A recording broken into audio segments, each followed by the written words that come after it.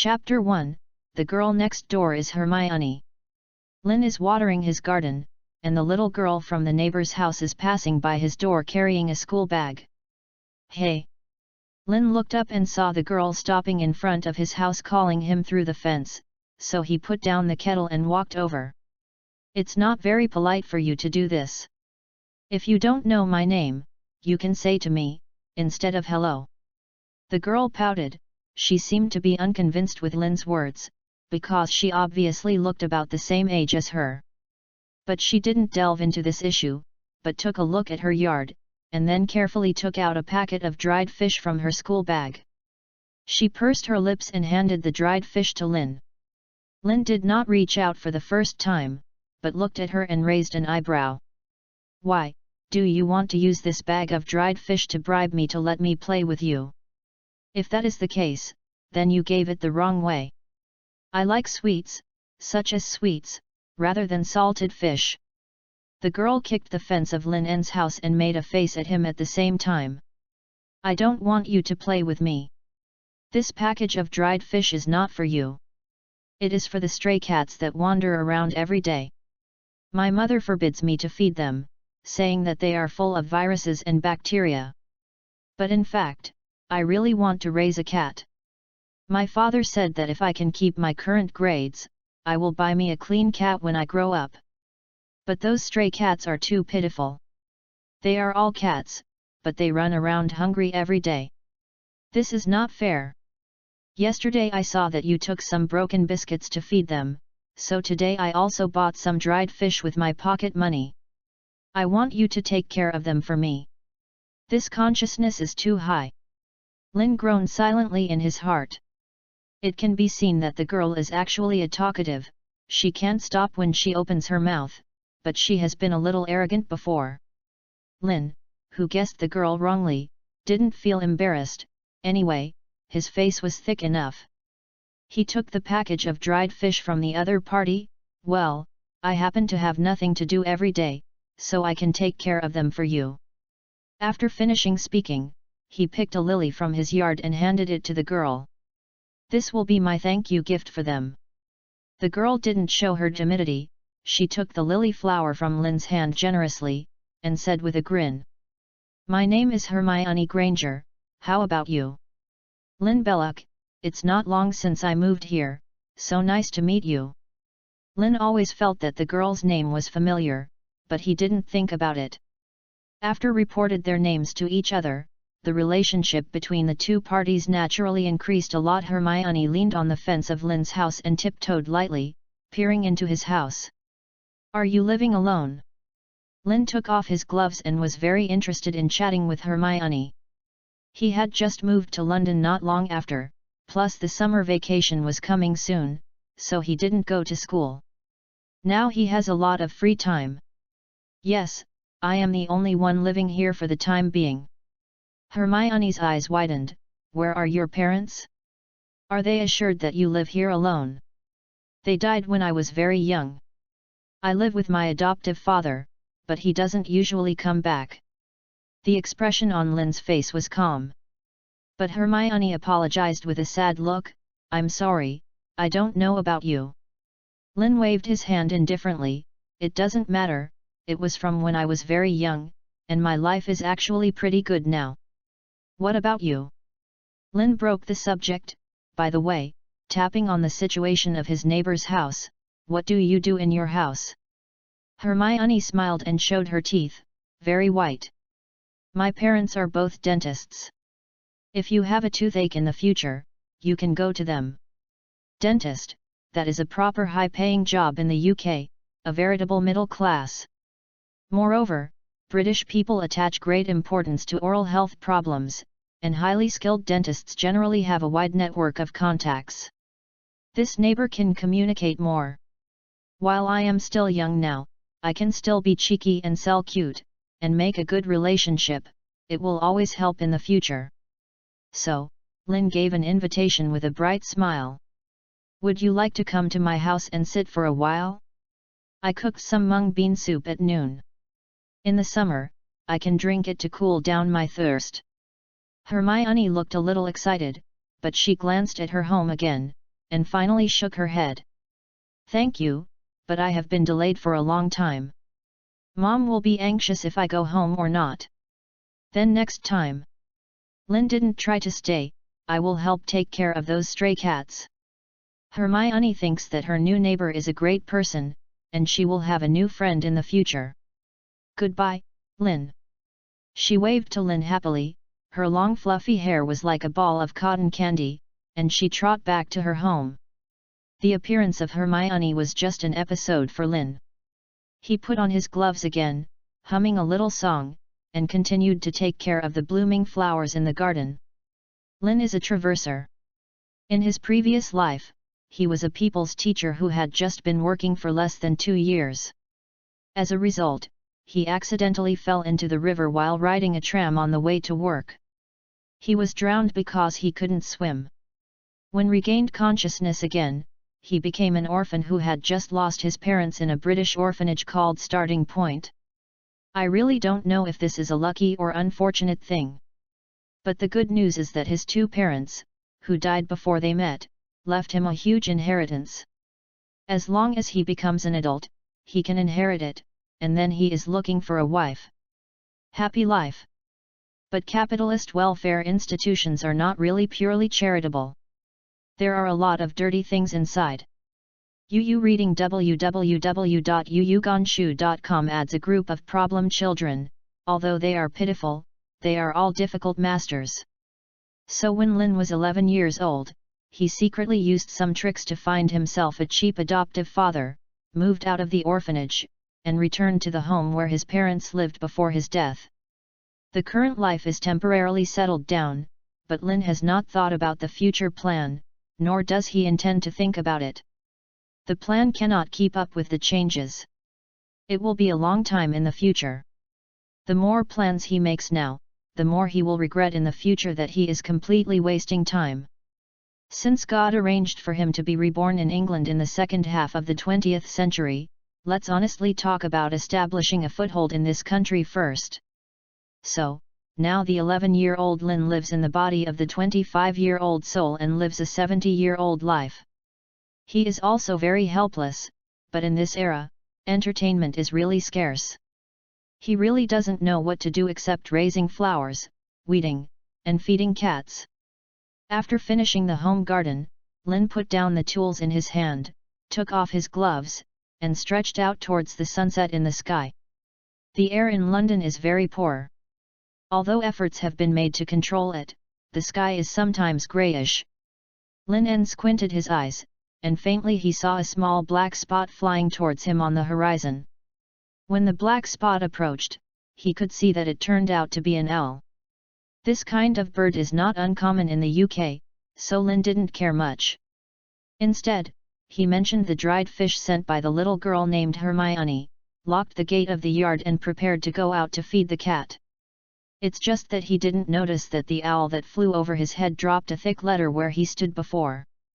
Then stood on the roof of his house and looked at his distant back, tilting his head in confusion. Chapter 2, Why doesn't your cat eat dried fish? There is a narrow alley not far from Lynn's house. On the first day he moved here, when he went out to take out the garbage, he found a group of stray cats. Most of it was out of finding something to do for himself, and the younger half felt sorry for them, so Lynn would feed them some small snacks every few days. Even if Hermione didn't say it, he would always come. Took out the small dried fish in the bag, Lynn tore it into strips and scattered it in front of the wild cats to prevent them from competing. The big cats and kittens all ate very happily. Lynn looked at it for a while, and he was greedy. He took out a dried fish from the bag and prepared to taste it. But at this moment, he suddenly felt in a corner of the shadow, something seemed to be staring at him. The sun has sunk completely below the horizon, there are no stars in the night sky tonight, and the moon's light is a little dim. The towering walls of the alley obscured the light from the street lamps outside, and Lynn couldn't help but feel a little hairy in his heart. Then he took the courage and walked into the shadows carrying the dried fish that he had not had time to eat. The creature peeping at him in secret is also a cat. That is a beautiful tabby cat. It doesn't look like a stray cat. Its hair is neat and tidy. There are spectacle-like patterns around its eyes. It stands straight on all fours. It is a cat, but it makes people feel very majestic. The tabby cat looked up and stared at Lin. The humane nodded slightly, and then it seemed that it was going to do something big. But the next moment, its body froze. Why don't you eat dried fish? Are you afraid of the wild cats? That's not good, you have to have a cat's AKO to be a cat. Lin stroked the head of the tabby cat, and squeezed its ears in a wicked way. The tabby cat seemed to have never expected such a situation, and her whole cat was stunned. Lin felt that the cat was a little silly, so he carried the dried fish and dangled in front of it. Do you want to eat dried fish? Dried fish, delicious dried fish. Tabby cat. Mimi, why don't you cat eat dried fish? Mimi. The tabby cat seems to have finally recovered from the shock, and its body has undergone a magical change. The hair faded and the body swelled. Almost in the blink of an eye, an old lady with a pointed hat and a pair of conspicuous square eyes on her face appeared in front of him. Mimi, shit! Lin was startled by the sudden change, and even subconsciously exploded his mother tongue. He fell to the ground with his butt, resting his hands on the ground, moving back in horror. The face of the old witch who stood upright was a little dark, but it was not very obvious in the night. Lin Belloc, you don't have to be too alarmed. Professor McGonagall, who had changed from cat to human, cleared his throat. Introduce myself, my name is Minerva McGonagall, I am the Vice President of Hogwarts School of Witchcraft and Wizardry. You can call me Professor McGonagall. Lin seemed to be shocked. He was leaning back against the wall, unable to retreat, staring, with his mouth open, looking at Professor McGonagall, who turned from a cat to a human, for a long time, unable to speak. Come! The stray cats in the alley were all scared away during the accident. The night was quiet. Professor McGonagall looked at the dumbfounded Lin and lost his temper, trying to show his serious face. With a kind smile, he said. Are you not going to invite me to sit in your house? Lin's house. Professor McGonagall is sitting on the sofa, and Lin is graciously serving her water and tea. The reason why he was stunned just now was not stunned, but stunned. Who would have thought that he did not travel back to the past at all, but came to the wizarding world of Harry Potter? Well, after Lin admitted that he was shocked, he was indeed shocked. Because he just seemed to have probably kicked Hogwarts Vice President, Gryffindor's Lioness, Professor McGonagall's stern, cat head? Keeps asking why people don't eat dried fish. Lin wanted to die. It was too embarrassing for Nima, so embarrassed that he could buckle out a Hogwarts castle with his toes. So now, Lin can only use enthusiasm to relieve his embarrassment. Teacher, you drink water, hot water is good for your body. These are some small snacks I treasure, please try it. Wait. I almost forgot, don't drink the water, there is still mung bean soup I cooked in the pot, that quenches my thirst. Professor McGonagall just picked up the teacup, and had to put it down again full of black lines. Mr. Belloc, can you sit down and listen to me first? Lin smiled wryly, rubbed his hands and sat on the sofa obediently. Professor McGonagall saw that he finally stopped, and then he explained his intentions. As you can see, Mr. Belloc, I am a wizard from Hogwarts, the only and the best magic school in the UK. Before I came, an owl should have sent you a letter. Lin took out the letter he picked up at the door of his house when he just came back. Is it this? Professor McGonagall nodded. Yes, this should have been delivered to you. I don't know what went wrong with that owl. But this is not important, what is important is the admission notice in the letter. Lin also opened the envelope at this time and saw the admission notice with the Hogwarts school badge and Professor McGonagall's name signed. At the same time, an emotional voice suddenly sounded in his mind. It is detected that the host has been admitted to Hogwarts School of Witchcraft and Wizardry, and the system activation conditions are fulfilled. The expression on Lin's face is very strange. There are too many surprises for him today. He has been in this world for more than 10 years, and he never thought that there was a system in his body. But since the bizarre things like crossing into the magical world happen, the appearance of the system doesn't seem to be a big deal. There are so many weird things. Lin is already numb now. I'm afraid he will become a strange shape if it continues like this. Professor McGonagall didn't see Lin's problem. Instead, she felt normal with this reaction. After all, for Muggles, being admitted to a magic school is indeed an incredible thing. Mr. Belloc, I think you already understand the current situation. Then, would you like to go to Hogwarts for 7 years of magic learning? Although there is no option to refuse this question, Professor McGonagall still asked Lin seriously. The system in my mind just said a sentence and then it didn't respond anymore. Lin didn't care about it either. Now I'll finish dealing with Professor McGonagall. No surprise, Lin would naturally not refuse to learn magic, something that countless people dream of. I'm very happy, Professor McGonagall. There was a slight smile on Professor McGonagall's face, but then she looked around, frowning and asking. Where is your family? They need to know about this. Lin shrugged, I am an orphan. My parents died when I was very young. Now my guardian is my adoptive father. Professor McGonagall's expression is a bit heavy. I'm sorry to talk about your sad child, but this matter must be approved by your guardian. Lin is not embarrassed about this, he said readily. It's okay, Professor, but he should not be in London now, but we can call him. Lin picked up the telephone receiver placed on the coffee table, looked at Professor McGonagall, and asked with his eyes whether it was okay. Although Professor McGonagall doesn't know much about Muggle things, she obviously knows the function of the telephone.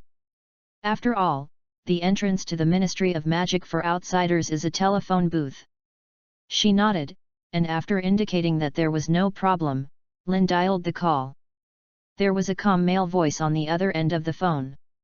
Something. I will go to a magic school in 2 months, probably for 7 years. The school professor is sitting next to me now. You need to know about enrollment.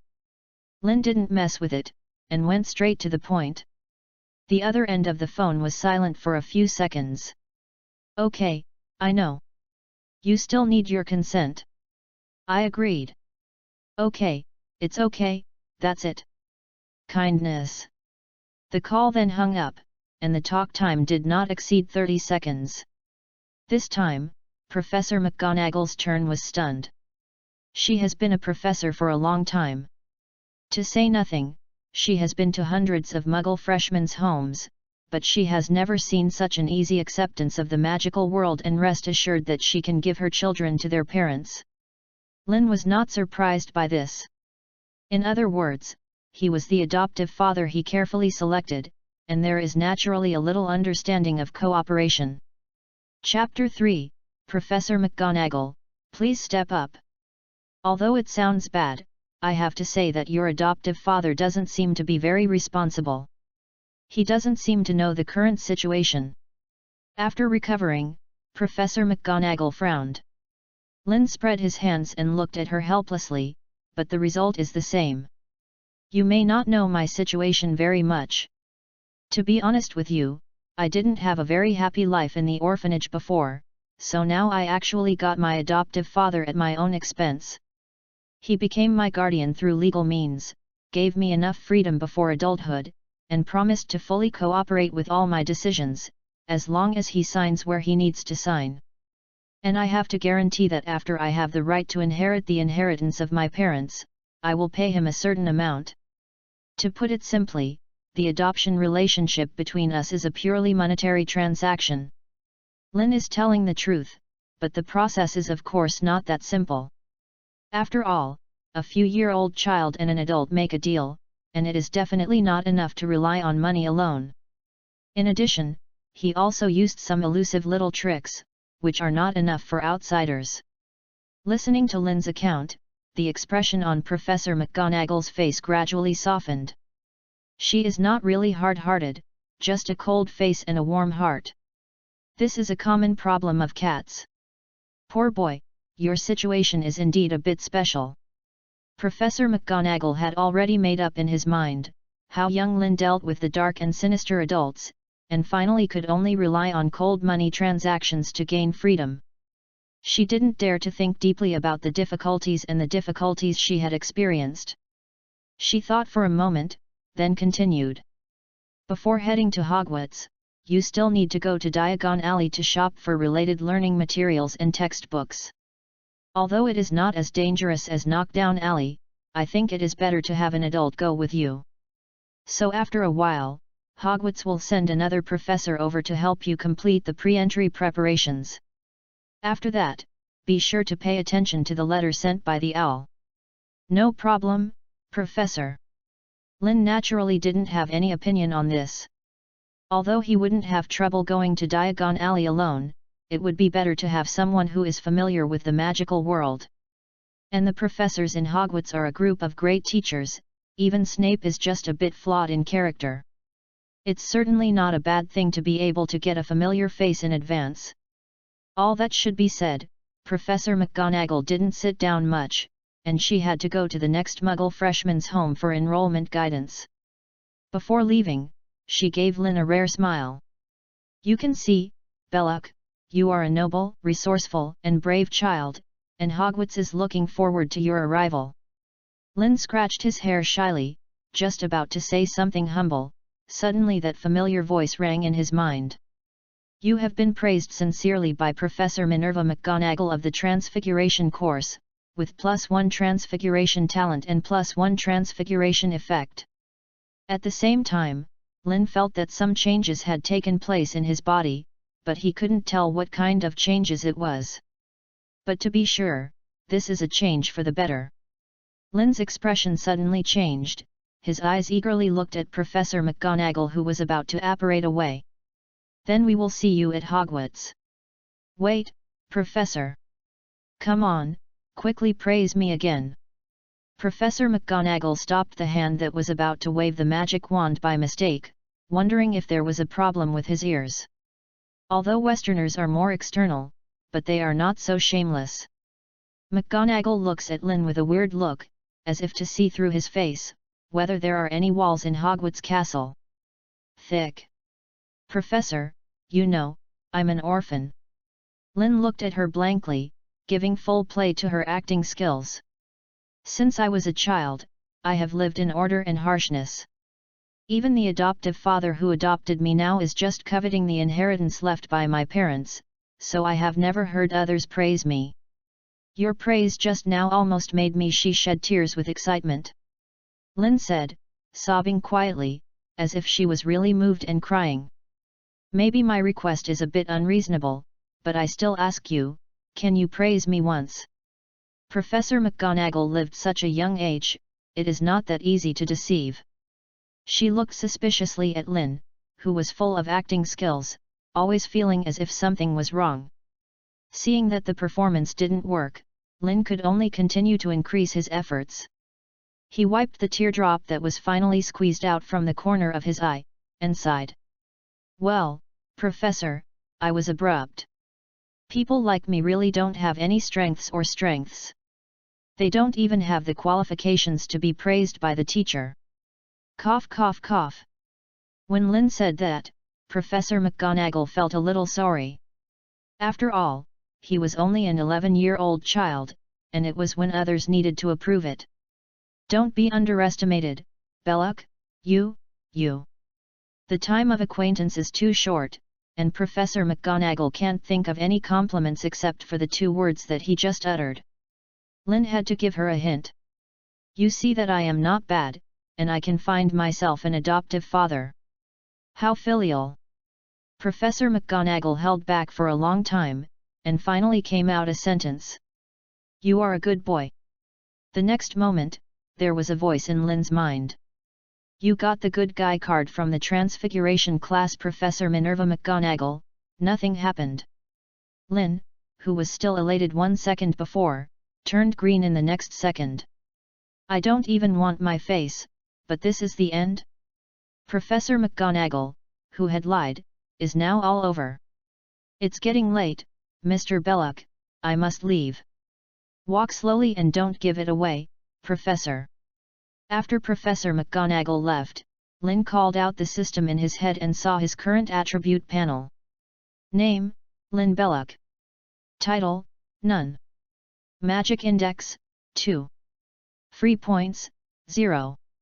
Magic Talent, Polymorph 3, General Enchantment 2, Offensive, Defensive Enchantment 2, Black Magic 5, Potions 2, Alchemy 2, Herbalism 2, Ancient Runes 2, Divination 0. Main task, go to Hogwarts, UU reading www.uuganshu.com reward, close your brain. Limited time task, 1 get a magic wand, reward, magic index +1, countdown 30 days. 2.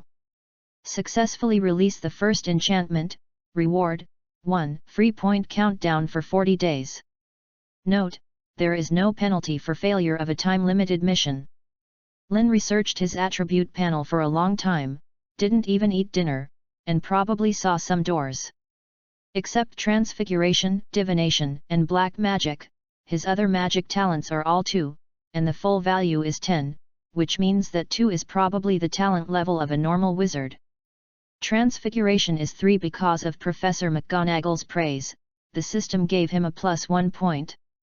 Fortune telling is 0. Lynn can also understand, after all, this kind of gods and Taoism ability is purely based on talents, if you have it, you don't have it, and it's basically impossible to cultivate it.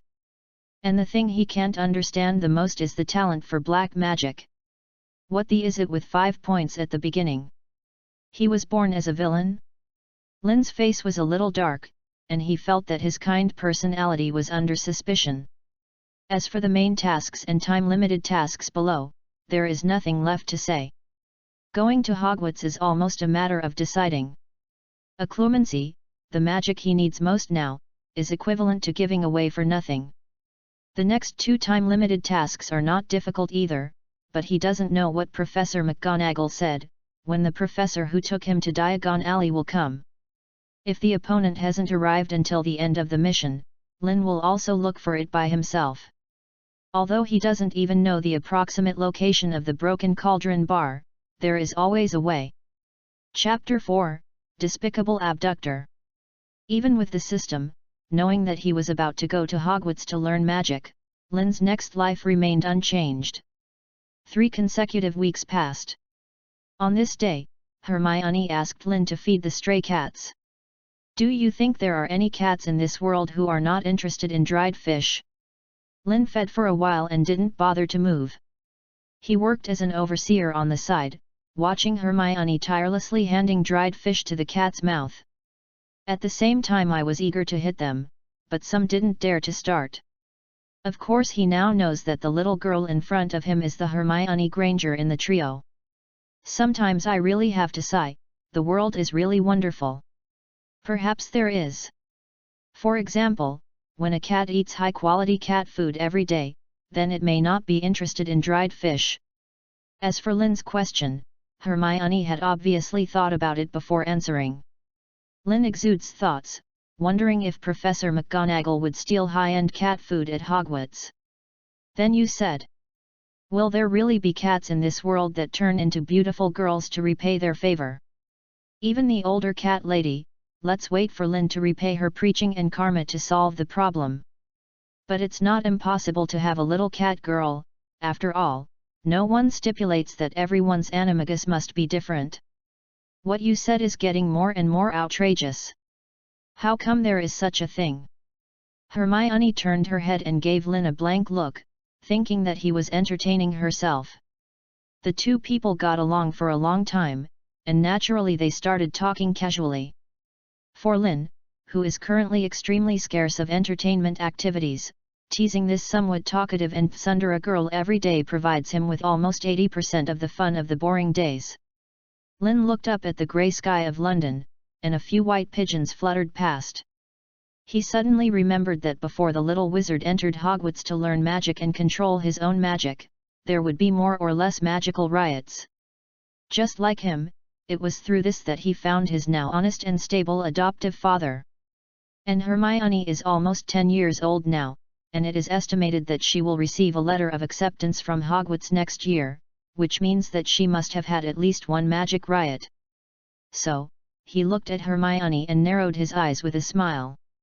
That's not necessarily true, Hermione. Do you believe in superpowers in this world? You can't talk about magic, even if you can be sure that the other party will become a little wizard in the future. But magic can't, superpower can be. The little girl obviously didn't have any intentions. When she heard Lin's question, her body became stiff, and her eyes floated. Sure, no, we are already big kids, how can we still believe in that kind of thing? Ding! Acting LV10, start. Lin looked heavy, like a correspondent who informed the White House that Pearl Harbor had been attacked. Don't hide from me, Hermione, you actually awakened superpowers, right? Suddenly, Hermione looked at Lin helplessly as if her husband found out that there was a man's wife outside, and stuttered to admit it. You, how do you know? Because people with superpowers can sense each other. The first time I saw you, I saw that you are extraordinary. Lin stood up, with his hands behind his back, looking like an extraordinary man. Then why, I didn't sense you? Hermione wasn't that kind of foolishness, she found Hwadian. Ahem. Unexpectedly, she would doubt it. Unexpectedly, Lin could only cough twice, and then quickly thought of the reason. Maybe your superpower is too weak. My superpower can kill the person named Zhang-san. Can your superpower change someone else's name to Zhang-san? Hermione was distracted by Lin's nonsense. My superpowers are not that powerful. Her expression was a little ashamed. I don't know what it does, but once I disappeared the glass in the room when I was extremely angry. Mom and Dad, I don't believe this is what I did. So it's because your superpowers are unstable. It's too weak to sense me. Lin looked up at the sky 45 degrees, like a sad poet, but this is also a good thing, so I can't find you anymore. Who are they? Hermione has fallen into the trap. They are an evil organization.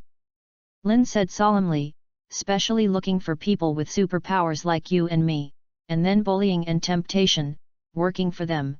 They found me not long ago. Hermione had been fooled, and she was shocked to hear the words. Then Lin, you now. Lin sighed sadly. Although I can kill people named Zhang-san, they are not named Zhang-san, and I have no choice but to be forced to join them. However, I have issued a poisonous oath and will never use my superpowers to kill indiscriminately. Innocent, so you can rest assured that I will not be a bad person.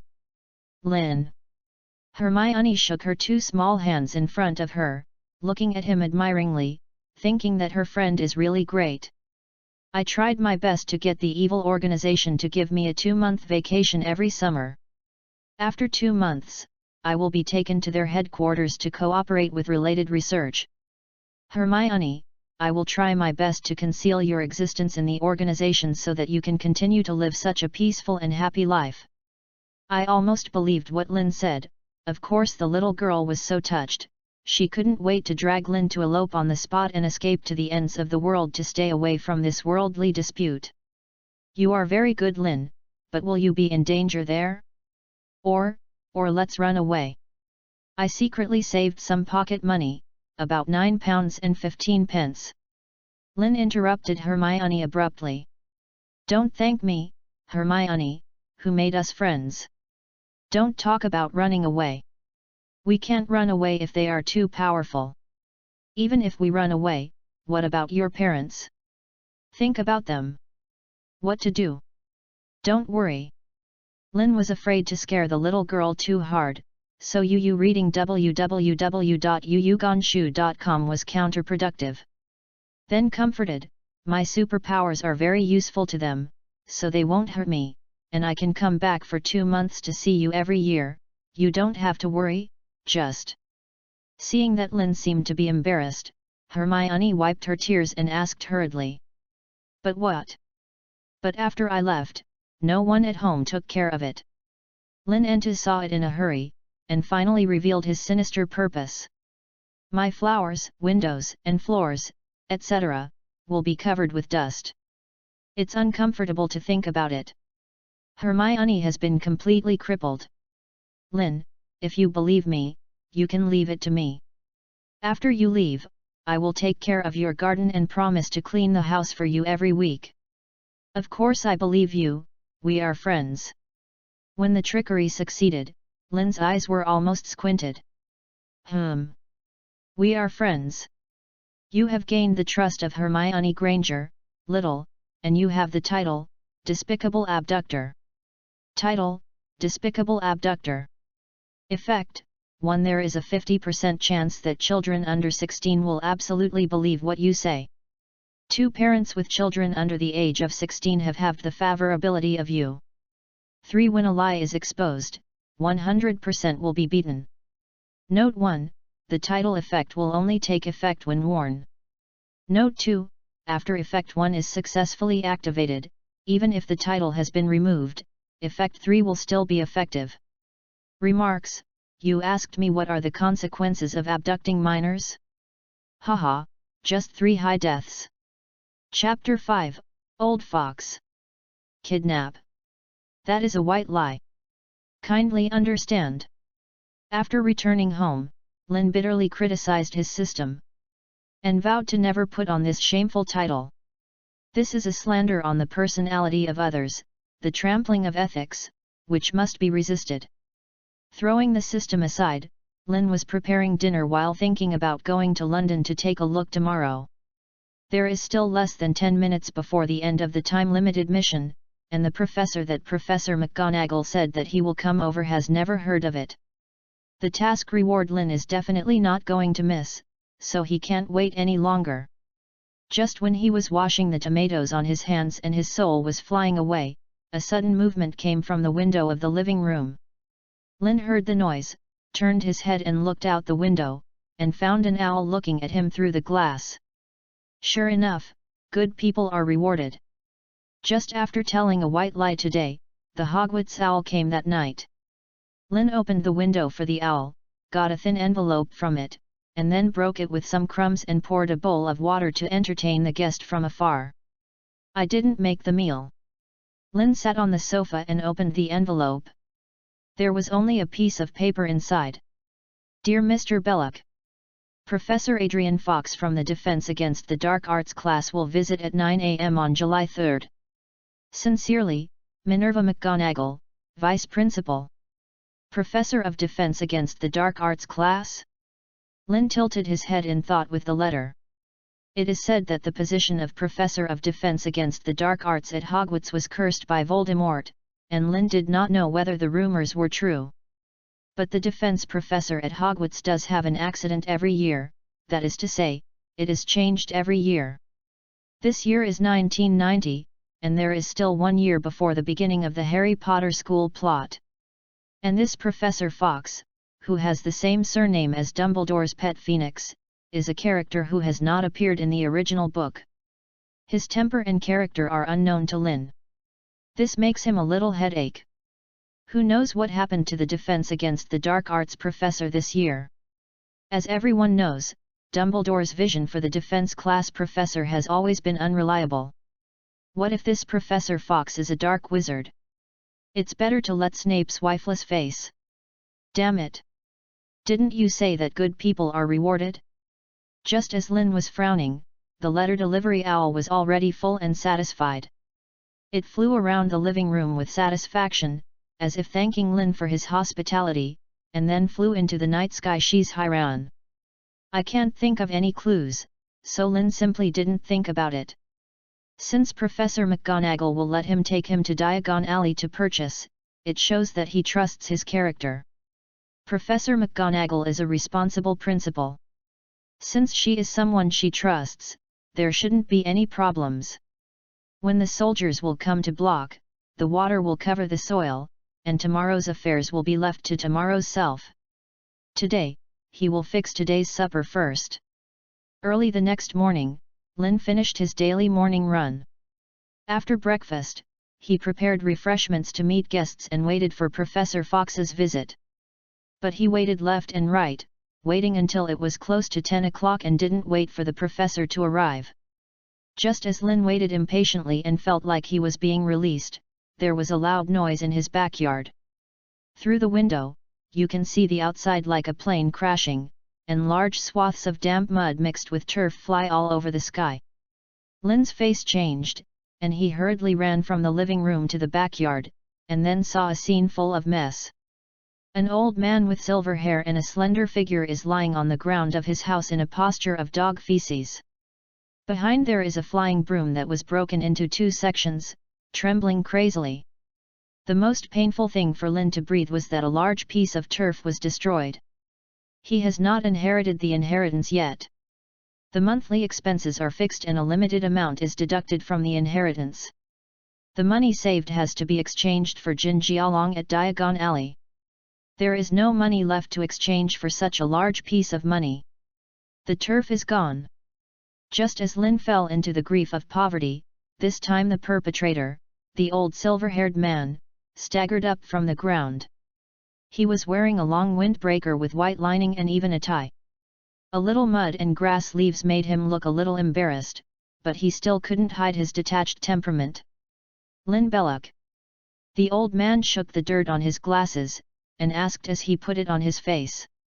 Lin was pulled back to his senses by his voice. Yes, it's me. It's you, it seems I didn't fly the wrong route. I am your Professor of Defense Against the Dark Arts, Adrian Fox. You can call me Professor Fox. Professor Fox's voice was slightly hurried. After he stood firm, he took out his wand and waved it at the 2 poor flying broomsticks, and they immediately fell silent. Before Lin could open his mouth to speak, he turned back and grabbed Lin's arm and pulled him into the living room. Then what? Stop talking, boy, listen to me. After entering the room, Professor Fox breathed heavily again, and his voice quickly interrupted Lin. My body is in some trouble now, so I need you to help me prepare something. This is very important, can you understand it? Although he didn't know what was going on, Lin could see that the face of the Defense Against the Dark Arts professor did indeed appear unhealthily pale. Clear. Seeing that the situation is indeed urgent now, Lin is not talking nonsense. After arriving in the living room, Professor Fox began to take things out of his trench coat pocket. Is like a different dimensional pocket of a Doraemon. The space inside seems to be endless. Soon the mess piled up beside Professor Fox. Crucible, alcohol stove, tuber, grease, powder, I need wine, alcohol and red wine are not good. Must be wine fermented with barley. Professor Fox soon discovered what he was missing. He looked at Lin eagerly, as if time was running out. Lin pressed for a moment, then shook his head quickly. There is no beer in my house, but there is a convenience store 200 meters east of here, I can buy it. Professor Fox seemed to be in a really bad state, and he looked at Lin gratefully. Please, Belloc. You are holding on to the professor, I'll be back soon. Lin picked up his jacket and ran out of the house, with a clear goal and headed straight for the convenience store. Under the surprised eyes of the convenience store salesperson, Yu reads www.yuuganshu.com directly took the canned beer, threw the money on the counter, and ran home again without even looking for change. Until he ran away, the cashier remembered that he was still a minor and the law required to buy any alcoholic beverages, but he couldn't find it at this time. On the way back, Lin suddenly felt something wrong. The professor just looked like he was going to make potions, but how can there be a recipe for potions that requires beer? And this professor is too anxious. He doesn't look like he is being chased. If he knows the potion that can solve physical problems, it proves that he is definitely not ill for the first time. Medicine should always be available, and it is impossible to refine it on the spot. The more Lin thought about it, the more he felt something was wrong, and the more he felt something was wrong, the faster he ran back. Less than 5 minutes back and forth, he returned home. As soon as the living room door opened, Lin smelled a tempting fragrance. The scene in front of him stunned him. On the chopping board, 2 kitchen knives were not controlled by anyone, but they were swung up and down quickly. Fresh potatoes and lettuce were neatly sliced into thin skins, and one by one jumped into the plate as if they had long legs. The old man who claimed to be Professor Fox was sitting in the middle of the living room, holding a pair of chopsticks that came out of the kitchen, and quickly dropped the lamb into the boiling cauldron. "Oh, Belloc, you came back so fast. I didn't expect that there were chopsticks in your house, so I had to use transfiguration to make a pair of them. The alcohol stove is burning, and the red soup in the cauldron is floating with bright oil." Professor Fox smiled and looked at the door, looking at Lin with a dull-eyed beer, just like an old fox stealing a chicken. Chapter 6, The Great Crisis of Defense Against the Dark Arts Professor. Lin resisted the urge to hit the dead old man's head with the beer in his hand, and squeezed his temper to pull the small bench to the opposite side of him. Professor Fox seemed unaware of Lin's grievance, and couldn't wait to grab the beer from his hand. "Dark beer made in Germany." He smacked his lips. "Tisk tusk, I don't like the taste very much, but I can barely accept it." He tore open the beer bag and threw a can to Lin. Lin took the beer and rolled his eyes. "I am still a minor and cannot drink alcohol." Even though he said that, he still opened the tab. What happened today was a bit fucking. Professor Fox smiled as he watched Lin's duplicity. He laughed a lot like Lin, he couldn't help squinting his eyes. "I squint my eyes every day when I'm so old, no wonder there are so many lines on the corners of my eyes, hum." Lin also took a pair of chopsticks for himself, dipped it in the soup in the cauldron, and tasted it. The taste was very familiar. Professor Fox took a sip of beer and said triumphantly, "Today, you are going to enjoy your taste.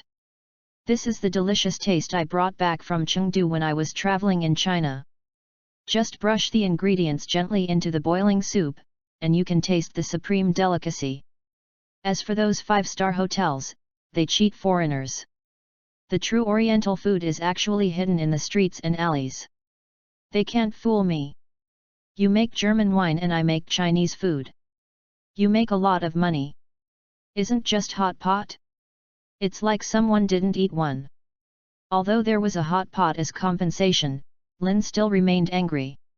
He stared at Professor Fox's strangely pale face and said, "If you are in poor health and drink spicy beer, don't accidentally die." Fox waved his hand nonchalantly. "Don't worry, I'm just a little afraid of heights. Besides, didn't I ask you to buy medicine for me?"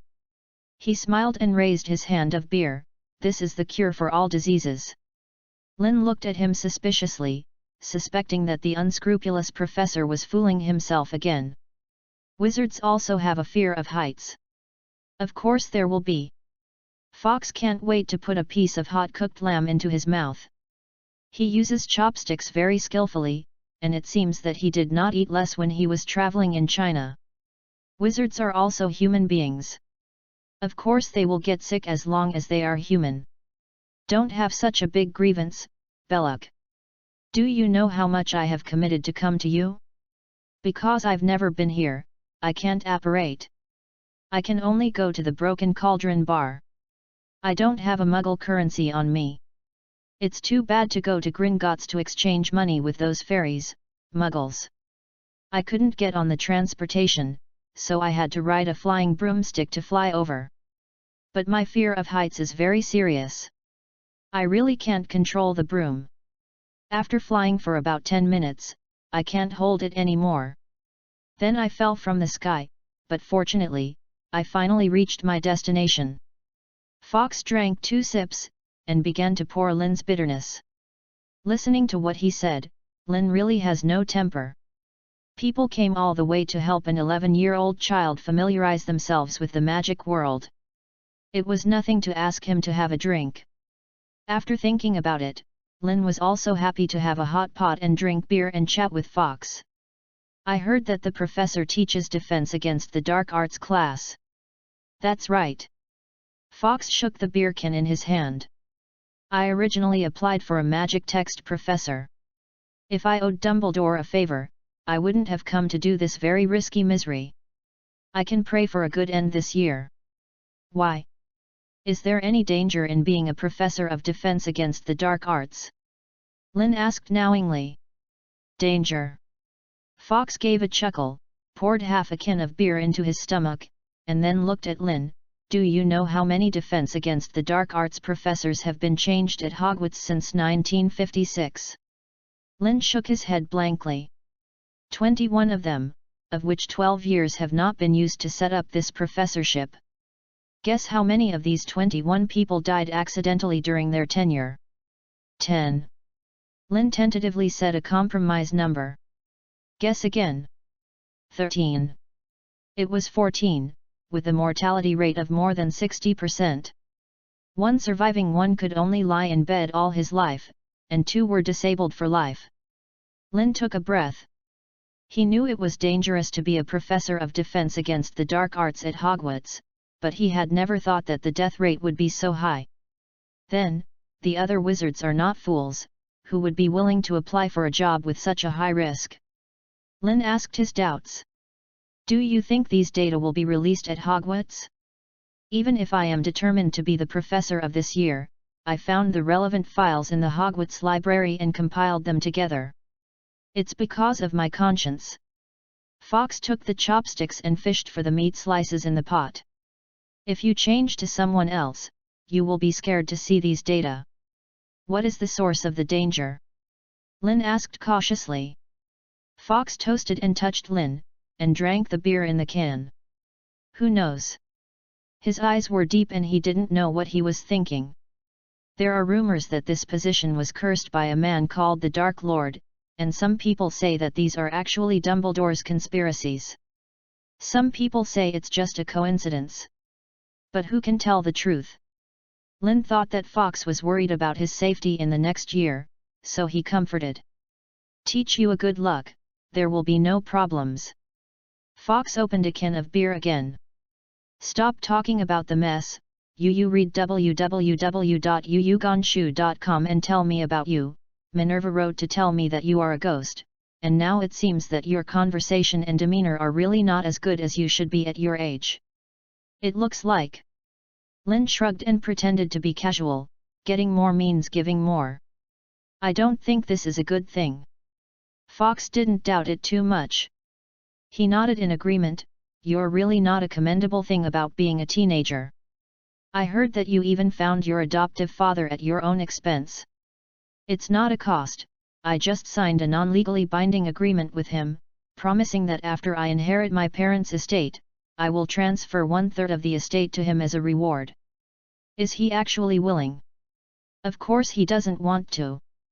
Lin sipped his beer and shook his head. Who would make a fair deal with a kid?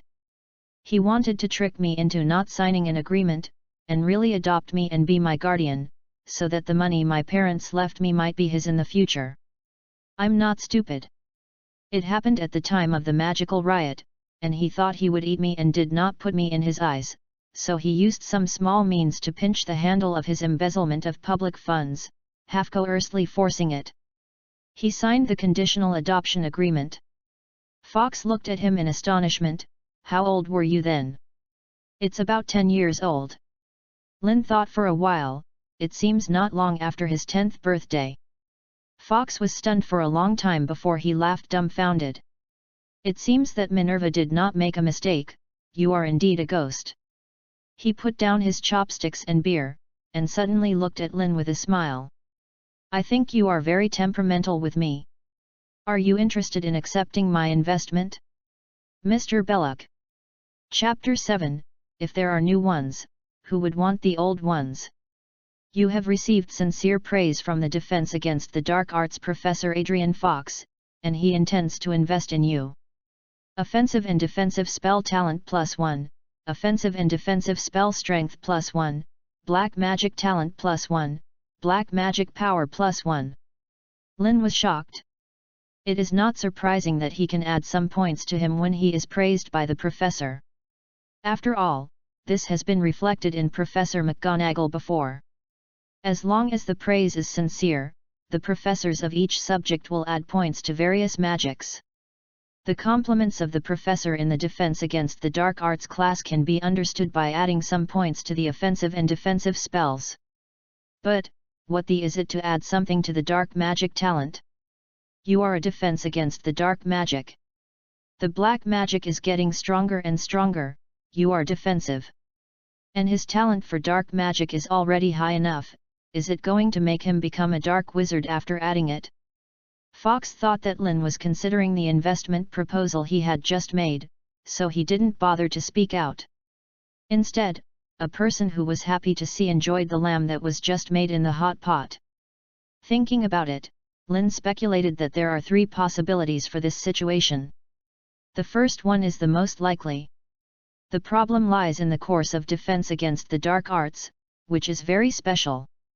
The second is that Fox just praised him not only, but also added some points to him when he proposed to invest, but there is no explanation for why it was added to the black magic, so the second may be a bit far-fetched. The third type is also Lin's most inclined one, that is, his own defense against the dark arts professor, his own problem. Fox found Lin looking at him, and asked aloud. How are you thinking about it? Although I live alone now, I still have a fixed monthly living allowance payment, so, sorry professor, I am not short of money. Lin didn't get a compliment, and after taking another 2 sips of beer, he forgot about the East and the West. Investors invest for returns and gains. Now they get a sum of money that they don't really need. Who knows what he will pay in the future? Lin's refusal didn't surprise Fox, he didn't treat him as a child now. Although you are very smart, you don't know much about the magic world, Belloc. Lin is full, but Fox is still putting potatoes and lettuce in the hot pot. The currency of the magic world is not the same as the currency of muggles. Oh, the muggle here refers to ordinary people who don't know or believe in magic. The Bank of the Wizarding World, although Gringotts has the business of muggle currency exchange for the magical world currency, that is, Jinjialong, this exchange is not endless. The group of fairies are not fools. Some of them even pretended to be humans and went to Muggle Oxford University to study economics and received a degree certificate. Therefore, the currency exchange rules they set are limited, fluctuating, and change at any time according to the currency inventory of the magic world and economic needs. This year is very unfortunate. Because of the economic downturn in the Muggle world, they strictly limit the exchange of currency. Even if you pay a lot of pounds, you can only exchange up to 10 gallons. For 10 golden gallons, a wand requires at least 7. You still have to save some money for emergencies. Do you still have the money to prepare the remaining school robes, books, cauldrons, etc.? Lin does not have a deep understanding of the magical world, not to mention how much he remembers the plot of the original. Even if he remembers all of them, there must not be much introduction to many related details in the original. For example, currency, he really didn't know the specific exchange rules. But ignorance does not mean that Lin has no doubts about Fox's words. But students from a Muggle family like me are definitely not an exception. If they don't have enough money to buy magic items, what should they do when they go to school? Hogwarts won't just sit back and watch, right? Of course not. In previous years, if such a situation was encountered, the Ministry of Magic and the school board would jointly fund. Hogwarts came forward to give a subsidy to the students of Muggle families. Although not much, it was enough to keep them tight. Baba meets daily needs. But the past 2 years have changed. The Ministry of Magic and the Hogwarts Board of Trustees are reducing school expenses, especially since the Board of Trustees is basically composed of pure-blood families. The direction of the knife is of course you little wizards from Muggle families. What Fox didn't say was too blunt. There are many twists and turns, the contradiction between Dumbledore and the Ministry of Magic, the contradiction between Dumbledore and the school board, the contradiction between the academic school and the family school, and most importantly, the contradiction between blood and non-pure blood. Dumbledore has made the biggest fight for you. In addition to the necessities like the magic wand, other things like school gowns and books, Crucibles, students from Muggle families can receive gifts from recent graduates, that is to say, you can use the second-hand goods they have used. But I think, Belloc, you are definitely not a person who is willing to treat yourself badly. If there are new ones, who would use the old ones? Lin was silent. In fact, he said to himself in his heart, that's not necessarily. If it was a potion textbook used by the Half-Blood Prince, he would be very happy to use a second-hand one. So if I accept your investment, what return do you need to get, Professor? Lin asked. The smile on Fox's face became stronger, and it was obvious that Lin was moved by it. I need you to come to me after graduation and be my assistant for a few years. Assistant? Lin frowned. Can't others? There are many talents in the magical world. Why do I have to? Facing Lin's series of questions, Fox smiled mysteriously at him. What I study is not ordinary things, Belloc. You reading www.yuyugonshu.com, you have not yet enrolled in school, so you don't know a lot about things in the magic world. Even if I say something, you may not understand it. I need to know that I will definitely not let you do things that hurt the world, but it will require extensive knowledge of magic, multi-angle thinking ability, and to be able to accept something that the magic world cannot accept. After listening to him, Lin looked at Fox with a weird expression, wondering if the thing he was talking about was black magic. You are so sure that I will meet the requirements you said after graduation? Fox looked at him with a smile. So I said this is an investment. If you fail to meet the requirements by then, it means that my investment has failed, but the loss is only a sum of money. Anyway, maybe I won't survive the time you graduated from Hogwarts. I'm not at all sure if I can spend the year at Hogwarts without incident. Lin was lost in thought. To be honest, he has no resistance to black magic. Magic itself is innocent. The guilty is the use of magic. What's more, his own talent for black magic is extremely high, and Hogwarts doesn't. Teaching black magic, this is not an opportunity for him. Of course, he can't be 100% sure that what Fox is talking about is black magic, but the chances are really high. And, as he said, Lin hasn't even enrolled in school yet, and it is even more invisible until he graduates. There will be a series of things in the restoration of Voldemort in the middle, and no one will know what changes will happen at that time. Knowledge. So Lin made his decision. Happy transaction, Professor Fox. He raised his beer, smiled and blinked. Chapter 8, The bus is the correct way for the wizard to travel. The relationship between wizards and muggles has always been a proposition worth studying. It is precisely because of this knowledge that Hogwarts has opened a muggle study course in the past 100 years to encourage wizards to put down their bodies and understand the lives and habits of another group of humans. But I always think that until now this course has deviated from its original intention. As you can tell from its name, Muggle Studies, the discriminatory implications of this are obvious. Belloc, you are a Muggle-born wizard who is about to enter school. What do you think of this phenomenon in the wizarding world? On the bus, Lin looked dumbly at Professor Fox, who was making a serious talk about him. The seats around them were empty. People avoided them after hearing Fox's dreamlike remarks. There is even a boy's mother who points to Lin, and they educate her children. If they don't study well in the future, they will be like this old, 1 and 2 lunatics, talking crazy on the bus. I said, Professor, you are a wizard plus me, a preparatory wizard who doesn't fly or teleport and run to take the bus. It's embarrassing.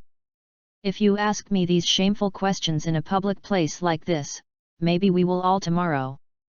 You may be nothing to get on the headlines of the Times, but I want to die socially. Lin did not answer Fox's question, but tried to redeem his qualifications to continue living in a normal society.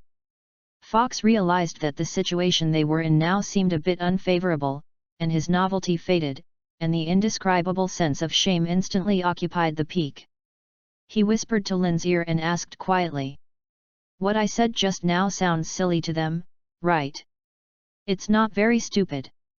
Lin shrugged, and I'm home stupid. Can't you comfort me euphemistically? Sorry, Professor, since I was a child, the teacher taught me to be an honest person. 20 minutes later, they arrived at their destination. The speed at which they got out of the car was like a hapless person rushing home to put out a fire. Lin lamented listlessly. So I shouldn't choose to take the bus in order to save money. It's better to take a taxi. Fox straightened his windbreaker without changing his face, and coughed. Well, Belloc, now we have come to our home court. Lin followed Fox's sight, and he saw a bar with an extremely violent age in a long street in a busy city, the Broken Cauldron Bar. The various passers-by in the surrounding area turned a blind eye to this conspicuous building, but it was so abrupt in Lin's eyes. Muggle Expulsion Spell, a very useful spell that can make Muggles ignore certain things subconsciously, but it has no effect on people with magical powers. It is generally used in wizard gatherings and special places. Although Lin not yet enrolled, but Fox has already played the role of a teacher. They walked into this dilapidated bar. There were not many customers inside. Most of them wore dark robes and pointed hats with wide brims. They were more in line with the image of wizards in people's hearts than Fox. After entering the door, Lin felt several gazes looking at them, and then when their gaze swept over Fox, they quickly lowered their heads pretending to be nothing. At the same time, Lin could clearly feel that after they appeared, the atmosphere in the bar became a bit cramped. Old Tom, the owner of the bar, saw Fox for the first time. He hurriedly wiped his hands with his apron and greeted him. The expression on his face seemed to be very welcome, but he was very reluctant. Welcome back to Adrian, have you received your students? Fox seemed unaware of the change in the atmosphere in the bar. He patted Lin on the shoulder. This trip back and forth is not easy for me, but it's worth it. Let me introduce. This is the new Hogwarts freshman who enrolled this year, Lin Belloc, and this is the owner of the Broken Cauldron Bar, Old Tom. Hello, Mr. Tom. Lin said hello politely. Although I have read the original work, it's pretty good to remember the general plot, even if it's been nearly 20 years since this life. Is really impressed by another person named Tom who has the same name as him, but that person's surname is Riddle. Hello, hello. If you want to stay in a store in the future, you can find me. Even if you drink, your age is not enough. Old Tom's attitude was a little perfunctory, and his attention was always focused on Fox. Lin doesn't care, he now feels even more that his defense against the dark arts professor has a problem.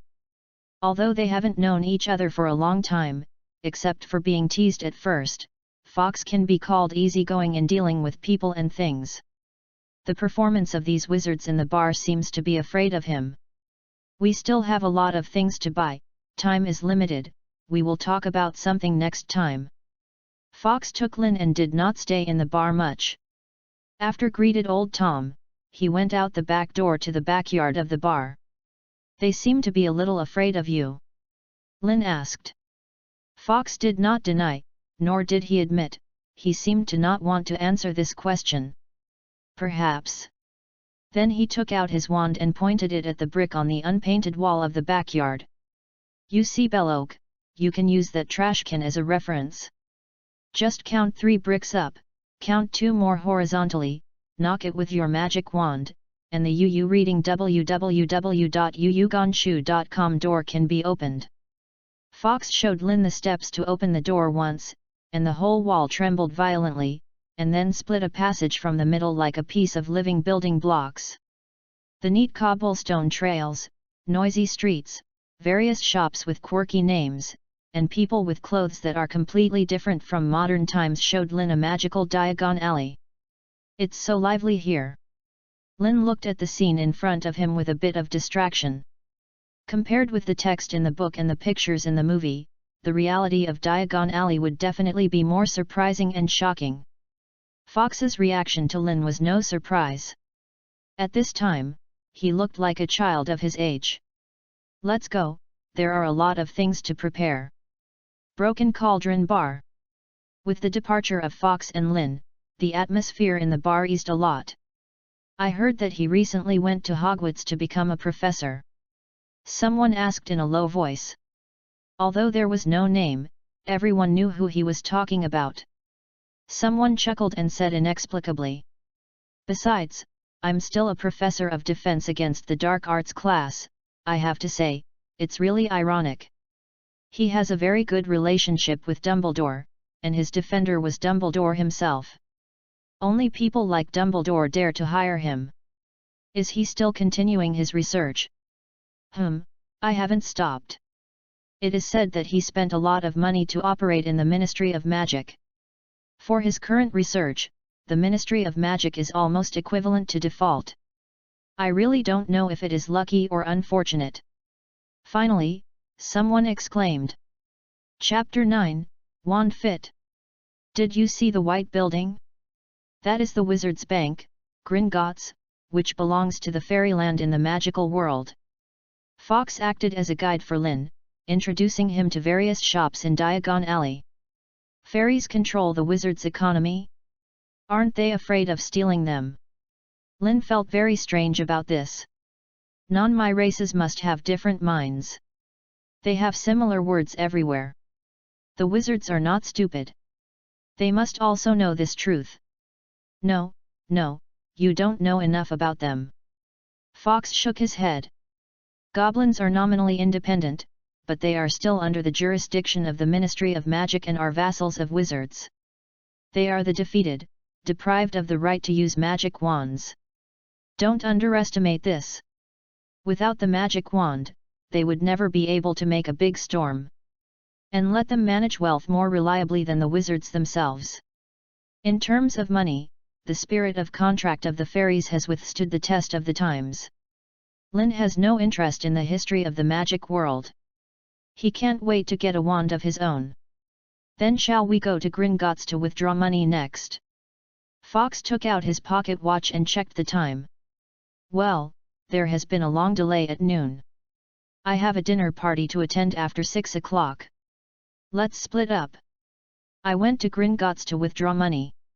You first took the money on my body to buy books and magic wands, then went to the Madame Morkan robe shop to order school uniforms, and finally waited for me over there.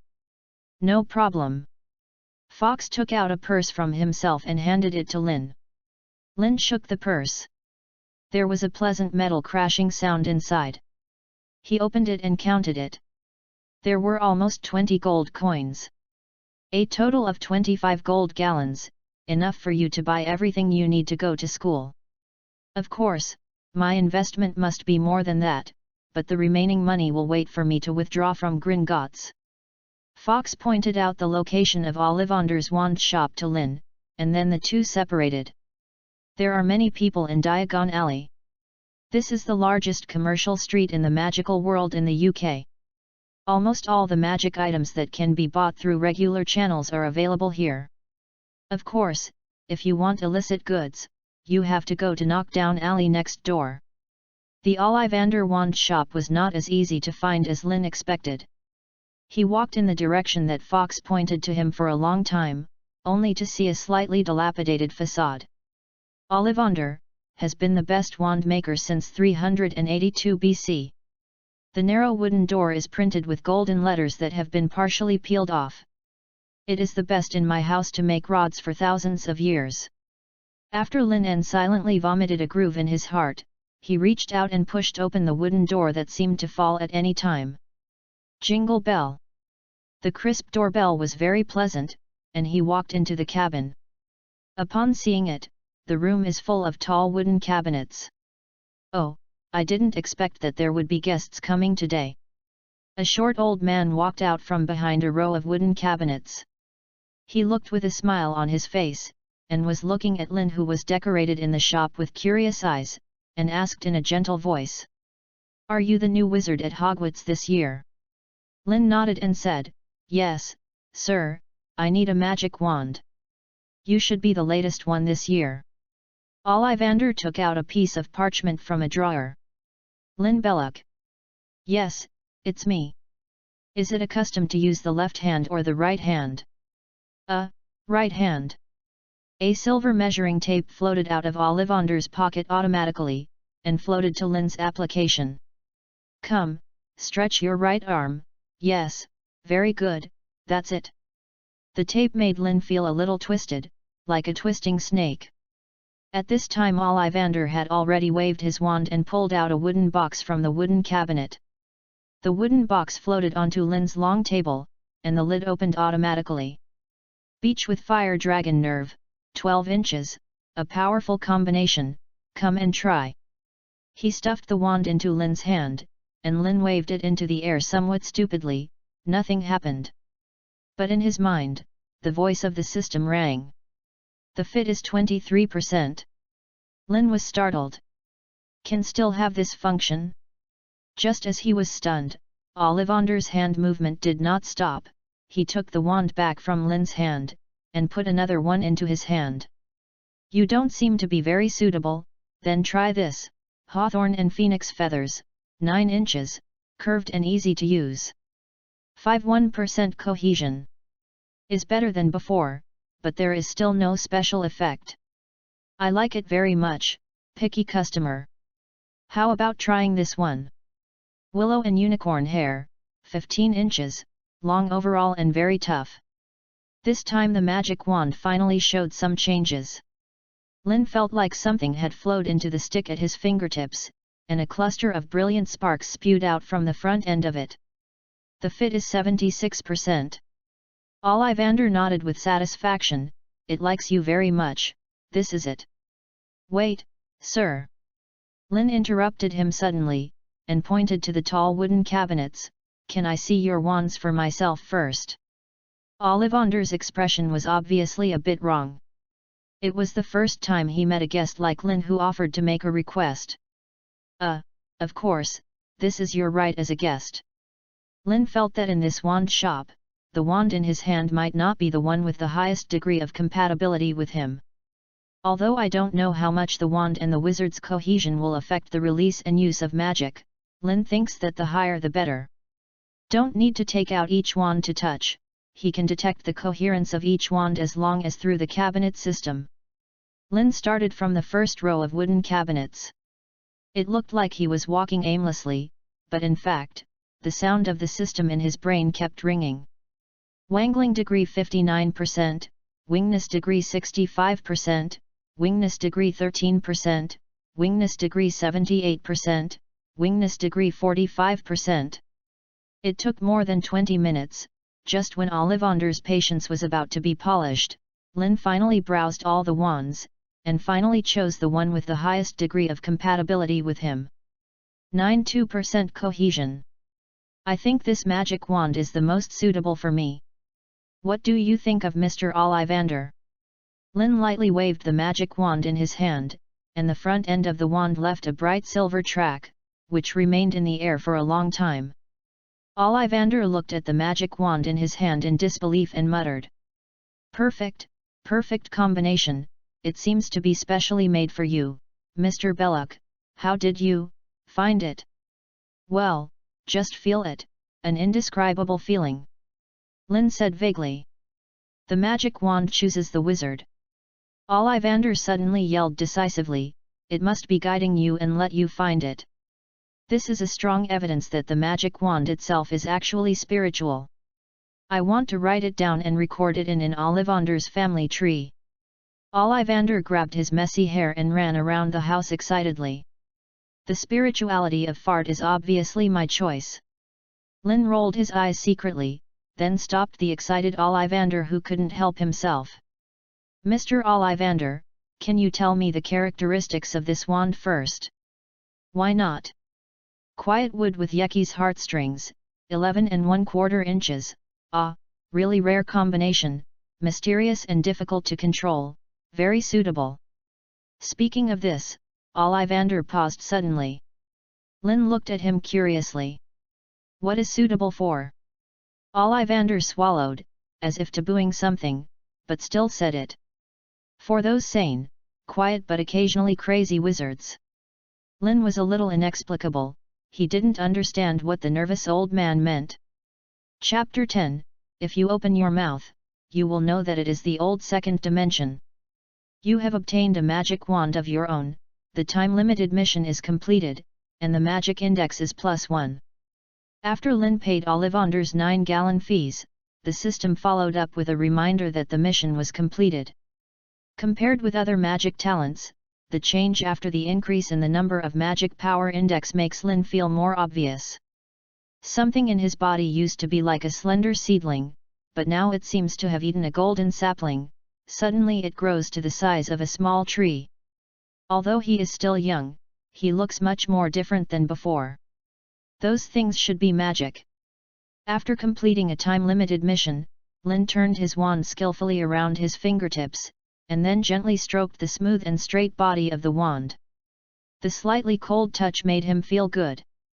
Out of Ollivander's wand shop, Lin bought enough Hogwarts textbooks at Lihen bookstore, as well as some books recommended by the clerk that are suitable for beginners in magic. There are a lot of books, but they delivered free shipping.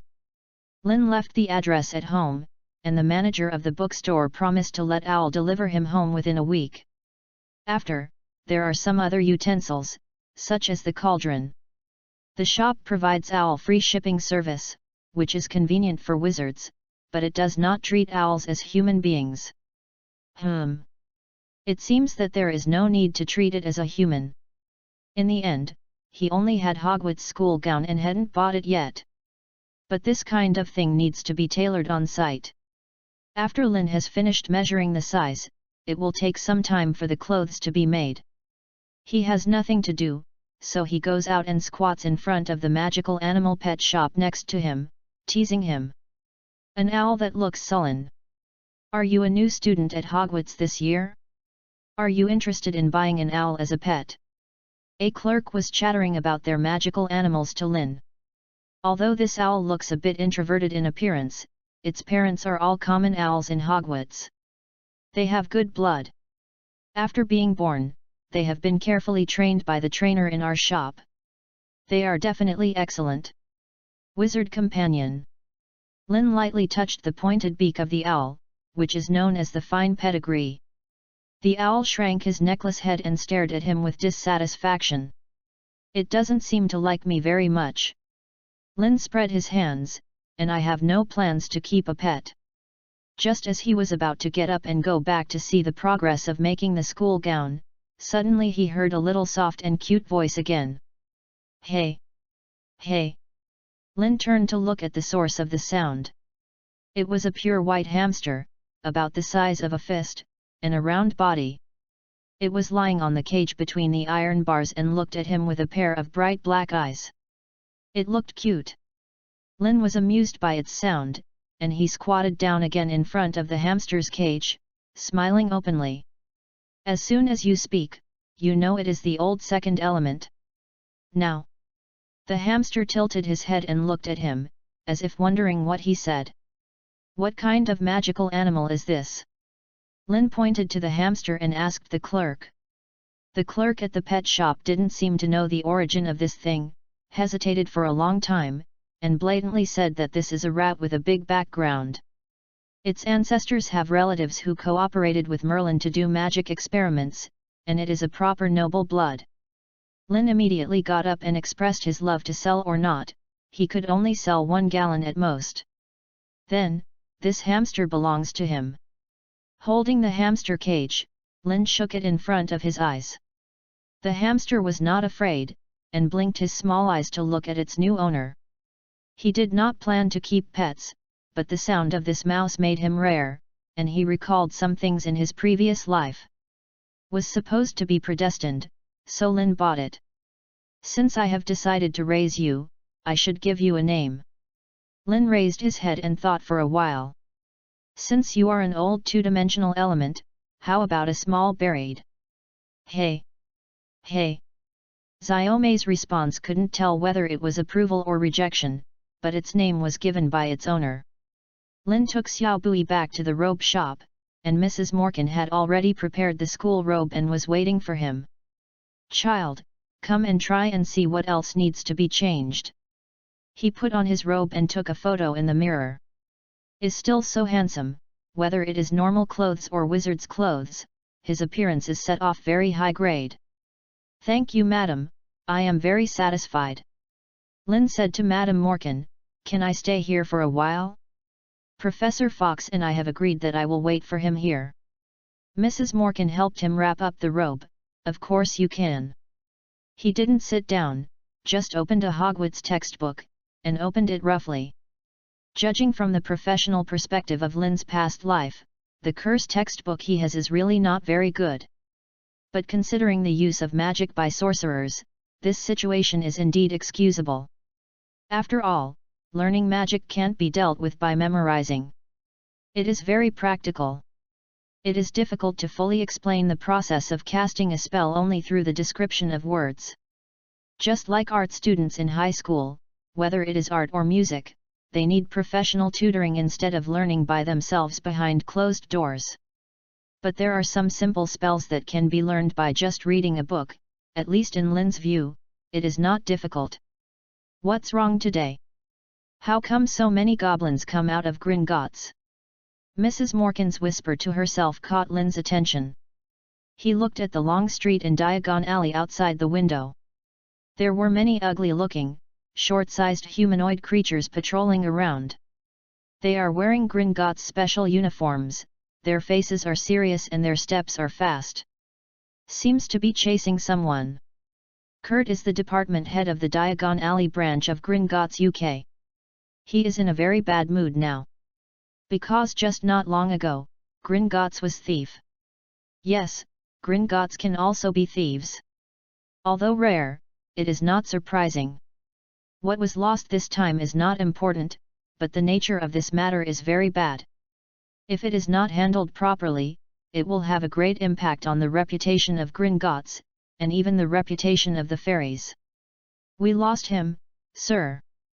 Some goblins came back to report to him. Kit's ugly face suddenly became even more ugly, like an orange about to break.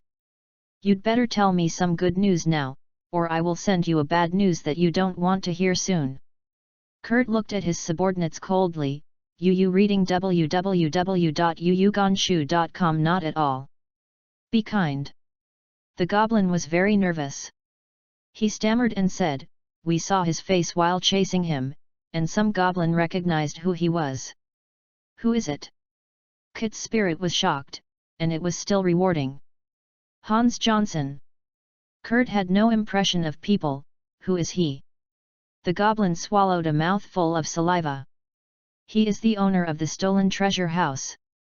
Kurt looked at his subordinates as if he was really looking at a brainless giant. He will steal his own things. Not only that, in our records, this Hans Johnson was already dead 9 years ago. Are you going to tell me this is a ghost committing the crime? Kurt thought it was absurd.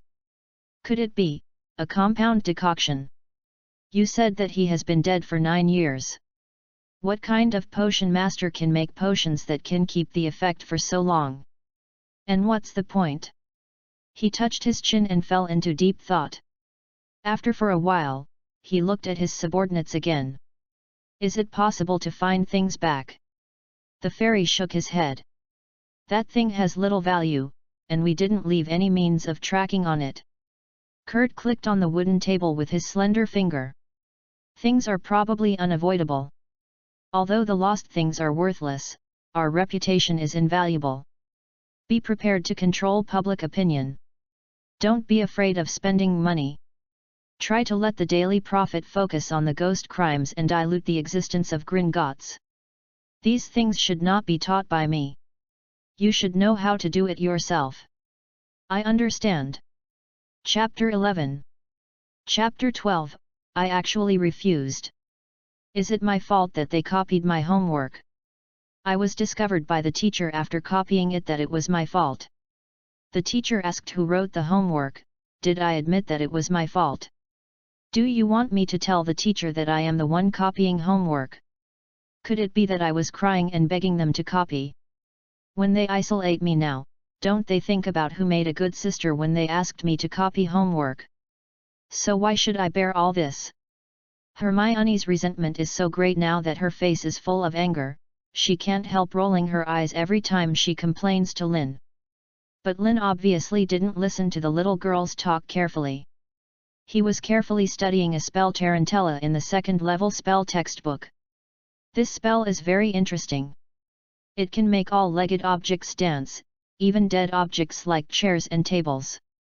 However, the spell book did not record the pronunciation of the spell and the gesture of waving the wand in detail, which made Lin dare not try it easily.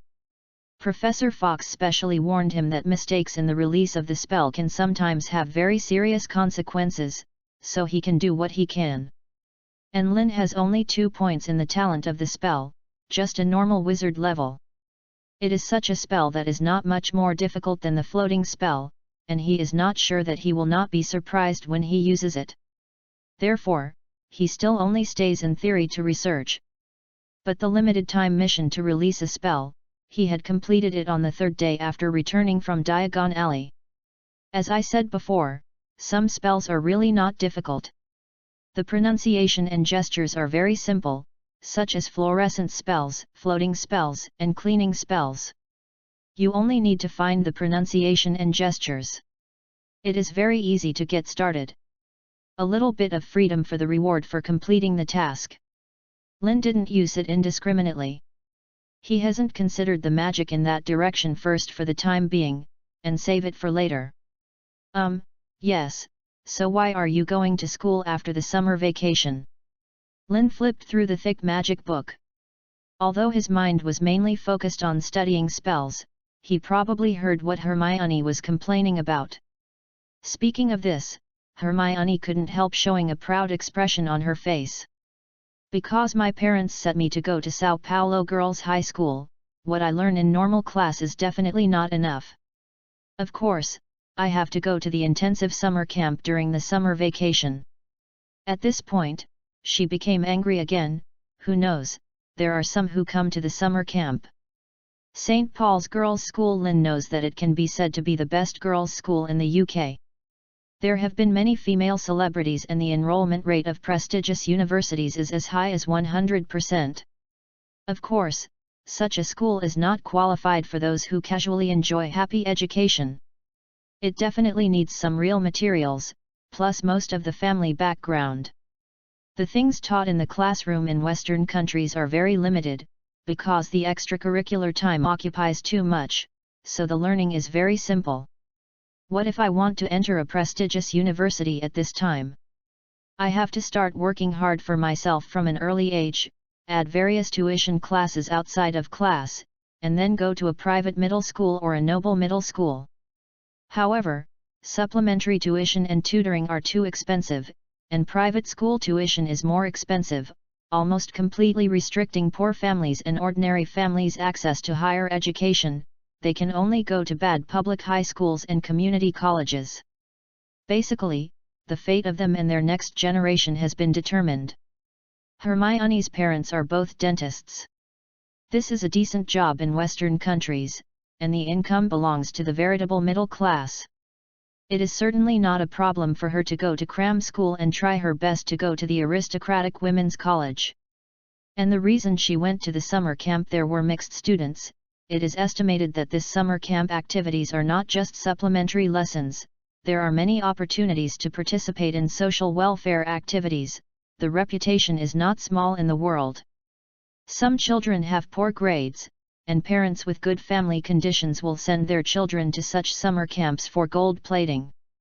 And then sent to the United States to study.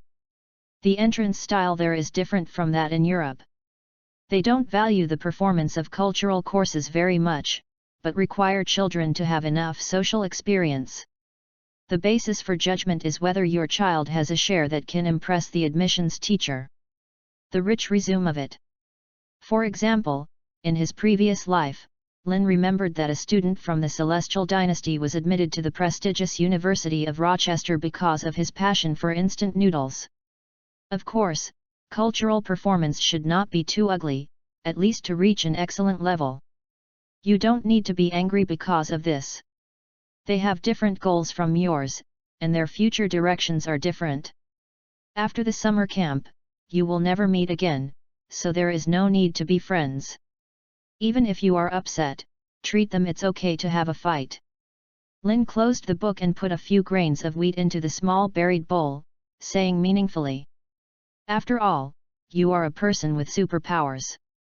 Hermione was already attracted by the little burial who ran over to eat the wheat at this time, her eyes glistening eagerly, wanting to touch its soft fur. "There is no difference between that kind of superpower, and I don't know how to activate it now." "Hey!" Hermione's hand was halfway out. Xiao Bui noticed her intentions, holding Mai Ren in his hands vigilantly and quickly jumped onto Lin's shoulder, not giving her any opportunity. You, why the hamster you raised is so cute." Hermione's girly heart is overflowing, and Yu reading www.yuyuganshu.com can't wait to bury Xiao in his arms and rave it. It may just be that its throat is broken. Who would call a normal hamster like that? Little girl Lin's behavior has become a habit, and she can't change it. Then what is the stick that you hold in your hand every day? Do you know how to turn the pen? I think my wooden stick is more convenient to turn, and it can exercise the flexibility of the fingers. As he said, the wood wand was spinning flexibly between Lin's fingers. If Ollivander knew that he was playing with his wand like this, he would probably be strangled to death. What about these books you read? Why are there curses and magic on the cover? Who hasn't passed the 2nd grade yet? What happened to me reading the magic book? You must have also imagined at home that you will become Snow White in the future, and there will be a handsome Don, prince riding on a white horse to marry you, right? Hermione seemed to be said to have been on her mind. Her cheeks were a little red, she was so angry that she wanted to grab Lin's hair. "I don't have one." "Don't talk nonsense." Lin laughed and leaned back to hide. Only to accidentally fall off the chair, but Hermione gloated and laughed. The reason why Lin fooled the little girl in this way was also helpless. He didn't know much about the magic world, and the confidentiality law stipulated that the objects of magic were not allowed to be revealed. He didn't know whether the package included a quasi-witch like Hermione. In order to avoid trouble, he can fool as much as he can. Anyway, when Hermione receives the admission notice from Hogwarts next year, he will naturally have no such worries. Yes, you have to believe that Lin Fudge's people are forced, but his heart is actually rejected. Chapter 13, was broken. Time flies. In front of Lin's house, he solemnly and resolutely handed over the keys of his house to Hermione's hands, just like the US president took over and handed over the nuclear bomb launch button. "These flowers will be handed over to you. Remember to water and weed frequently. The tables, chairs, and floors in the house should be cleaned at least once a month, and the quilts and carpets should be dried when they are out of the Sunday." Although Hermione thinks that Lin looks a bit like a now, the kind-hearted woman still nods her head, indicating that she will keep his instructions in her heart. And the most important point, don't talk about superpowers. If someone asks where I went, you say that I went to a boarding school in another place. Having said so much, she felt that Lin's words were the most useful. Then will you be released at Christmas? Hermione was a little reluctant to bear Lin. She didn't have a few close friends. Although she didn't get along for a long time, Lin had become her best friend, not to mention that they had shared secrets. Lin, who deceived the girl's heart, did not repent at all, and said with a heartbroken expression on his face, "I want to come back too, but they probably won't let them go, but I will send you a Christmas present back." Lin checked the time on his watch. "It's getting late, I have to leave Hermione." He opened his arms and smiled at the girl. "Give me a hug." Hermione looked sad. The tears hadn't fallen yet but had already rolled in her eyes. She stepped forward and gave Lin a hug. "I hope you can be all right over there." Lin touched the girl's head and let go of her. "I will." He pulled the luggage and stopped a taxi, then looked back at Hermione and waved. "Goodbye Hermione, you also want to say goodbye to Xiao Bui." "Hey!" Xiaomei poked his head out of Lin's hair and called to the girl twice. Hermione stood there, wiped the corners of her eyes, and waved at them. Goodbye Lin and little buried. The taxi drifted away, taking away Hermione's blessings for them and her expectation for the next meeting. Lin was sitting in the car, feeling a little parting. Of course, it is impossible for him to have any love for a 10-year-old girl. That would be too ridiculous. Three-dimensional copper smelting is a capital crime. From this world, he was in the orphanage wholeheartedly planning how to get out of there, and he was not in the mood to do more to communicate with those bear children who thought they were very scheming, but were actually silly to die. Although Hermione is also a child, she is probably the reason why she is the protagonist in this world, because she is much smarter than her peers. Although there are some small shortcomings, but that little tsundere actually brought out her cuteness. Is better than those bear kids, I don't know how many times. So she is Lin's first friend in this world.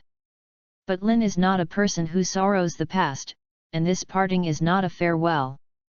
In the future, Hermione will enter the same school as him and become his school girl. It's interesting to think about it. Lin N's home is not too far away from the train station. The taxi took him to the place after about an hour. After got out of the car, the driver helped him put all his luggage on the trolley, and Lin also gave him a tip for this. King's Cross Station is located in the heart of London. There is a lot of traffic here, people are mostly fast, and everyone is in a hurry. Platform 9 3/4. Lin looked at the train ticket in his hand, pushed the cart full of luggage, and found the position between Platform 9 and Platform 10. There are already a group of strangely dressed people who stand together and separate into different groups. They seem to be chatting, but in fact they are passing through a wall between Platform 9 and Platform 10. People who are a little more attentive can detect their abnormality, but no one of the people who keep moving around notices this. Apparently, a Muggle expulsion curse was also placed here. Lin also pushed the cart and stood beside the group. Several people noticed him, but they also saw the wand he put on the top of the suitcase, so they didn't say much. Lin noticed a chubby middle-aged witch at this moment. She was guarding a pile of luggage by herself, as if looking anxiously at something. Suddenly, a group of red-haired boys ran over. They gathered next to the fat witch, and their faces were not very pretty. "Mom, I've looked for the direction we're coming from, and I ran into Fred in the middle, but it was useless to find Scab," said one of the two red-haired boys who looked exactly the same. "It's the same with us." The oldest boy looked frustrated. "Percy and I also went to the Muggle station attendant, hoping they could help us, but when they heard we were looking for one, the mouse drove us away." The boy named Percy looked the saddest. "It must be because I didn't feed it properly before it left, but our house is like this. Even children can't eat much good things." You reading www.ukansha.com, what good things do you have to give it a mouse? How about eating? The face of the middle-aged witch Molly Weasley doesn't look very good. I don't know if it's because of the loss of spots or Percy's words. Lin heard their conversation on the side, adding that conspicuous red hair. Of course he guessed that this was the Weasley family. Now of Weasley's 7 siblings, Bill has graduated from Hogwarts, and Ron and Ginny have not yet enrolled. The 4 Weasleys Lin met were the second child Charlie, the third child Percy, and the 2 twins, George and Fred. Nothing to do with courtesy, whoever rapes or steals, Lin didn't mean to join in. They seem to have lost the short and poor mouse Shaban, but they will definitely find it back. Otherwise, how will Ron inherit Scabbers in the future, and whom Sirius will seek revenge? Just as most of the wizards who had come to send the little wizard to school had already crossed the wall, when it was Lin's turn, Xiao Mu was suddenly excited as if he had caught something and jumped onto the suitcase. "Now!" Xiaomei grabbed a mouse's tail, and was waving a poor mouse excitedly and ran to Lin to ask for credit. The mouse looked as if it had been frightened and looked languid. Its front foot was missing a toe, which was very conspicuous. Lin's eyes were weird and Xiao Bui looked at each other with anticipation. "Will not be so coincidental, is it? Xiao Buried can't manage so much, it just wants to use this mouse to buy food from Lin. Hey! Lin took the tail of the mouse when he was a child, and rewarded it with a biscuit. Ban Ban did not struggle in his hands, and was dumped in the air as if he had been broken. Chapter 14, Weasley 1 and 9 3/4. How should I explain to Ron when I go back? I promised him that after he enrolled in school, he would send Scab to him to raise, but it is now lost. Our family is so poor, there is really no way to buy him a new pet. Ns. Percy looked frustrated, but Way was really not very good at talking. Mrs. Weasley's face was dark, but she still comforted her third son. Okay, Scabba is a mouse and we will have a good time if we leave it. Now it's late, the train is about to leave, and we have to leave. Let me take the liberty to interrupt.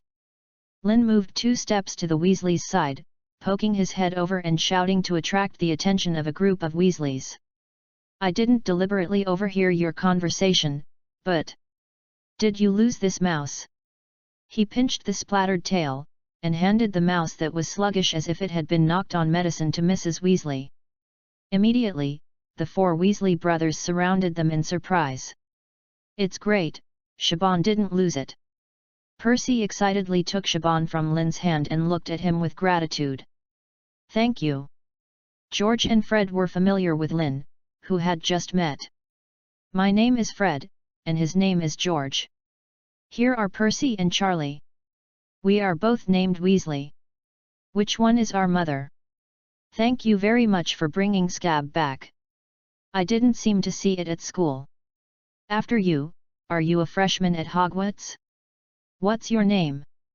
Although Lin was thick-skinned, it was still a bit uncomfortable to be treated so intimately at the first meeting.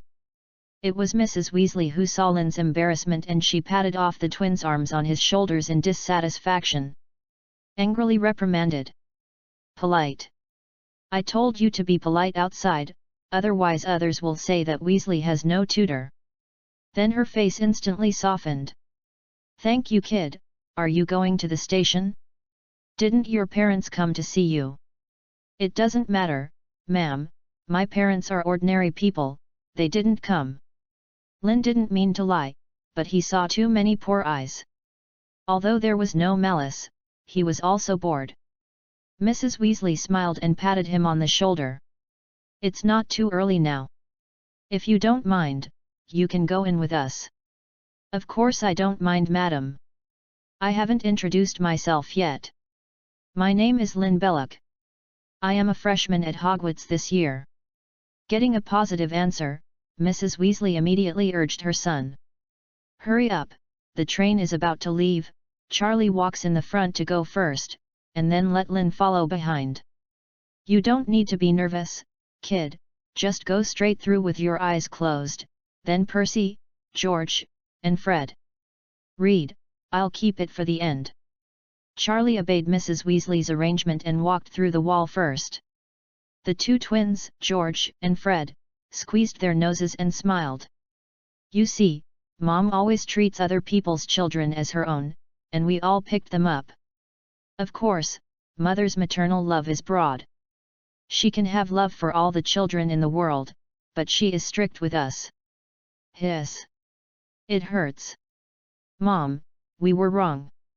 Mrs. Weasley picked up the twins in one ear one by one, and said angrily, what weird things are being said here, you have begun to release your nature before you get to Hogwarts, then you won't be able to turn it over when you get to school.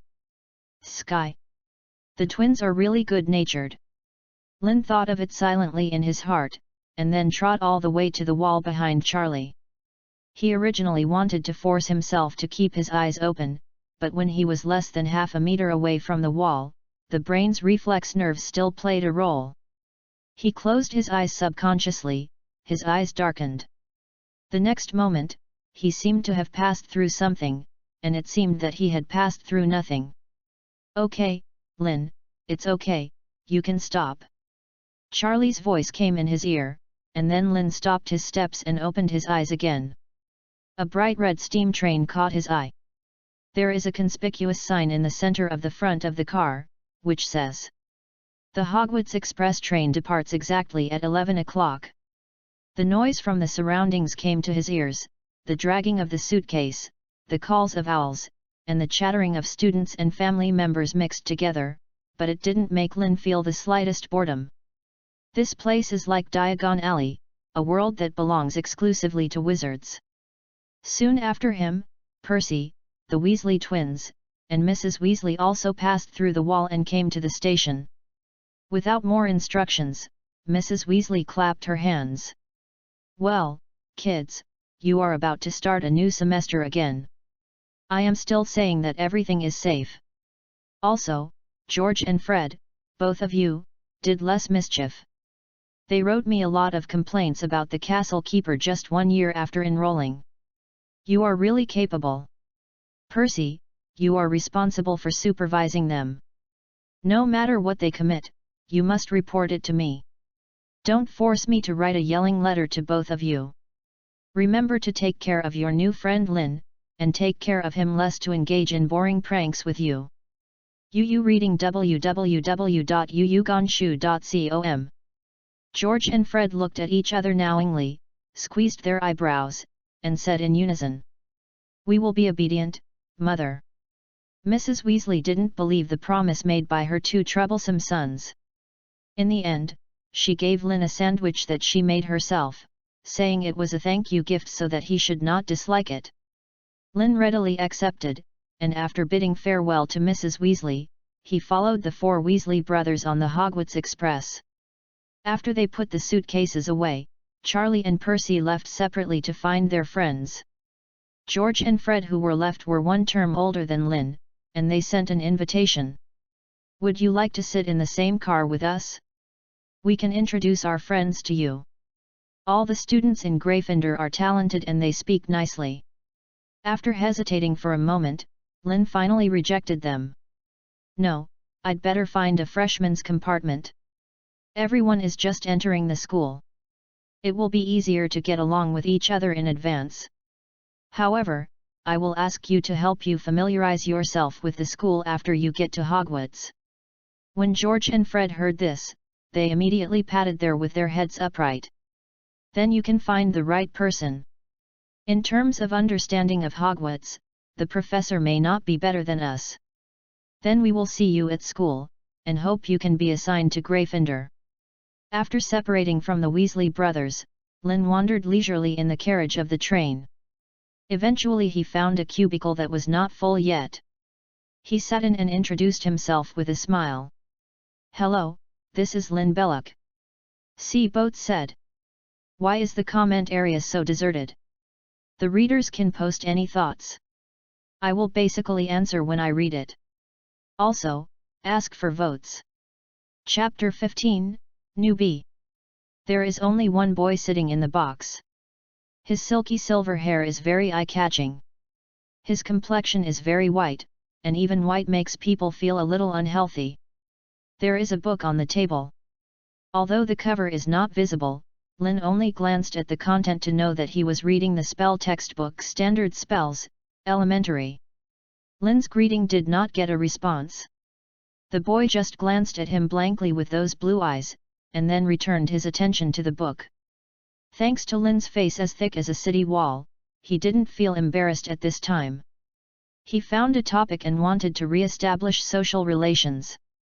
The repair spell is indeed a very convenient spell. He saw the spell the boy was looking at and tried to find a common language. But this spell seems to be a late course in the 1st grade. I tried it many times at home according to the introduction in the textbook, but none of it succeeded. The boy looked away from the book, his expression very cold. "Please keep quiet while others are reading." Her hot face was on her cold ass, and Lynn was no longer in the mood to communicate. He silently complained that this is such a nasty kid, and shrugged. "Well, if you are not in the mood to chat, of course I will be quiet." The boy continued to look at his spell textbook, while Lynn looked bored at the scenery outside the window in a daze. Although he had just been apart for less than 3 hours, he suddenly missed Hermione a little. The nagging little girl is many times more cute than this little boy. After, the two didn't communicate anymore. Lin didn't even have the thought of changing the box, so he kept sitting with the unknown boy opposite. There was a witch pushing a cart to sell sweets at noon. Although Lin loved sweets, he didn't buy anything in the end. Mrs. Weasley gave him a sandwich before getting into the car, which was enough for his lunch. The cold boy seemed to have no appetite and had nothing for lunch. Until the sun went west, the sky was completely dark, and bright lights lit up in the box, and the two of them had not been talking. The boy was always studying the spell book. He read the book very slowly, as if he had to read a page 3 times. After such a long time, he had only read half of the spell textbook. Nearly 5 minutes before arriving at Hogwarts, the boy closed the book, stuffed it into the suitcase, and then took out the Hogwarts school robe and changed it on him. Lin was not idle either, he also changed his school robe, and then walked out of the box after the train stopped completely. The train stopped in front of a small and broken platform. Although the breeze blowing by is slightly cold, the weather tonight is very good. There are no clouds in the sky. The shining stars and the bright waning moon are clearly visible. The students, large and small, all got off the train. The old students were talking and laughing, while the new students were nervously standing still, not knowing what to do next. At this time, a loud voice sounded at the right time. "First-year freshmen! Come to my side!" Lin looked down the source of the sound and saw a big bearded giant standing among a bunch of small things. He also held a pink umbrella that contrasted greatly with his size in his hand. Because the landmark was so obvious, the freshmen quickly gathered around Hagrid. At this moment, a girl standing next to Lin suddenly looked up at the sky. "Is it raining?" Lin was a little inexplicable. "It is impossible to rain today." "Then why is that person holding an umbrella?" Lin looked in the direction of her fingers, and she saw a large black umbrella stretched out among the new students. The freshmen around the umbrella were a little nervous. An alien who was holding an umbrella suddenly appeared among them on a sunny day. They suddenly fled like a group of frightened chickens, separated from the boy under the black umbrella. The silver-haired boy holding a black umbrella seemed to be unaware of the reactions of the people around him. He still had a pale face with cold eyes and stood calmly on the spot. Hagrid roughly counted the number of people. After making sure that there were no missing people, he raised his eyebrows at the silver-haired boy. "My child, are you nervous and fainted? Today is a rare good weather, no need to use an umbrella. Not for shelter from the rain, but for something else." The boy's voice was hard, it didn't sound like an explanation. Hagrid didn't care either. He had received more new students, and it was not surprising that a few strangers occasionally appeared. "Since you insist on doing this, then all right. Listen, children, you have to follow me next. Don't fall behind, I will take you into Hogwarts." Lin glanced at the boy who was completely covered by the black umbrella, and then followed Hagrid silently. The magical world is not a peaceful place. Even at Hogwarts, it does not mean absolute security, so Lin did not want to explore the secrets of others. Of course there is curiosity, but he will not let his curiosity cause trouble. The new students followed Hagrid, separated from the old students on the platform, and walked into a path in the woods. The road is a bit rugged, even if Hagrid deliberately slowed down his pace, it is still not easy for a group of 11-year-old children to keep up with his generous pace. The dense branches and leaves of the forest obscured the starlight and moonlight in the sky. As they deepened, Lin could no longer even see whether the two sides of the road were the woods. Apart from the rushing footsteps and breathing of the freshmen, all he could hear was the rustling of the leaves blowing in the evening breeze. Sounds, and the sounds of birds that resemble owls. They bury their heads in this way and don't know how long they have been walking. After making a big turn, Hagrid suddenly stopped. Yu reading www.yuyugonshu.com was caught off guard by a little wizard behind him and almost ran into his ass. "Did you see it? That is Hogwarts, where you will live for 7 years in the future." Hagrid pointed at a giant in front of them and said proudly. The new students realized that there was no longer a dark forest path in front of them. The narrow road suddenly opened up, and a huge lake blocked them in front of them. The black lake is calm, reflecting the stars and the waning moon, like a mirror inlaid on the earth. Behind the lake is a huge castle built between two mountains. There are countless turrets and towers on the castle. The soaring roof is like the pointed hat of a wizard, and it seems to be filled with knowledge and unknown mystery. Many little wizards couldn't help exclaiming when they saw this spectacular scene. Even Lin looked at the old castle in the mountain not far away and couldn't help being stunned. Is not only shocked by this building that originally only existed in film and television, but also a series of system sounds in his mind at the same time. The main mission is complete. Open map, Hogwarts Castle. Reward, Close Your Brain, has been issued. Awarded title, a rookie who is new to school. Newly enrolled rookie, 1. When the title is worn, the students who think that their status is higher than you will subconsciously make things difficult for you. 2. Teachers care about you twice. 3. When learning basic magic knowledge, your learning efficiency will increase 3 times. Note 1, the effect of this title will only take effect when worn. Note 2, this title will disappear when you enter the 2nd grade. Chapter 16, Hogwarts. Lin squeezed his smooth chin. Before he could feel the changes in his brain and the new title, he heard Hagrid say loudly, "Only 4 people can sit on a boat." He pointed to the row of boats docked by the Black Lake and repeated again, "Attention! Each boat cannot exceed 4. Said, he took the lead and jumped into a small boat. Lin got into a small boat with 3 other little wizards he didn't know. Soon, Hagrid looked around for a week, and when he saw that the freshmen were already on the boat, he gave orders to all the boats like a general. "Okay, let's go now." The small boat went automatically without wind, and carried a bunch of freshmen quickly across the Black Lake. There were 2 men and a woman in the boat where Lin was sitting. Their brows were twisted together, their lips were tightly pressed, their faces were pale, and they looked very nervous. Lin was the only one who was in a relaxed mood. The effect of the newly obtained title looks quite good. Although there are some side effects, such side effects can be avoided completely. At least it is better than the previous title that insulted others. The only drawback of is that the name is a bit ugly. Picked up a handful of lake water, and when he approached his eyes, he realized that the water of the Black Lake was not actually black in the true sense, but dark green. "Are you not worried at all?" The girl with 2 pigtails and a little freckled face asked him puzzledly. Lin blinked. "What are you worried about?" "Sub-college test." A boy said, "They will have a special method to distinguish which students belong to which college. According to people who have experienced it, this process makes them reluctant to remember for a lifetime." Lin remembered at this time that Hogwarts still has such a tradition. But he is not to blame.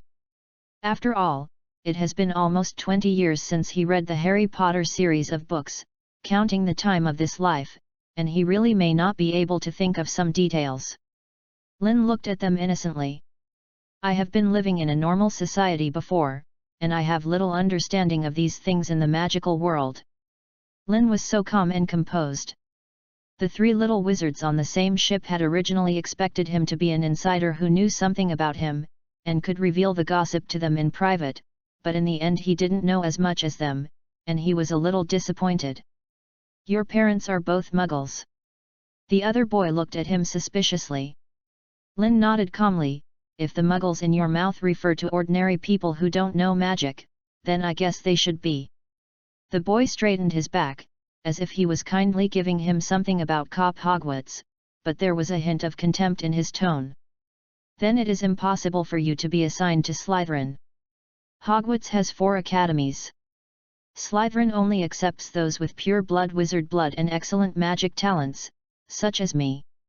For the other 3 colleges, Ravenclaw values wisdom, Gryffindor values courage, and Hufflepuff values loyalty. Well, my parents told me that the criteria for selecting students in this college are very lax. It is said that most muggles with no qualifications, the family wizards, all come from here, so it is estimated that you will be assigned to this academy with a high probability. I've seen this kind of unpleasant little boy Lin in the orphanage a lot, and I've long been surprised.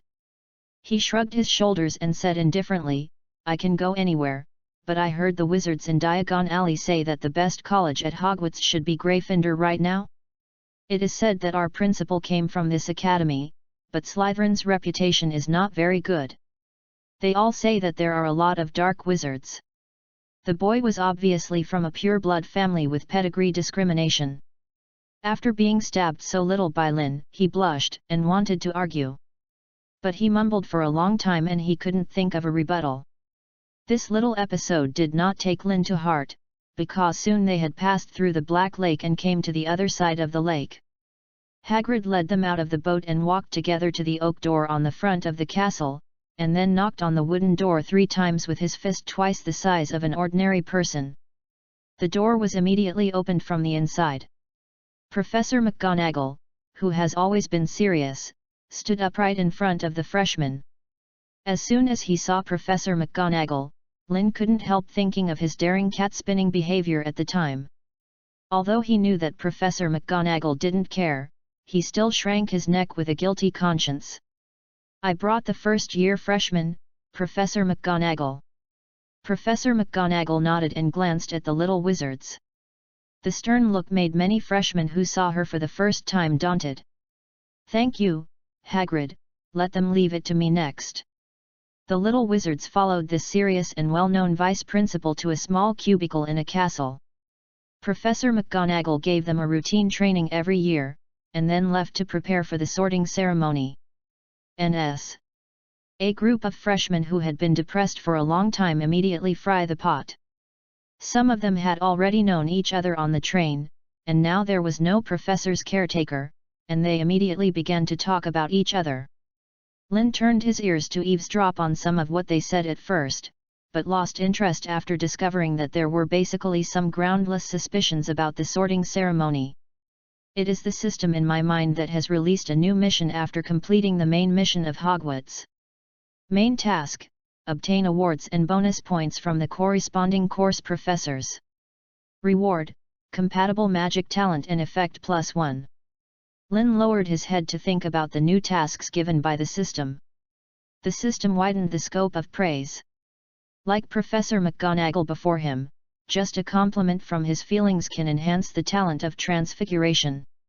So it seems that it is not difficult to complete this task, as long as you are a little more active in the class after the beginning of school, it is basically enough. What makes Lin care about is, can I use this method to repeat the brush points? Although I feel like I want to fart, I can still try it. Professor McGonagall quickly returned here. She lined up the freshmen, and then led them out of the cubicle to the Hogwarts auditorium, which is also the dining room. The hall was very lively. Students from 4 different colleges were sitting at 4 long tables, while professors were all sitting on a long table on a high platform. Lin saw Professor Fox at a glance among the professors. He is still wearing the long windbreaker, which is extremely inconsistent with his wizarding status, and he is still wearing a tie. Fox also noticed Lin's gaze, and smiled, and waved at him. After staggering his eyes with Professor Fox, what caught Lin the most was the one sitting in the middle of the professor's table, with a big white beard and strange half-moon glasses on his face, looking like an old man with a friendly neighbor. Headmaster Hogwarts, who has been smiling, Albus Dumbledore. Without giving Lindier time to observe the most outstanding principal in Hogwarts history, Professor McGonagall led them to a high platform, then took out a bench and put a dirty and torn hat on it. After the famous sorting hat sang its song happily, the 5 long tables, both students and professors, burst into applause. For a school like Hogwarts, the opening of the school is indeed a happy thing for all the little wizards. Among so many people present, UU reading www.uuganshu.com, only the freshmen are not very happy. After the sorting ceremony that was nervous for so long, it turned out that wearing a hat is as simple as wearing a hat, and no one is in a good mood. But it finally made them breathe a sigh of relief. After all, wearing a hat is not difficult. Although this hat looks dirty and it sings strangely. Mean Agnes. Professor McGonagall called the name of the first little wizard. A black-haired boy stumbled all the way, sat on the corner stool under the gaze of all Hogwarts students and professors, and put on the hat. Under all eyes, the Sorting Hat quickly shouted, "Ravenclaw!" There was a burst of cheers on Ravenclaw's long table. Lin's palms were slightly sweaty. It must be fake to say that he is not nervous in this environment. He is very close to the long table in Gryffindor, and he can even hear the grumble of annoyance by a senior wizard in Gryffindor, enrolling in the first freshman. He lost the bet on the allocation. Lin Belloc. Lin's name is in the third place. He took a deep breath and trot to the side of Professor McGonagall. He hadn't lied before, and Lin did not care about what college he was assigned to. He had no prejudice against Slytherin, and at the same time he didn't have too much enthusiasm for Gryffindor.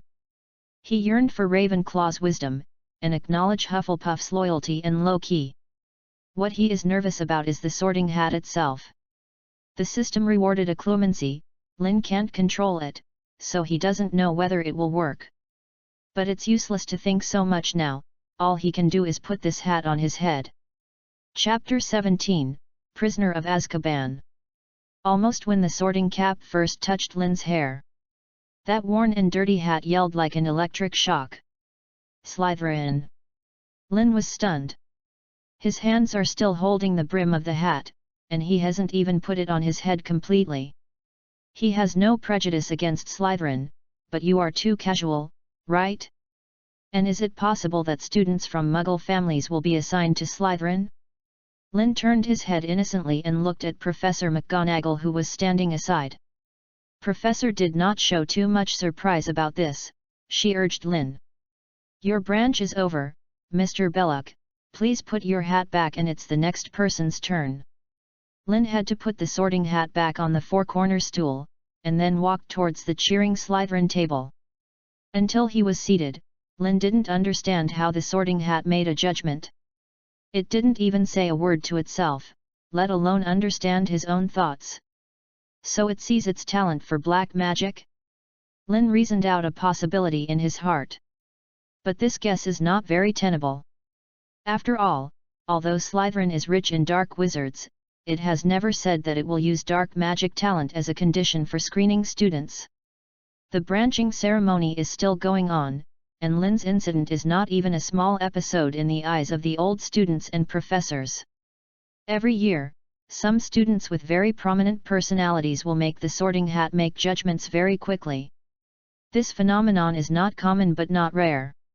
At most, I know that Lin is Professor McGonagall and Professor Fawkes from a Muggle family.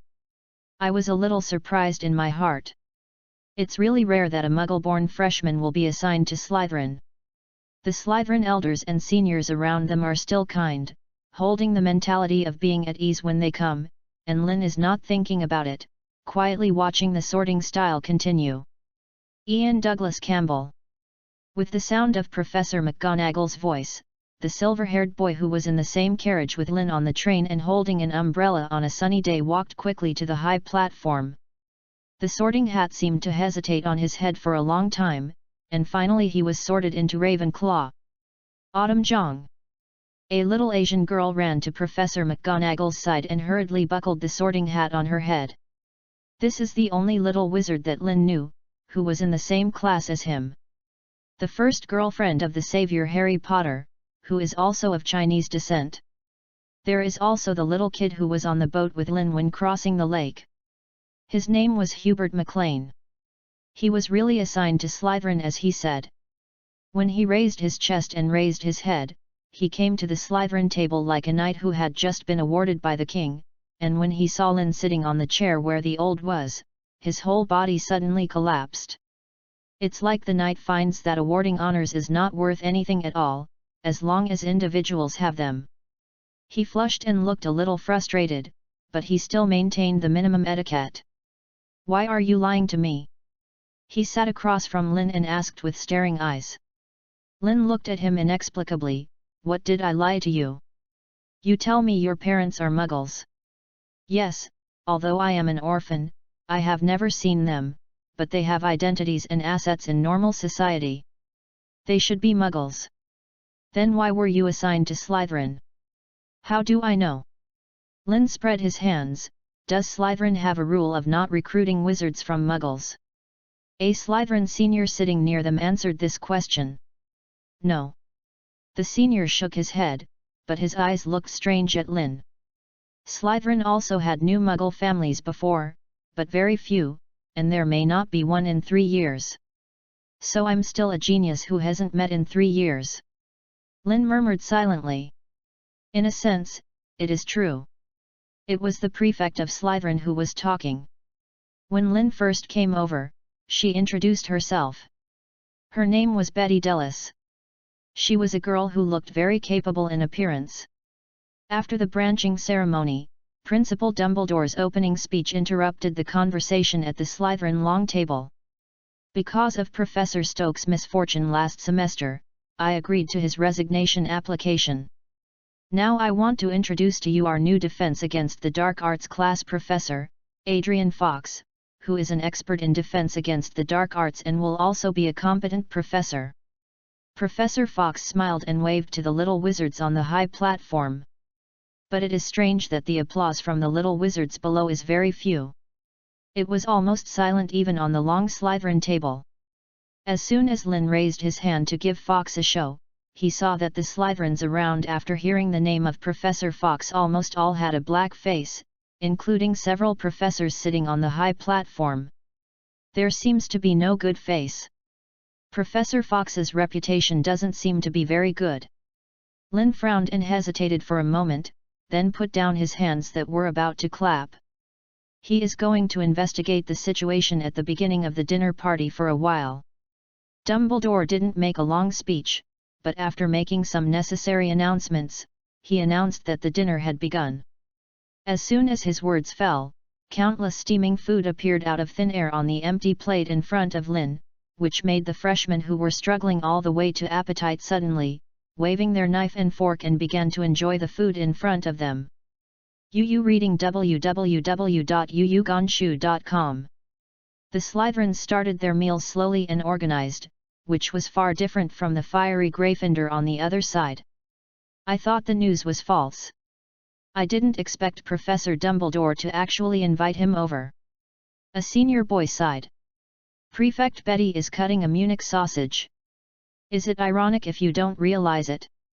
Let him be a professor of defense against the dark arts, and it is estimated that it will occupy the front page of the Daily Prophet for a month after the news goes out. My father warned me that if he does come to Hogwarts, let me stay away from him, even if I want to pull Professor Dumbledore's beard, don't provoke him. Excuse me. Lin cautiously intervened in their conversation. Does he mean the new Fox professor in your mouth? Is there any problem? Hubert, who was also a freshman, looked at him with disdain. Do you dare to interrupt our chat without knowing anything? Lin looked at him speechlessly, thinking that this little kid really owed him. Shut up! Is the McLean family such a tutor? Betty taught Hubert in the face, and then explained to Lin and other little wizards who didn't know the inside story. Although it is not a good thing to talk about professors behind your back, I still recommend that you stay away from the new Professor Fox. He was sentenced to life imprisonment in Azkaban for torturing and killing 5 wizards with the unforgivable curse. Later, due to our principal, Professor Dumbledore, who tried his best to protect him, and because of a turnaround in his crimes, his sentence was revoked by Wizengamot 2 years ago and his sentence was released early. Chapter 18, Slytherin. Lin recalled the first time he saw Professor Fox. He really has no way to compare the cool and cute old man who likes to tease people with the murderous madman, Betty said. Can you give me the creamy sponge cake in front of you? Betty looked at Lin and asked softly. Yes. Actually, Lin also wants to eat the only dessert on this long table. This is his favorite. But someone helped him out just now, and Lin was too embarrassed to refuse. He is still struggling with Professor Fox's affairs, but now the information is limited. He can't believe that Professor Fox is a bad person based on other people's words. What Lin can believe now is the character of Dumbledore and Professor McGonagall. Obviously the two of them trust Fox quite a lot, and Lin himself has a good view of him, otherwise he would not be willing to accept the other's investment. As for the murder, what is it? It would be nice to have a chance to ask in person. There is no need to have too much suspicion because of this kind of thing. The atmosphere of Slytherin is actually pretty good. Most of the next generations here are cultivated from family education. There will definitely be some who raise crookedly or have an unhealthy family style, but they are basically easy to get along with. Those senior students told them a lot of interesting things about Hogwarts, and Lin suddenly appeared in front of him with a creamy sponge cake, which made him have to sigh the sweetness of the house elves. After the dinner, everyone sang the Hogwarts school song in different tunes. The scene was messy, but I could see that Dumbledore liked it very much. The freshmen are led back to their dormitories by the prefects of each college. Our dean, Professor Snape, may not have a very good reputation in the school, but every Slytherin student loves him sincerely. Do you know why? Slytherin's bedroom is underground, and Betty explains the professors of various courses to the freshmen on the way. The freshmen shook their heads and said they did not know. Judy explained to them as they walked. Because Professor Snape hates students from other colleges because he is too open to favor us. Maybe it's really not fair to them from the standpoint of other colleges, but why does the professor do this? It is not us Slytherin students who will ultimately benefit. So any college student has a reason to hate him, but we can't. He may be unfair, but he really asks us for our sake, the best dean for Slytherin.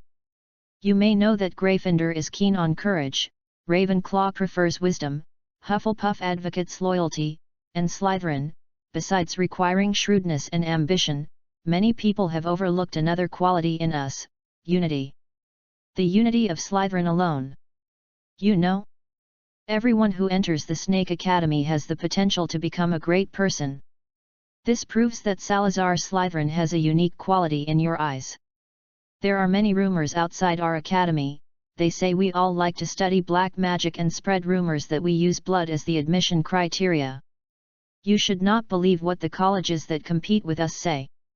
I don't deny that our academy has produced some dark wizards, but all the other 3 academies also have dark wizards, but they don't want to admit it. Yes, we tend to recruit descendants of the prestigious wizard family, and you can also find that many Slytherin students have at least one Muggle parent. I like our emblem, the giant snake, which represents cunning, powerful, and often easily misunderstood. The little wizards behind her listened to what she said, and soon became very impressed with the Slytherin Academy. Betty is undoubtedly a qualified prefect, and even Lynn has made a significant improvement to the Snake Academy through her introduction. They followed Betty to a hidden entrance to the basement. Passwords are required to enter the lounge. Passwords are changed every 2 weeks. It is forbidden to record them on paper. It is also forbidden to pass them to other colleges. The new password will be posted on the notice board in the lounge the day before each time the password is changed. The password is Blood Oath. The freshmen walked into the Slytherin common room together, which is pretty to be honest. The lounge is located at the bottom of the lake and is translucent. The walls are made of black Gothic marble. The ceiling is a transparent semicircle carved with crystals. You can see the sparkling waves of the moonlight above your head. A lamp with a glowing green light was chained on the ceiling. There is a fireplace with a beautifully carved mantel and some carved chairs next to it.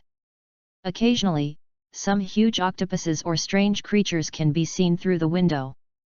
Brad, do you have time to help me take these gentlemen to their bedroom? I still need to take care of the girls. Betty said to a boy in the lounge who was reading a newspaper. Brad put down the newspaper in his hand and got up and said, "What about Raphael, the male prefect? Why are you the only one to receive the new students?" Professor Snape called him to help with the materials needed for class tomorrow. That's really a coincidence. Brad shrugged, "Leave them to me." Lynn and the others separated from the girls, a new guide took them to the boys' dormitory. Luggage and pets have been sent to everyone's bed by the house elves. After Lin came to the dormitory, he fed Xiaomei some water and biscuits before starting to pack his luggage. The environment in the bedroom is very good. The bed is a traditional four-poster bed with green silk curtains and silver embroidery on the bedspread. Medieval tapestries hung on the wall telling the great adventures of the famous Slytherin, and silver lanterns were hung from the ceiling. Calm down and listen carefully, and can also listen to the soft sound of the soft waves on the bottom of the lake outside the window beating the window. After Lin had cleaned everything up, he took out the class schedule that Judy had sent them earlier. Tomorrow they will have 3 classes, namely the morning spell class, the history of magic, and the afternoon potions class. Lin did not take a break immediately. Instead, he took out the textbooks for the 3 classes that he was going to take tomorrow, and quickly read the content that he had already previewed during the summer vacation. In order to get talent points in all disciplines, reading www.yunshu.com he must perform better than other freshmen. It's just that there was a discordant chuckle from his side at this time. What a genius who has not met in 3 years, I think you are just a mediocre who has never met in a century. How can anyone read before class starts? Are you afraid of being ashamed in class tomorrow? The number of wizards is very small, as can be seen from the freshmen enrolled in Hogwarts every year. There are only 8 new boys enrolled in Slytherin this year. Unfortunately, Lin lives with the annoying bear boy Hubert. Lin moved his eyes away from the book and glanced at him. He was a teacher in his previous life. Although he is not teaching children of this age, he probably understands their thoughts. This Hubert obviously has a problem with family education, that is, the family style is not correct. In addition, he was taught by Betty at the dinner just because of Lin. He felt that he had lost face, and now he wanted to get this face back in front of the other 2 roommates. As for the purpose, maybe it's not just that Lin is from a Muggle family and feels uncomfortable. He should also want to take this opportunity to establish his own leadership position among the boys in the same class. Well, as we say, he wants to be a handle. The mind is very simple, even naive and ridiculous, but it can also hurt people. Many school violence evolved from this in the beginning. For this phenomenon, Lin had a perfect solution in his previous life. Even in Hogwarts, this magic school also works. He looked at Hubert coldly and said with a chuckle, I may be a mediocre, but what about you? McLean, what are you? Chapter 19, Have you seen Hogwarts at 4 o'clock in the morning? Slytherin's boys' bedroom. Lin looked at Hubert calmly, and then slowly drew his ashwood wand from the suitcase with one hand. I'll give you another chance, answer me, what are you? McLean. He repeated the question again. Hubert was panicked by Lin's eyes, he avoided Lin's gaze, his eyes dodged, and screamed inwardly. What are you doing with your wand? Do you want to have a wizard's duel with me? Don't be kidding, Belloc. You're just an orphan from Muggle. You don't know anything. You know that people like us will what do people like you call? Mud. Seal your tongue and lock your throat. Lin coldly spit out a spell from his mouth, a bright red magic beam shot out from the tip of his wand, and in the next second, he hit the target without error. The effect of the evil curse was instantly reflected on Hubert's body. His tongue and upper jaw were glued together, and there was no way to speak. He could only panic from his throat for a while, so ulu ulu the sound of. But Lin did not stop. Hubert, who was walking quickly, grabbed his collar before him and pushed him against the wall. Lin has a lot of strength. Since he crossed this world, he has been exercising every day. Of course he can't compare with adults, but among his peers, he is considered strong and physically strong. Hubert was held on tightly by him, not only could he not speak, but even breathing became difficult. Lin's face was still calm, not the slightest hideous, but Hubert raised a trace of fear from the bottom of his heart. His face was flushed. He didn't know if it was because he couldn't breathe air or because he was angry. The limbs were constantly struggling but nothing happened. The method broke free from Lin's hands. I actually came here to go to school. I didn't mean to trouble anyone, but if someone finds trouble for me, the consequences will not only be the case today. Lin is half a head taller than Hubert, he whispered in Hubert's ear. Do you understand? Hubert seemed to have a tough attitude. He glared at Lin, his clenched teeth seemed to tear him apart. It seems that your head is not very smart. Lin shrugged, I have said so clearly and you still don't understand it. There is no way. He squeezed Hubert's neck tightly with one hand, and grabbed his hair with the other hand, controlled his head and slammed it against the wall. A strong sense of dizziness made Hubert almost vomit out, and then the intense pain caused his tears and snot to flow out uncontrollably. Well, I have provided you with a little careful help, so that your mind will temporarily clear up, so now, can you understand what I said? Lin's voice sounded like a demon whispering in Hubert's ears. After all, he was only 11 years old, so there is no such thing as a strong and unyielding will. There is no way to speak, he can only nod desperately to signal that he understands that Lin loosened his collar. Hubert immediately collapsed to the ground like a drowning man who had just been rescued ashore, breathing heavily with his mouth open. Lin shook his robe slowly, and then as if changing his face, a friendly smile appeared on his face, and he squatted down to help him tidy up his messy school robe. I'm sorry, I haven't learned how to lock my tongue and throat to solve the curse. I can't let you talk for the time being. I can only wait for the magic power to fail and let him unlock it. You won't blame me. Hubert shook his head hurriedly, saying that he didn't mean it, he didn't even have the courage to look at Lin. You are such a generous and good person. Then I believe you will also expose this little misunderstanding between us. In the future, all of us will still be nice and friendly classmates, right? Lin smiled very sincerely, as if nothing happened just now. Hubert nodded mechanically. He just wanted to end this painful torture quickly, and then lay down on the bed honestly. Lin was very satisfied with his attitude, and then he turned his head to look at the two remaining roommates in the dormitory.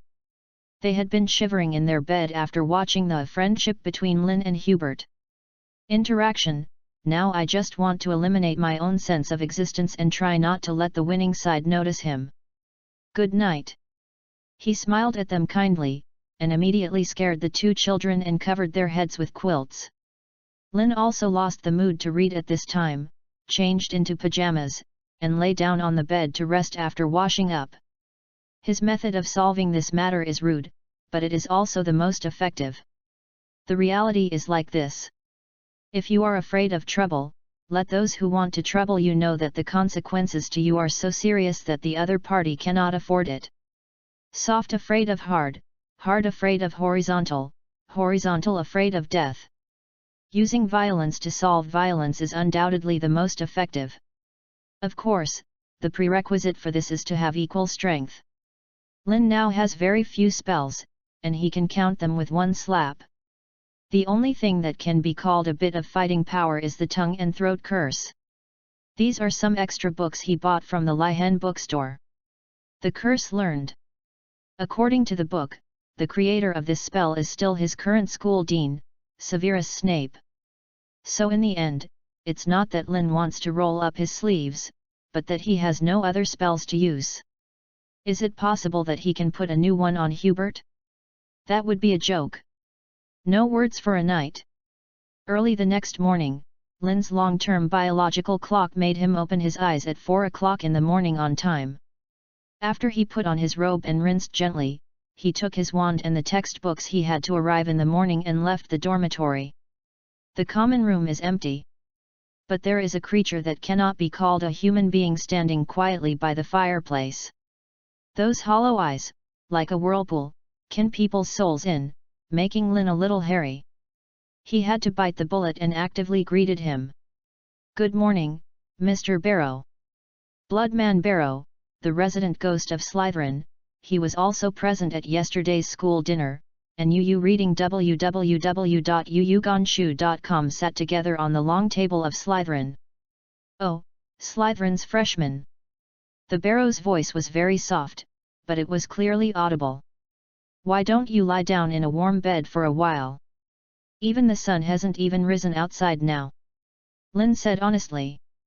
I usually wake up so early at home, and I can't sleep when I wake up, like going for a walk to learn about the Hogwarts environment. Barrow the Blood nodded. It's a good habit to go to bed early and get up early. If you get lost in the castle, you can ask the pictures on the wall. They should be happy to guide you in the right direction. Thank you for reminding. After saying goodbye to the Barrow, Lynn left the common room. It was still dark outside, but the eastern half of the sky already showed some signs of dim light. It is estimated that it will not be long before he can see the sunrise at Hogwarts for the first time.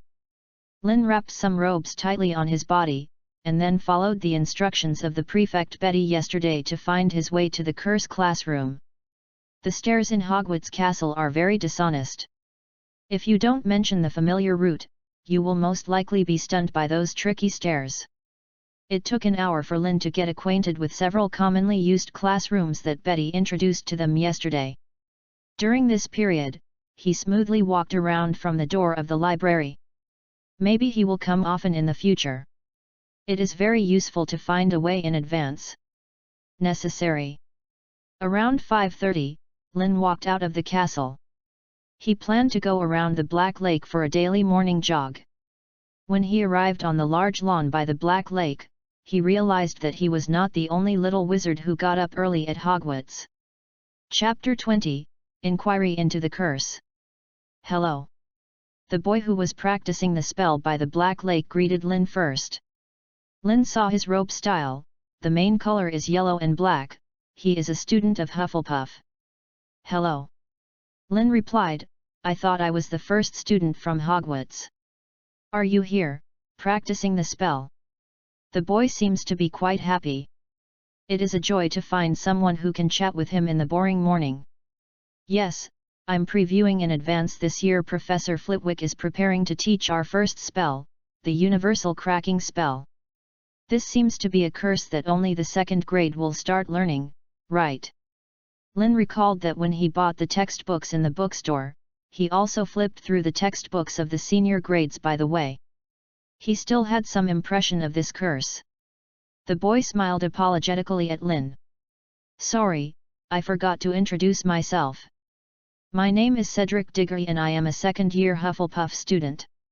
After hearing his name, Lynn was stunned for a moment. He still remembered that this man was a tragic figure who had received a lunch early in the plot of the original book, and that even his girlfriend also transferred to him afterwards. Cedric looked at Lynn, who was suddenly startled strangely. Any questions? Lynn recovered. He shook his head, showing nothing strange. I'm sorry, I just wandered away. My name is Lynn Belloc. I am a freshman in Slytherin. Freshman, did you wake up so early to get acquainted with Hogwarts? I'm here to prepare for a morning jog, but, you said you were just practicing the general cracking spell. Lynn asked with interest. Cedric explained to him, this is a spell used to eliminate the effects of other spells, and it can generally be applied to most spells. Do you need to train? Lynn asked with a smile. Its effect is to eliminate the effect of other spells, then you need to have a spell that works first. Cedric looked at him hesitantly. Aren't you a freshman?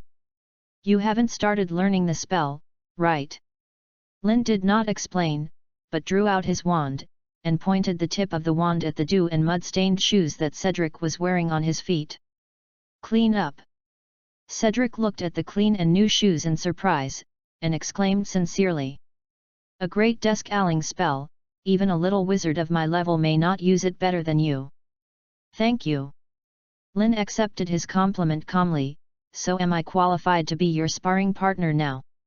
Is this a bit too much trouble for you? Cedric is a good old person, he thinks he is taking advantage of Lynn. It's okay, I also need to practice the spell anyway. Of course, if you are willing to point me to the deficiencies in using the spell, it would be better. Lynn said along the way, and he was waiting for Cedric's words. Not a point, but I can really give you some advice. Poor Mr. Diggory did not notice that he had fallen into Lynn's trap step by step. The pronunciation of your spell is connected too quickly, and there is almost no pause in the middle. It should be no one to teach it, so you can find it out with a book, right? This is actually very dangerous. Professor Flitwick tells the new students the story of a wizard named Barafio every year. He once read the F of a spell as S and ended up lying on the ground with a bison standing on him. The professor just wanted to tell us that mantras are very important to mantras. Just a syllable error may cause some irreparable effects. The desk aller spell you just said has actually deviated from the standard reading. Although it has no effect on the effect of the spell, it may still cause unknown deviations from the spell. Cleaned up. Cedric also demonstrated a desk-alling spell to Lynn's shoes. His pronunciation is indeed slightly different from Lynn's just now. Lynn squeezed his chin and recalled Cedric's pronunciation seriously. That is to say, between Ifei and Ifei, should you leave a little space? Yes. He nodded. Not only that, but also the gesture of waving your magic wand. Remember what it says in the book? Smooth, curved arcs like the letter S. Did your gesture just turn up too much when finishing this S? Lynn looked up and thought. It seems so, I might bring in the usual letter writing habits. He was ashamed and said, I thought my spell had been used to perfection, but I didn't expect it to have so many flaws. Cedric shook his head and said, it's good enough.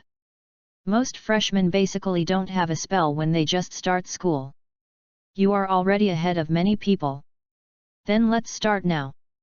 Lynn paid more attention to this sparring, because Cedric really helped him a lot and made his understanding of the spell deeper. His original idea was to let Cedric guide his own spell as a sparring excuse.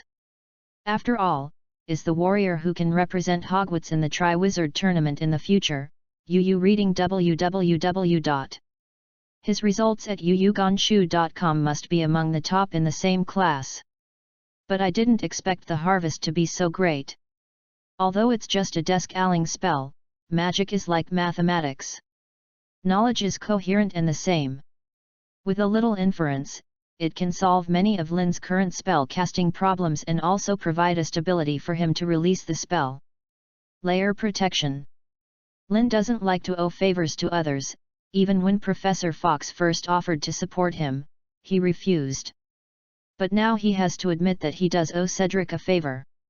How can I think about it slowly in the future, but he has to be serious about the sparring now. Lynn and Cedric practiced the spell against the Black Lake for an hour, then they separated, ready to go for breakfast, and then began the first day of Hogwarts classes. They made an appointment to see you at the same time tomorrow.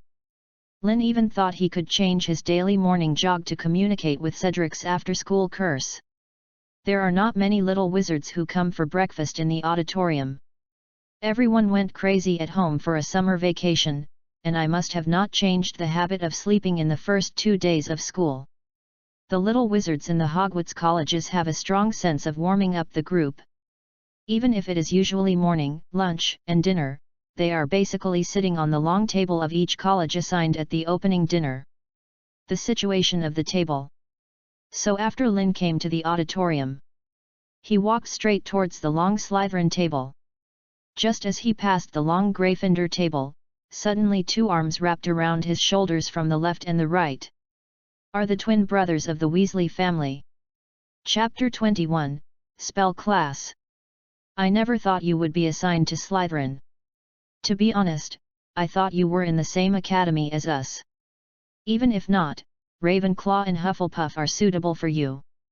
Of course I am not talking about Slytherin. Lettering is not good, you should know that the people in the Snake Academy are a bit somewhat arrogant. Lynn didn't know if it was George or Fred who took what he wanted to say. Yes. Another Weasley said, although we have just met you, we don't think you are like a person who only looks at people with nostrils. Lynn turned his head and thought for a while, actually, they can't be said to be arrogant, they are just a little arrogant, and the way they want to make friends is different. He smiled and looked at the Weasley brothers. What's the matter? Are you going to break my relationship with me because I entered Slytherin? The twins glanced at each other, then looked at Lynn together, and said loudly, Of course not, don't forget, my mother told us before leaving and asked us to take care of you at school. Lynn shrugged, So why do you care so much about what college I am assigned to? As long as you get together, you can continue to be friends. You are right, we want to apologize to you for what we have said before. Brother Weasley winked and said, not seeing the sincerity that seemed to apologize. They also have classes in the morning, so they didn't talk much. They agreed to visit Hogwarts Castle together next time, and they separated here. Lynn sat on the long table of Slytherin. Several senior little wizards had already arrived here. They all said hello when they saw Lynn. After all, they had known each other at the school dinner last night. The female prefect Betty frowned. You are the first of all the freshmen to come today. I really don't know how many people will be late for the spell class in a while. Although Professor Flitwick is usually good-tempered, he most hates being out of punctuality. Student. The food for breakfast is certainly not as rich as yesterday's dinner, but the taste of oatmeal fits Lynn's taste. They should all have a sense of measure. After a week or two, it's estimated that they should develop the habit of getting up early. The prefects in Hogwarts are not the little wizard's nanny. They are not responsible for caring about the new life. After Betty complained, he didn't nag much, but glanced at the one in Lynn's hand. Bowl of oatmeal, casually said. The house elves at Hogwarts seem to have changed their recipes recently. I have never seen this kind of porridge for breakfast before. While speaking, Lynn had already drank all the porridge in the bowl. Really? Then their craftsmanship is really not bad, the taste is almost as good as I made myself. Betty rolled her eyes, it was the first time she saw the thickness of Lynn's face. The words of the prefect girl soon came true. In the curse classroom, Professor Flitwick stepped on the pile of books, and with a bad expression on his face, he frequently tapped the podium with his fingertips. It's been 3 minutes since the beginning of the class, and as a result, there are still 5 little wizards in the classroom. The little wizards of Slytherin and Ravenclaw who had already arrived in the classroom also shrank their heads and sat at the desk as quail. Everyone can see that Professor Flitwick is in a bad mood now. Just when the professor's last patience was exhausted, 4 Slytherin and a Ravenclaw freshman ran into the classroom in a panic. Professor, we actually already judged the time. It was the stairs when we went upstairs. They were teasing us. There are freshmen who want to explain, but Professor Flitwick stared at them angrily. Shut up, you guys have wasted 3 minutes, and I will go back to your seats now, whether it is in my class or another professor's class. I don't want this to happen again. Was just a reprimand and no follow-up punishment made the 5 people amnesty, and hurriedly ran all the way to find a place to sit down. Professor Flitwick cleared his throat after seeing that they were all done, and started the first lesson of the spell class. The magic of wizards has been developed for thousands of years. Nowadays, the number of known magic is no longer counted. However, no matter how the magic develops, it cannot escape the 2 categories of spells and metamorphosis. Before learning the spells, I must first teach you how to distinguish between spells and transformation spells. Although this will not affect your spell casting, it is a basic theory that every wizard must know. So, can anyone tell me now, what is the difference between the magic spell and the transformation spell that you know? Almost as soon as Professor Flitwick's voice fell, Lynn raised his arm high. This professor, who is said to have a fairy blood, seemed a little surprised. He thought that this question would be cold among the freshmen. Then, Mr. Belloc, you will answer this question. Lynn stood up from his seat. A spell adds specific attributes to an object or creature, and a transformation spell turns it into something completely different. Professor Flitwick was very surprised by Lynn's answer. That's pretty good. This is the most standard answer. You even read the excerpts from the book. Yes, Professor. Lin didn't show the slightest triumph on his face, because as far as he knew, there was still a little wizard sitting here who had read the entire curse textbook more seriously than he was. The Ravenclaw freshman he met on the train. It's just that he didn't raise his hand and didn't mean to answer the question. Lin continued to speak calmly. I remember that the excerpt also explained www.readaloud.com. Although evil curses, poison curses, and curses are also spells, they are collectively referred to as black curses. This series of books on standard spells does not involve such spells. Very good. Professor Flitwick exclaimed, you are the first freshman I have ever seen who can read the complete book carefully before the excerpt, and Slytherin gets 5 points. You got the sincere compliment from the professor of the curse class, Flitwick Filius.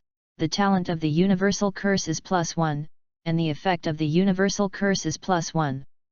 Your outstanding performance in the spell class let the professor of the spell class, Flitwick Filius, added points to your college, the general spell talent +1, the general spell effect +1. 2 consecutive system prompts stunned Lin. Turns out to be more than just praise. Adding points to your academy can also improve your magic talent. You can sit down, Mr. Belloc. It is worthy of Professor Flitwick's urging sound. Only then did Lin come back to his senses and sat back in his seat. After the huge surprise, he quickly calmed down. The improvement of magic talent cannot be so easy. After all, the total limit is only 10. If 1 compliment and 1 bonus point can get a little, wouldn't he be able to become a magic all-rounder within a month of school? Sure enough, Lin's guess was not wrong. After Professor Flitwick began to officially teach them the levitating charm, Lin once again got his attention with his outstanding performance and praised him again. But this time the system did not sound the sound of increasing magic talent. This also proves that the praise and bonus points of each professor are actually one-off, which means that he can only earn at most 2 points of talent from the professors of various courses. Chapter 22, History of Magic and Potions. The history of magic itself is not boring. What's boring is just the way Professor Binns lectures. He is probably too old. It is said that when Hogwarts was just established and he was still alive, the class was still lively and interesting.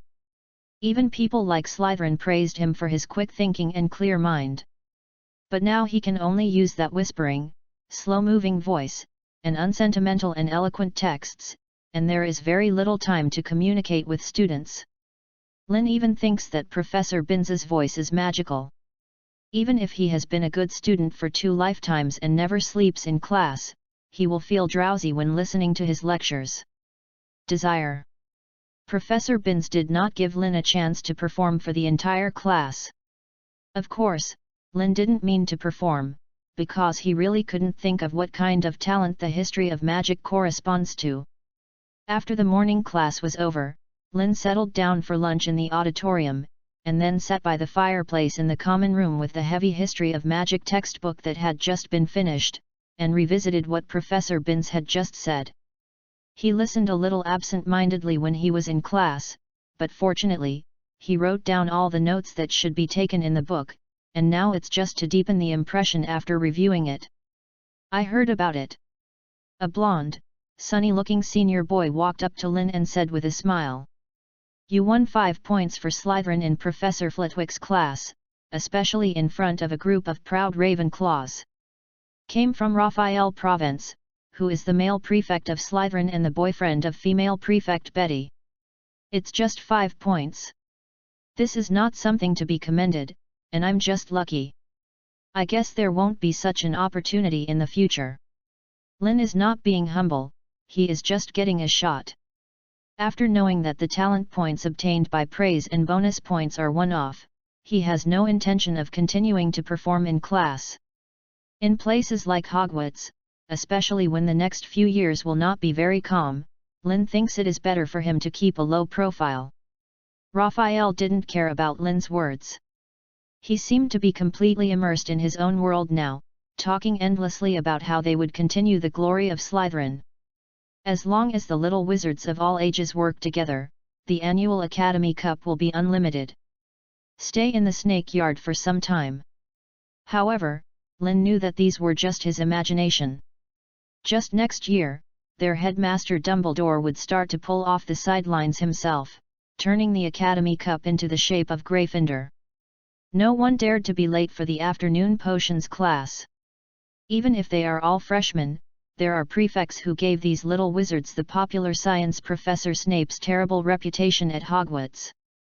No one was stupid when he had already provoked a good-tempered professor in the morning. I will stroke the tiger's beard again.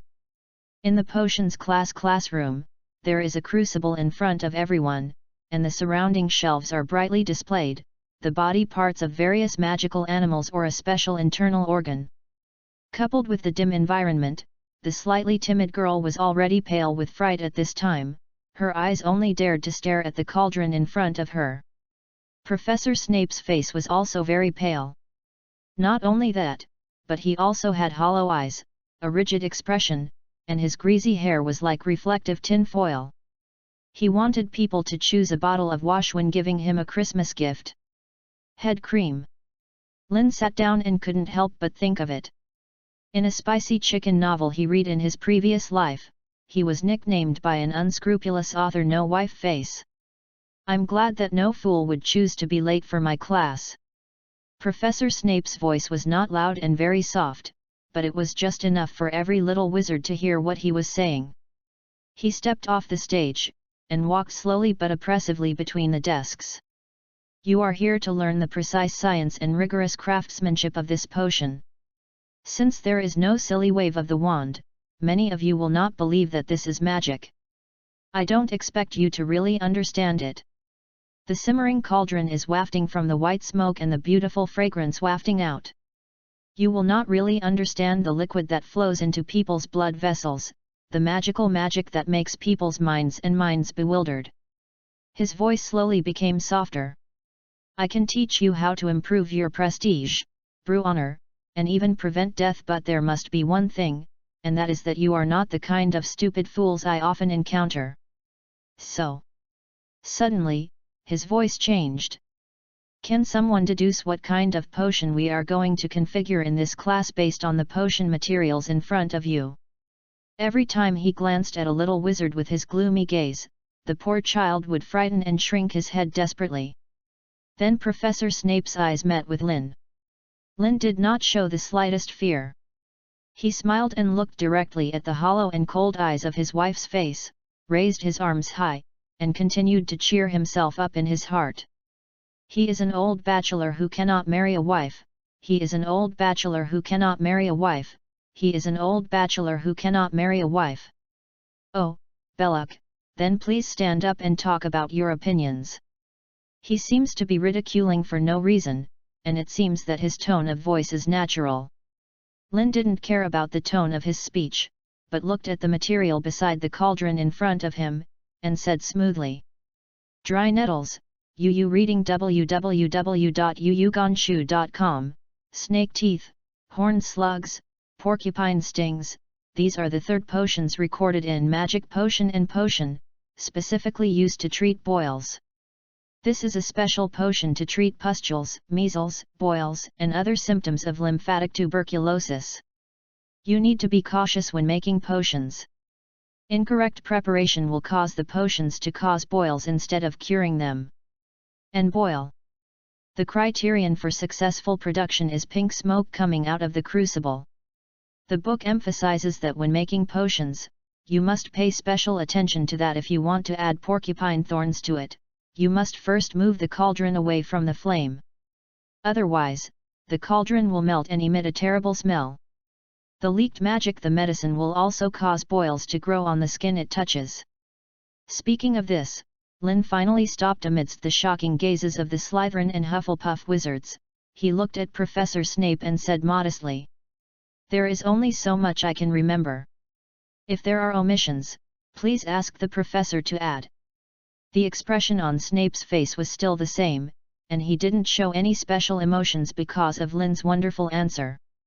"Humph, I hope your specific operations can be like your theoretical knowledge." Snape walked back to the podium blankly, and said lukewarmly. Slytherin gets 10 points. Your outstanding performance in the potions class made the potions class professor, Snape Severus added points to your academy, potion talent +1, potion effect +1. The system prompt sounded only once, but Lynn was not very surprised. He had long guessed that Snape would be the kind of person who was willing to give his academy extra points but was not willing to praise. The typical Slytherin is dead arrogant. So he was ready to fight a protracted battle with him in the potions class. Chapter 23, Transfiguration and Herbs. The first day at Hogwarts was so busy and fulfilling. Approaching dusk, Lynn smoothly completed the assignments assigned by the professors of today's 3 courses in the library.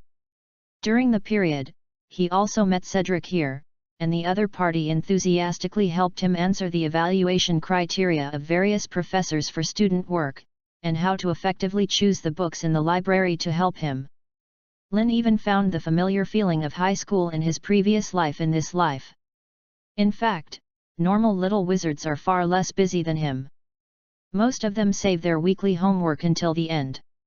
The free time will be used to play wizard chess, play in the castle corridors, or play adventure games in the castle. In the end, I only remembered my homework when the weekend was approaching, and then hurriedly borrowed someone who had already completed it to copy it, or just deal with it and finish it quickly. Be a bet that a professor won't bother myself because of this. But unfortunately, the gambling luck of these little wizards is not very good, and they often lose 9 out of 10. After all, Lynn has the soul of an adult. If he let him play with a group of bear children heartlessly and happily, it would be difficult for a strong man. After finishing lunch in the auditorium, Lynn returned to the Slytherin lounge. In the bedroom, the 3 other people besides him seemed to get along pretty well. The other 2 boys were named Mark Oliva and Michelle Camilleri. They were playing wizard chess, while Hubert seemed to be loudly instructing the weaker side how to take the next step. After Lynn entered the door, their originally cheerful atmosphere was like a cat suddenly came to a rat party, and the happiness suddenly disappeared. Hubert's gaze at Lynn was still dodging. The 2 boys who were playing wizard chess also looked very uncomfortable. They lost their judgment on the next move of the chess pieces, causing a group of chess pieces on the board to keep urging. Lynn squinted his eyes. He was active. He saw this scene when he returned to the dormitory. His 10 years of living in school in his previous life let him know that just before he came back, Hubert and the 3 of them were talking behind their backs. His bad words. And obviously, he has been isolated by the other 3 people in the same bedroom. It's not surprising that they can establish friendship so quickly, and they share the same hatred. First of all, Lynn and them are not the same kind of people. Except for him, more than half of the freshmen at this level are from the pure-blood wizard family, and the rest are also from the parents of at least 1/2 of the wizard, their camp. And Lynn's natural opposition. In addition, after the conflict yesterday, no matter how the conflict was caused at the beginning, Hubert eventually became a weaker party, which easily aroused sympathy from bystanders. And today Lynn barely had any contact with them, but Hubert was mixed with them all day. Therefore, all of this is a matter of course. But Lynn didn't care at all, it was just because of him. He didn't want to have anything to do with these bear kids. It would be better for everyone to draw a clear line in the future. Of course, he did not naively think that after experiencing the lesson last night, Hubert would be convinced and would never trouble himself again. Judging from the experience of Lynn too as a human being, he would at least need to go through similar things. Only by doing the same lessons twice as yesterday can we truly be honest. The pace of life at Hogwarts is very relaxed, and Lynn has time to train him. Good evening. Lynn smiled and greeted him kindly with the roommates who had been drifting away from him. The 3 of them looked at him nervously, squirming their lips, but made no sound. Lynn didn't think they would have any response, and leisurely put the things away, then sat on his desk and turned over the deformed textbook. Isolate this kind of thing, only you don't feel embarrassed and cramped, so uncomfortable is the isolated person. Lin's role at the moment is just such a role that makes Hubert and the others uncomfortable. No words for a night. In the Metamorphosis class the next morning, Lin came to the Metamorphosis classroom early. The moment he stepped on the threshold of the classroom, his body suddenly stiffened. My, Professor McGonagall. Looking at the tabby cat sitting upright on the podium, Lin suddenly recalled the embarrassing scene, and his words became stammers. Professor McGonagall nodded slightly and watched him silently. Lin immediately understood what she meant, and honestly found a seat in the classroom, and then quietly waited for class. Obviously, Professor McGonagall is going to give those freshmen a big surprise. This class was closed by Slytherin and Hufflepuff together. After yesterday, the little wizards didn't dare to be late, and all came to the classroom on time before the class. The cat on the podium attracted a lot of people's attention, but because there was also a Mrs. Loris in Hogwarts, everyone did not show any surprises. Until the cat suddenly became alive and became Professor McGonagall, almost all the little wizards who saw this scene exclaimed. As Cedric said in the morning, the content of the first class taught by Professor McGonagall to freshmen every year is the same. Turn a match into a needle. Lin's talent for polymorphism is not much higher than that of other little wizards. The initial value is only 2. After a bonus point from the system, there are now 3 points. The efficiency of learning polymorphism is not high. But the talent is not enough to make up for it with diligence. As long as the basic transformation technique is not a dumb artillery, you can definitely learn it by practicing several times. What's more, Lin's talent is slightly higher than that of ordinary people.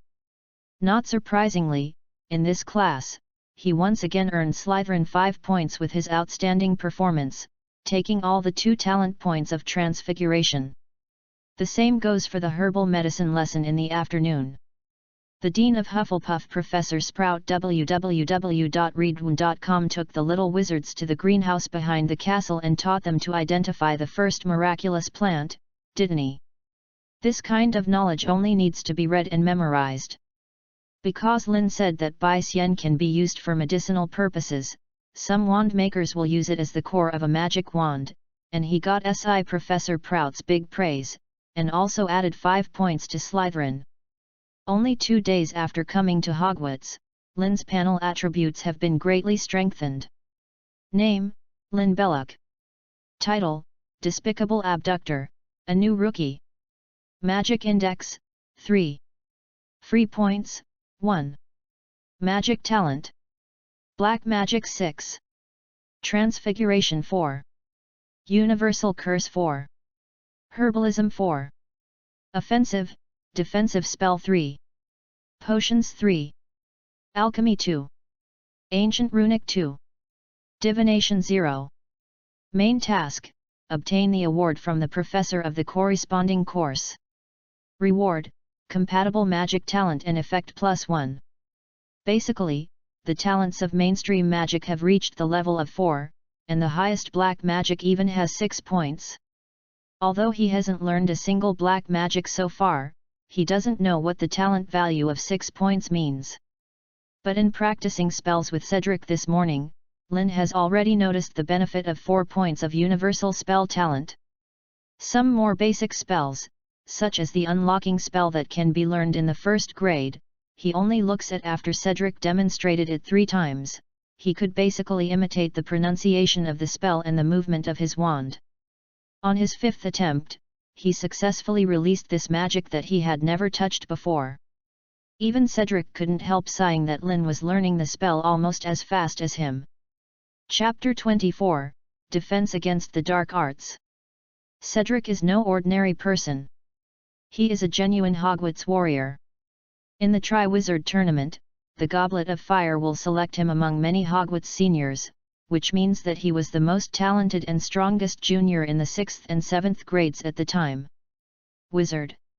According to Lin's speculation, Cedric's mainstream magic talents should all be around 5 points, of which polymorphism is the most, almost similar to his dark magic talents, with 6 points.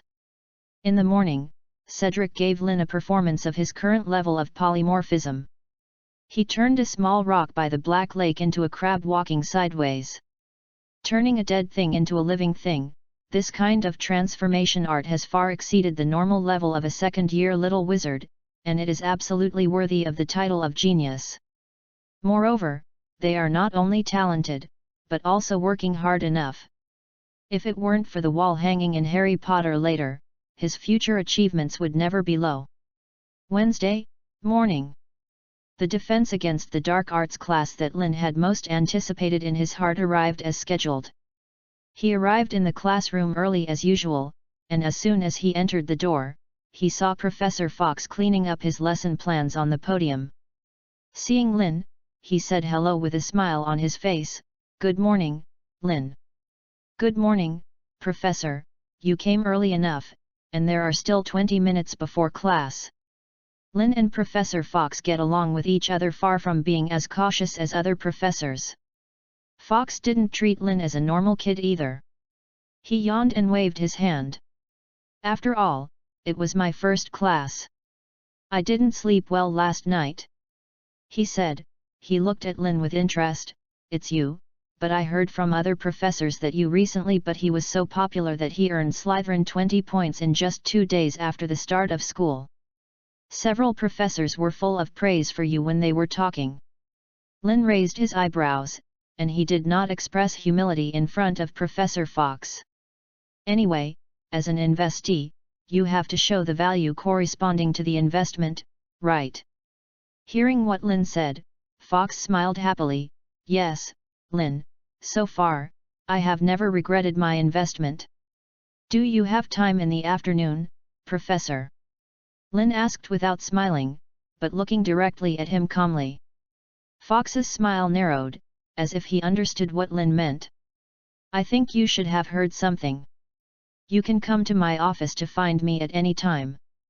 I am always there. It just so happens that I have something similar to find you." Little wizards have gradually come to the classroom. After Lynn and Professor Fox get better, he sits quietly and waits for the class to start. I believe that after 2 days of study, especially in the classes of Professor Flitwick and Professor McGonagall, you generally have a clear impression of magic. Professor Fox's opening remarks did not directly address the subject of his class. No matter how bizarre, rare, and weird the wizard's magic is, it can't escape 2 major categories: spells and metamorphoses. So these 2 courses can be said to be Hogwarts basic courses, except for other courses. It's just teaching you how to recognize, control and make non-witcher magical items and creatures, such as potions, herbal medicine, astronomy, etc. What about the defense against the dark arts class we are taking now? Professor Fox didn't look as serious as Professor McGonagall in class. He smiled and answered his own questions. In fact, the defense against the dark arts class does not have its own class category in essence. The things it teaches can be completely dispersed and distributed to various subjects. Defense against the dark arts, just like the name of the course, as long as it can defend against the dark arts, including the curse, transfiguration spells, but not limited to these 2 types of potions, herbs, magical animals, etc., are all within the scope of our course. Therefore, the defense against the dark arts class requires a very high level of the professor's own abilities. Even if he is not an all-rounder who is proficient in all kinds of magic, he must have a very high level of research on spells and polymorphism. The little wizard in the classroom laughed, and Professor Fox's remarks were suspected of boasting. Lynn's old profession is a teacher, and he can see that Professor Fox intends to do this, because many students have opinions on him, so he must enliven the classroom atmosphere. And obviously, the effect he wanted was achieved. At the same time, it is the same for you. To get a better evaluation in the final exam, you need a lot of work for this course. He clapped his hands and straightened his waist. Well, we are about to start the formal class now. First of all, the first thing you need to do is, close your textbooks. Professor Fox was obviously a little unusual. He walked down from the podium and folded his hands in front of him. Before the specific teaching, I want to ask you a question. If one day, someone of you suddenly encounters a dark wizard, or some kind of dangerous magic creature, at this time, the first thing you need to do, what is it? Lin and the others took this class together with Gryffindor. As far as the relationship between the two colleges is concerned, it can be said to be the worst among the 4 colleges. Many young lions are fighting secretly and want to suppress Lin's limelight in this class. Therefore, as soon as Professor Fox's words fell, several Gryffindors raised their hands. Professor Fox called out a Gryffindor. The Gryffindor from UU reading www.uugonshu.com looked very proud after he stood up, and he glanced at Lin intentionally or unintentionally. Lin suddenly became speechless. Even if he was not treated by his roommates in his college, a bunch of freshmen in Gryffindor actually had opinions on him. Fight him head on. The Gryffindor boy said loudly, as if showing his bravery, knock him down with a spell. A smile appeared on Fox's face, and instead of immediately commenting on his answer, he asked, "Then what kind of spell are you going to use to defeat him?" The boys blushed. They had just learned magic for 2 days, and they hadn't even mastered the simplest floating spell. How could there be any attack magic? Professor Fox saw that he was speechless for a long time, so he waved his hand to sit down. No one in the classroom was raising their hands, and even Lin was listening quietly.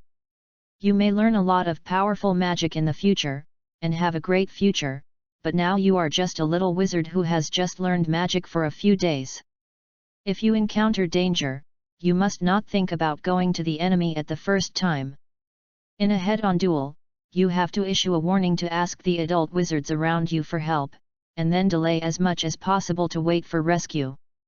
So our first defense against the dark arts class is to learn how to use warning magic, and the prerequisite for learning this magic is to require you to use the wand lighting spell first. Professor Fox returned to the podium and raised his wand. I'll give you a demonstration first. Its spell is, Lumos, fluorescent blinking, dot. The magic wand lighting spell is simple, but it also requires concentration. Be careful not to accidentally ignite the wand, as this may cause permanent damage. See Boat said. Set the bowl, ask for votes. Chapter 25, Snot Curse. Professor Fox's first lecture was very effective. At least, when class was over, Lin saw that the little wizards had smiles on their faces. Lin also got extra points in this class as he wished. Because he was one of the freshmen of the 2 academies who successfully released the magic wand light. Wednesday's class is relatively easy. Except for the defense against the dark arts class in the morning, only the evening astronomy class is left. There is a large period of time in the middle, which can be at the disposal of the little wizards. Lin did not spend this free time in the library as usual, but came to the lawn by the Black Lake with the textbook Black Magic, a guide to self-defense for the defense against the dark arts class. It's still school time, and there is no one here. Lin opened the textbook and at the same time wore one of his only 2 titles, a rookie newly enrolled. Although the name of this title is not good, but the effect feels extraordinary and easy to use. It can increase the learning efficiency of basic spells by 3 times, allowing Lin to quickly learn and use many spells in lower grades. It is not suitable for use in crowded places, especially in the Slytherin common room.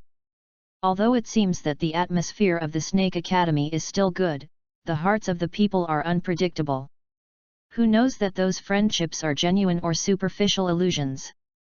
Lin didn't want to test other people's attitudes toward him, even the kindness that he showed specifically was better than tearing his face. So he specially found a place where there were no people, put on this title, and practiced magic alone. Only this kind of progress visible to the naked eye can make Lin feel a little more at ease living in this unsafe place in the magical world. The effect of the title is great. After Lin wore it, he immediately felt that his thinking became abnormally active, and at the same time, the brain's control over the body had never been stronger. He looked at the curse recorded in the textbook, the snot curse, a curse that can make the victim runny. There is basically no offensive power, but it is disgusting enough. Lin waved his wand according to the description in the book, and whispered the spell to a frog by the lake, Mucusad nauseam, Lu Si is more than just, ... However, everything happened. But Lin was not at all discouraged, because the moment he chanted the spell, he felt that his casting was impossible. The extremely clear brain was telling him that his wand movement should be faster, and the pronunciation of the spell was not accurate enough. So Lin used the snot curse again on the frog, who didn't realize that he had become a guinea pig. Mucusad nauseam, Lu Si is more than just, ... A bright green light beam came out of Lin's wand and hit the frog in a daze on the shore with precision. Suddenly, the frog was taken aback, croaked, and jumped into the lake twice. Lin laughed silently. It was obvious that his spell was successful. The frog did not have a runny nose because it did not have a function of a runny nose. If the spell hit a person just now, then it will do what it should. There are effects. Before dinner started at noon, Lin stayed next to the Black Lake to practice various spells. The feeling of constantly enriching himself was very addictive. In just half a morning, he learned the 3 spells recorded in the Defense Against the Dark Arts textbook, the Snot Curse, the Repelling Curse and the Smoke Curse. These spells are not powerful magic, but in some specific situations they have unexpected effects. There is no food in the UK. Lin actually agrees with this sentence, but in Europe, the exchange between countries is very strong, and the cultural barriers are quite vague, especially in the area of food. British salted fish is not good, but French food still tastes very good. Lin really liked the craftsmanship of the house elves in Hogwarts, and the taste of lunch was very much to his taste. Just as he was having lunch, Prefect Betty sat next to him. "Hi, Lin, are you free in the afternoon? Professor Snape needs someone to help with some potion materials. Students of other ages have classes in the afternoon." Lin shook his head. "Sorry, I have an appointment with someone this afternoon." Betty frowned slightly. "Can I take the liberty to ask who it is?" "Professor Fox." Lin didn't mean to conceal it. In the future, he estimated that he would go to the library area to borrow books under the name of Professor Fox.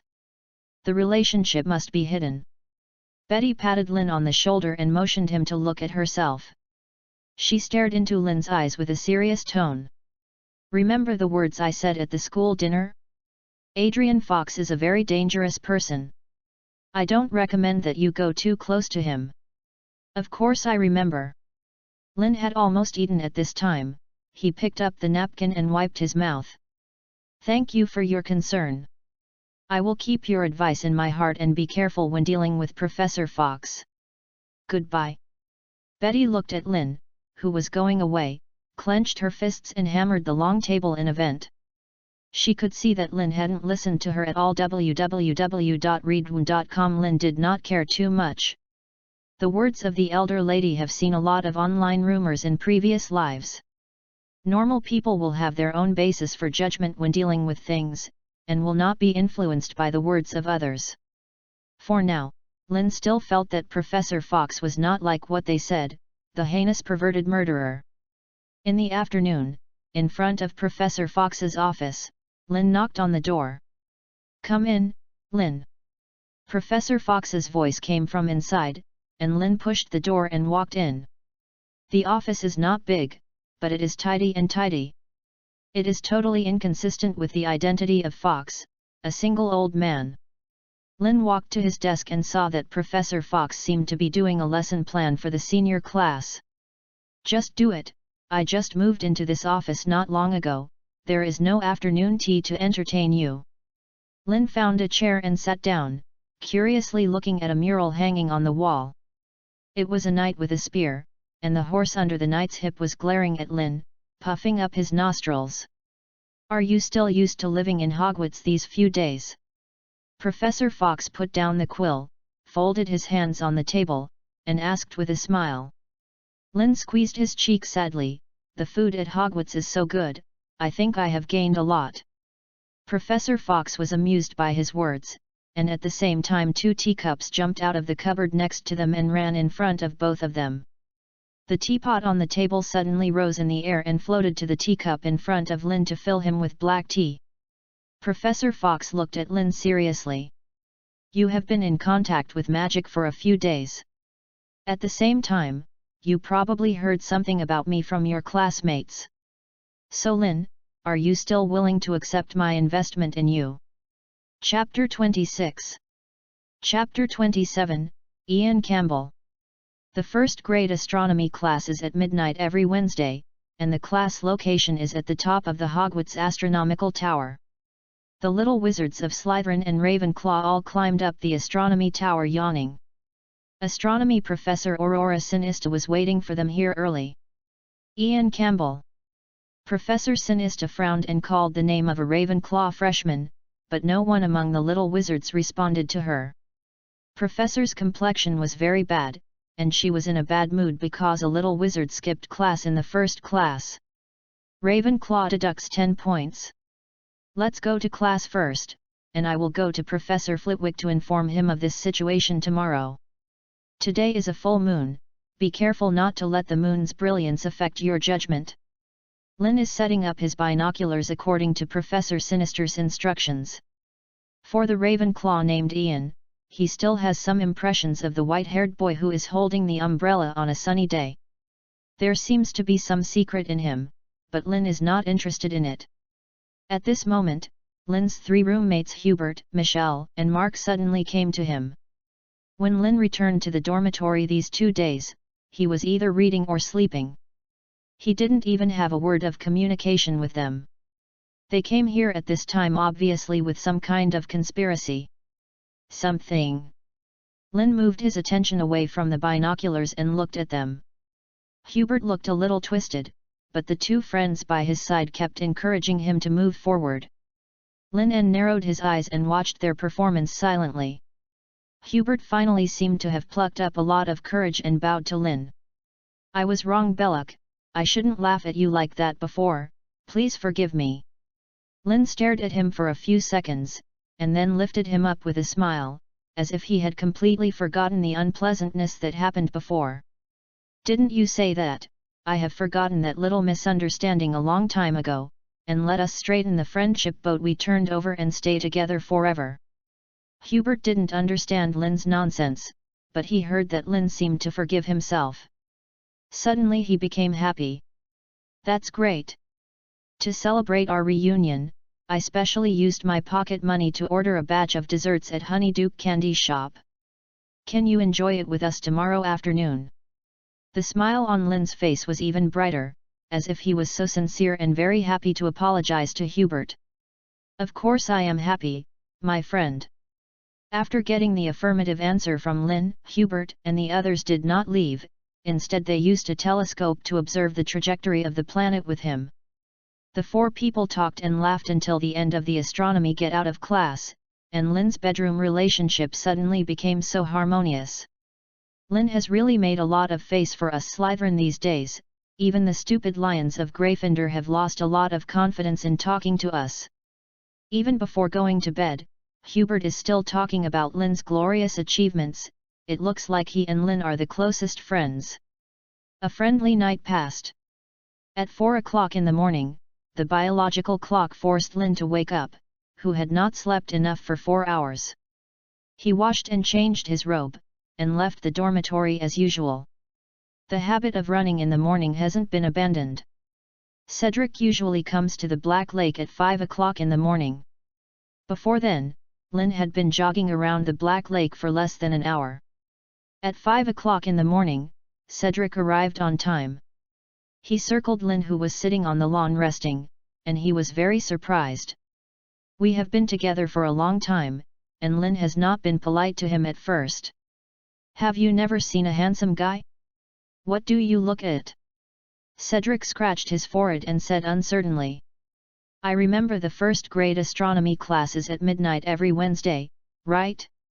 Why do you still get up so early today? Lynn was also a little slouched. I got used to this point every day. Anyway, there is no class in the morning, so I will go back to catch up after a while. Speaking of this, Lin seemed to have thought of something suddenly, and he was energetic. Can you curse? Cedric wondered why Lin would suddenly ask this. He drew out his wand. Many little wizards in Hogwarts will have a few evil spells. After all, in some cases, these spells are actually useful. Wibbly, soft legs and soft feet. Said, he demonstratively used a curse on the frog on the lakeside. After the poor frog was cursed, he immediately stuck to the ground softly, screaming weakly. Lin recognized that he used the soft leg curse, which was also recorded in the Book of Evil Words given to him by Professor Fox yesterday. At the same time, the tongue and throat he used against Hubert on the first night of school was the same. The scope of the evil spell is recorded in it. Then we will practice this today. Lin took out his wand and determined the goal. Why do you suddenly want to learn evil curses? Cedric thought of the reason. Yes, you are a Slytherin. Basically, both Slytherin and Gryffindor have a soft spot for these evil curses. Why is this again? Lin raised his eyebrows. Cedric explained, because your two academies often fight in groups, the curse will bother the other side without causing too serious consequences. Lin was speechless about this. In the eyes of the little wizards in the other two colleges, Slytherin and Gryffindor were two gangsters. This morning, Lin can be regarded as seeing his talent in black magic. The black magic is essentially a magic spell related to black magic. Almost Cedric just demonstrated the evil spell he knows, and it's the first time you can use it successfully. www.readaloud.com. Cedric only has 3 evil spells in total, all of which Lin can learn in a morning, and can still apply them proficiently. Which made him feel the frustration of a long absence. Well, I admit, you are the fastest little wizard I have ever seen to learn spells. Lin didn't think he was complimenting himself at all. How many little wizards have you seen in total? I might be excited if you want this sentence to come out of Professor Dumbledore's mouth. Just as Lin and Cedric were talking about the lake, not far away, a boy dangling along the lake. They all saw the boy's appearance, with conspicuous silver hair, scary white skin, and his robes were a bit tattered, looking very embarrassed. Lin recognized the boy. He escaped from Professor Sinister's astronomy class last night. He was a freshman in Ravenclaw and his name was Ian Campbell. Ian staggered past them, as if he hadn't seen them at all. Cedric frowned and wanted to step forward, but Lin grabbed his arm. He looks like he needs help. Cedric looked at Lin. Lin shook his head and said, the way he is now may involve his privacy, and it seems that he doesn't want us to help him. Hearing Lin's words, Cedric hesitated for a moment, but finally did not insist. Ian finally limped into the castle and disappeared from their sight. Well, let's do this today, it's time for breakfast now. Lin and Cedric put away their wands together, just when they first entered the castle. A sharp scream suddenly sounded in Hogwarts. Chapter 28, Assault. Lin and Cedric heard the harsh scream. They glanced at each other. Under the ground. Lin said quickly. The two did not stop, and ran quickly to the place where the sound was heard. There was a girl in a Slytherin robe sitting there. She trembled as if she was frightened and looked at the corner of the corridor with a pale face. There was a little wizard lying there, quietly, as if dead. Lin and Cedric were the first 2 people to come to the scene. They completed the division of labor in 2 seconds. Cedric stayed in place to appease the frightened girl. Lin walked to the corpse and looked at it. Is there any help? After seeing the front of the man lying on the ground, Lin's pupils suddenly shrank. He knew people, and it was his who pretended to apologize to him yesterday and his good roommate Hubert McLean. Although he was lying on the ground motionless, he seemed to be alive, his chest was undulating, and his eyes were open. However, his eyes were dead grey, without the slightest expression. His appearance looked no different from a dead person. What's the matter with Lin? Cedric couldn't help but asked anxiously after seeing where Lynn was for a long time. Lynn did not touch Hubert's body without authorization. Some curses in the magical world are very evil, and a little carelessness may cause trouble. This situation is not something we can solve, we have to wait for the professors to come over. Lynn stepped back to Cedric's side and wanted to ask if the Slytherin girl knew something. But the poor girl hasn't recovered until now, sobbing quietly with her head in her knees. It's getting late now, and many little wizards who are going to the auditorium to have breakfast are attracted by the scream, including the 2 prefects of Slytherin. Betty came to Lynn's side. What happened to McLean? I also came here listening to the sound. I don't know what happened. Lynn shook his head. The little wizards got together more and soon the first professor arrived. Is Professor McGonagall? Disperse. Disperse everything for me. Those who have classes are ready to go to class. Do you want your college to be deducted points? This place has been surrounded by little wizards, and Professor McGonagall had to expel them first. When Professor McGonagall squeezed into the scene, she was stunned when she saw Hubert's appearance, and then her face quickly became pale, and her voice trembled and shouted. What are you doing in a daze? Send him to the school hospital for Madame Pomfrey to see. Slytherin's male prefect Raphael and female prefect Judy, together, immediately raised Hubert's 2 arms and helped him to the school hospital. Professor McGonagall looked at the group of little wizards who were still in place, and asked with an ugly face. Who was the first to find him? Everyone gathered their eyes on Lynn and Cedric, and Lynn had to stand up and explain. Professor, this girl should be the first person to find him. Cedric and I found him based on her voice. Presumably because the professor was present, the girl also recovered, but she stammered that she had just come out from the Slytherin lounge to go to the auditorium for breakfast, and then she ran into lying there. Hubert, who was on the ground, could not provide any useful information. The whole thing is boring, Professor McGonagall can't investigate what is the reason, she can only speak to the group of little wizards who remain. Hubert will be fine, I will investigate this matter clearly, everyone is gone now. Professor McGonagall is the second most prestigious person in Hogwarts besides Principal Dumbledore. The little wizards did not dare to disobey her orders and left the scene one after another. Lynn and Cedric also walked towards the auditorium. That person seems to be your roommate? Cedric asked. Lynn nodded, yes, he should have been attacked in that way, and his condition doesn't look good. Cedric frowned, your relationship is not good. He thinks that my background insults the Slytherin Academy. Lynn shrugged, and without any evasiveness, he directly explained the contradiction between them.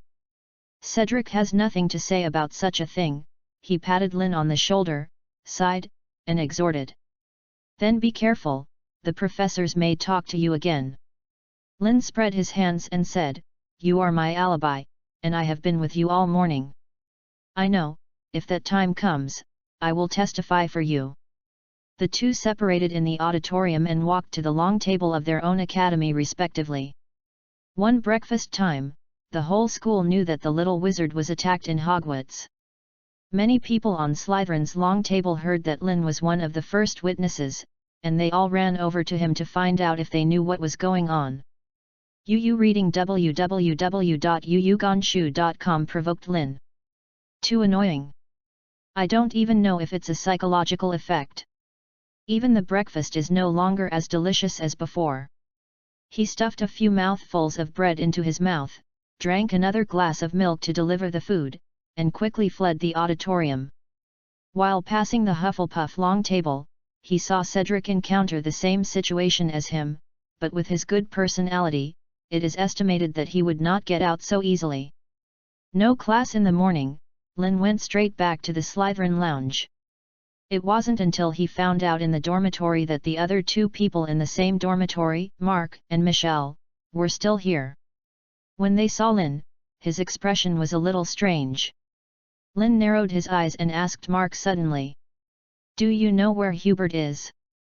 Mark looked a little nervous and stammered in reply. He went to the owl shed and borrowed the owl mail to buy dessert money. Compared to Mark, Michelle's acting skills are much better. We will be able to enjoy those delicious desserts in the afternoon.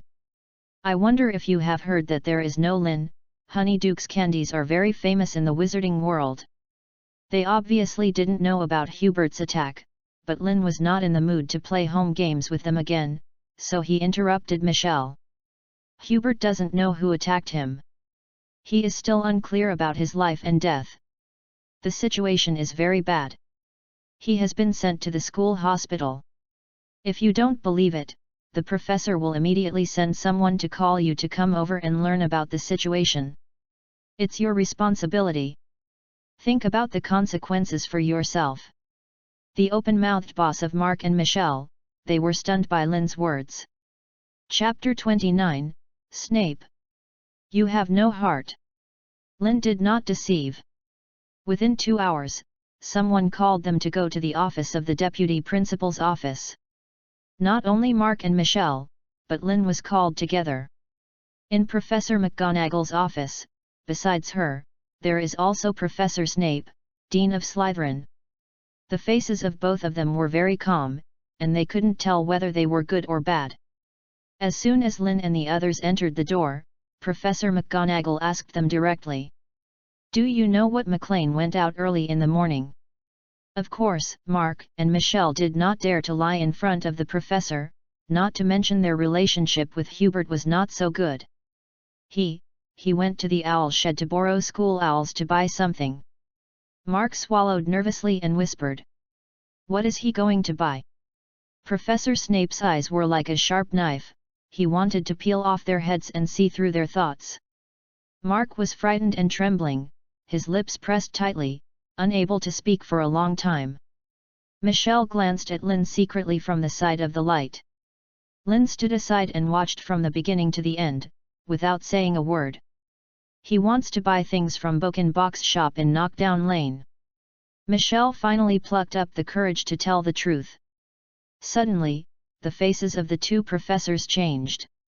They know very well that Knockdown Alley is a place, and what Book and Box shop usually sells. Make it clear. What is he going to buy? Professor McGonagall's voice even became a little sharp, as if he was angry to the extreme. In such a situation, Michelle completely sold Hubert. He was like pouring beans, telling all the plans they had conspired before. He wants to buy Essence of Insanity. Michelle exclaimed, he thinks that someone like Lynn would enter Slytherin is an insult to all Slytherin wizards. He wants us to cooperate with him and pretend to be reconciled with Lynn, and then by asking him to eat as an excuse for dessert, add crazy vegetarian food to what he eats. After Michelle spit out the 3 words of crazy vegetarian, Snape's face became as black as the bottom of a pot. How dare he do this? Snape's voice was somber as if he could freeze people to death. He is a potion master himself, of course he knows what kind of potion crazy element is. This potion is listed as a banned drug by the Ministry of Magic because it looks very similar to a blessing potion and looks very harmless. But after drinking it, it can make people deranged and become like a lunatic. Although this effect is not permanent, it is also cast aside by countless wizards. It is a potion banned by the Ministry of Magic. Now his students wanted to use this potion to trick their classmates, which made Snape feel like his lungs were going to blow up. Professor McGonagall now looks like an angry lioness. She stared coldly at Mark and Michelle, who had lowered their heads and dared not look at her, and made a sentence against them. Slytherin deducts 50 points. You two. Go to Filch every night for me from today, and be locked up for a month. No. It's 2 months. Snape couldn't help but twitched, but in the end he didn't say anything, acquiescing to Professor McGonagall's punishment. The matter is not over here yet. Professor McGonagall, they have not forgotten, and they called Lynn what their purpose is. Snape turned his gaze to Lynn, who had been reassuringly acting as the victim and had not spoken. Belloc, did you know these plans before? In the office, including Mark and Michelle, their attention is again focused on Lynn. Lynn blinked and said innocently, How could I know that, Professor? They suddenly came to me to reconcile yesterday, and I was happy for a while. While speaking, Lin secretly put on himself the title, New Enrollment Rookie. Newly enrolled rookie, when the title is worn, the students who think that their status is higher than you will subconsciously make things difficult for you. 2. Teachers care about you twice. 3. When learning basic magic knowledge, your learning efficiency will increase 3 times. Note 1. The effect of this title will only take effect when worn. Note 2. This title will disappear when you enter the 2nd grade. At the same time, Lin's acting skills are enough to throw Mark and the others. His eye circles were a little red, and tears seemed to swirl in his eye sockets, but he was stubborn and didn't want to fall. I have always wanted to be friends with them. I know they look down on me because of my origin, but I think this can be changed. As long as you treat each other sincerely, everyone will become friends in the future, right? Yesterday I thought they could finally accept me. But unexpectedly, they. Lin pursed his lips, as if trying to hold himself back from crying. The aggrieved appearance is probably even ashamed of Doi. Mark and Michelle's jaws are about to fall. You weren't the one who punched Hubert on the wall that day? Professor McGonagall's heart melted as he listened. She knew that Lin was an orphan. www.readaloud.com. It was not easy to live alone, and she was the one who went to the faculty visit at the time. From another perspective, she brought Lin into Hogwarts. As a result, after I came to Hogwarts, I would still be discriminated against and bullied by people in my dormitory. Professor McGonagall now feels that he is a very incompetent teacher. The anger and seriousness on her face slowly melted, and she said in a gentle and apologetic voice, "Sorry, Belloc, it is our dereliction of duty to be a professor." Mark and Michelle's jaws were shocked again. How could they have seen Professor McGonagall like this before? However, Snape interrupted her. "Wait, McGonagall, I haven't finished asking my question yet." Snape's eyes were still cold, as if he hadn't been affected by Lin's acting skills and title. "I learned that you actually left the lounge this morning before Hubert went out, and you arrived at the scene very quickly until Hubert had an accident. Can you tell me where you have been during this period of time?" Belloc. Looking at Snape's wifeless face, Lin couldn't help but complain in his heart. "Snape, you have no heart." However, although Snape was not affected, Lin was not afraid of his problems, because Hubert's attack did not have anything to do with him. "I have the habit of running in the morning every morning, and since I started at Hogwarts, I am very fond of magic. Senior clerk can testify for me, he is practicing the spell with me this morning." Through the portrait of Professor McGonagall's office, Lin's witness Cedric was quickly called here. Chapter 30, Gift for You. "Professor, I can take responsibility for what I say. From the beginning of school to the present, Lin will practice spells with me by the Black Lake every morning, including today is no exception. He never left my sight, even when he found Mike. We both went there together when Ryan." Cedric's testimony is highly credible in the hearts of the professors. His grades have always occupied the first place in the same grade, and he is a typical Hufflepuff with integrity, honesty, and trustworthiness. When things came to this, it basically had nothing to do with Lin. Professor McGonagall allowed them to leave. However, Lin deliberately stayed at the end, waiting for Michelle and the others to go out. He showed some preparations, as if he had something to say to the 2 professors. "Belloc, is there anything else you want to say?" Professor McGonagall saw his intentions and said. Lin said embarrassingly, "Professor, can I move out of my current dormitory to live alone?" Snape did not speak, and Professor McGonagall asked, "Why?" "I'm scared." Lin's eyes were full of timidity, although they did not succeed this time, but who knows if there will be another time. "I dare not live with them." Professor McGonagall didn't seem to want to agree to Lin's request. She patiently persuaded. "Don't worry, Belloc, this is Hogwarts. A group of professors are protecting you. This is just an accident." I promise they will never do anything like this again. But Professor, no one can stare at them all the time. Lin's words silenced Professor McGonagall. He was right. The conflict between ordinary children could kill people, not to mention a group of little wizards who are not afraid of fear. But Professor McGonagall still doesn't want Lin to live alone, because she feels that this is not good for Lin's growth and will only make him withdrawn and uncomfortable. I agree. I will notify Raphael, the male prefect, to let him take you to a new dormitory where you will live alone in the future. Snape, who had not spoken all the time, suddenly agreed to Lin's request at this moment. Professor McGonagall couldn't help but frown. Severus, this is not compliant, and a student was attacked just now. It is not safe for him to live alone. Snape did not give Professor McGonagall a reason, but said nonchalantly, he is a student in my college, and I have the right to arrange it. Lin was very surprised and bowed to Professor Snape. Thank you, Professor Snape. Snape nodded, indicating that he could leave. Lin came out respectfully from the vice principal's office and closed the door at the same time. He walked down the hallway, preparing to go back to the Slytherin lounge. All the disguised expressions on his face disappeared, and finally a smile appeared. In fact, he had already expected it, including in the end it was not Professor McGonagall, but Professor Snape who agreed to his request. From the beginning of his use of the title, it was to lay the foundation for the request to move in to live alone in the dormitory where he appeared. And all the pretending to be pitiful just now is actually not for the performance of Professor McGonagall.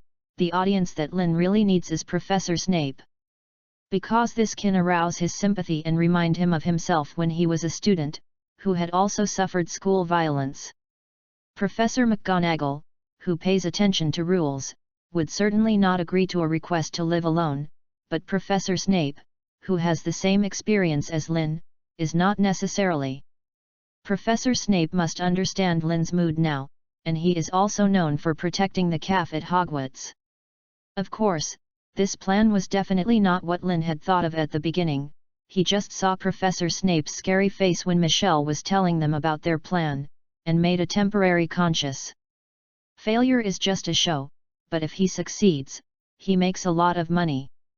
The dormitory where a person lives means that he can have more privacy, a more convenient environment for practicing the black spell, and a quieter learning atmosphere. Now, he succeeded. Lin was in a pretty good mood, and thanked Hubert in his heart by the way. If Hubert didn't want to frame him, he would have no excuse to live alone. It is a pity that the great good person did not know who was attacked by the great good person, so Lin could not personally repay his kindness.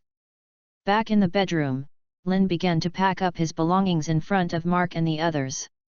The atmosphere between the three is a bit embarrassing, and the framed plan was broken before it was implemented. This made Mark and Michelle wonder what kind of posture to face Lin. What are you doing? In the end Michelle couldn't help but ask. Lin didn't seem to hate them at all, and briskly replied, I am going to change a dormitory. Professor Snape promised to let me live by myself in the future. Well, thank you for that. Michelle and Mark glanced at each other, and they were obviously happy to see Lin move out. After all, everyone's contradictions had been torn to the surface. As soon as Lin had packed all his belongings, the male prefect Raphael found him and was going to take him to his new bedroom. UU reading www.uuganshu.com. Before leaving, Lin enthusiastically bid farewell to his two roommates. Goodbye to both of you. In order to thank you for taking care of me these days, and for taking care of me, I will give you two a gift before leaving. Hearing what he said, Mark stretched out his head and asked stupidly, what is the gift? Lin did not speak, but smiled and pointed his wand at him. Roasted and hot. ×2, a kind of evil curse, which can make people grow uncomfortable bumps. Lin's new bedroom is the same size as a normal 4-person bedroom. Everything including the decoration style is the same as before, but now he lives alone. After he packed everything, he picked up the things he was going to use for class in the afternoon and went to the auditorium for lunch. As soon as Lynn came to Slytherin's long table, the prefect Miss Betty sat down beside him with a solemn expression.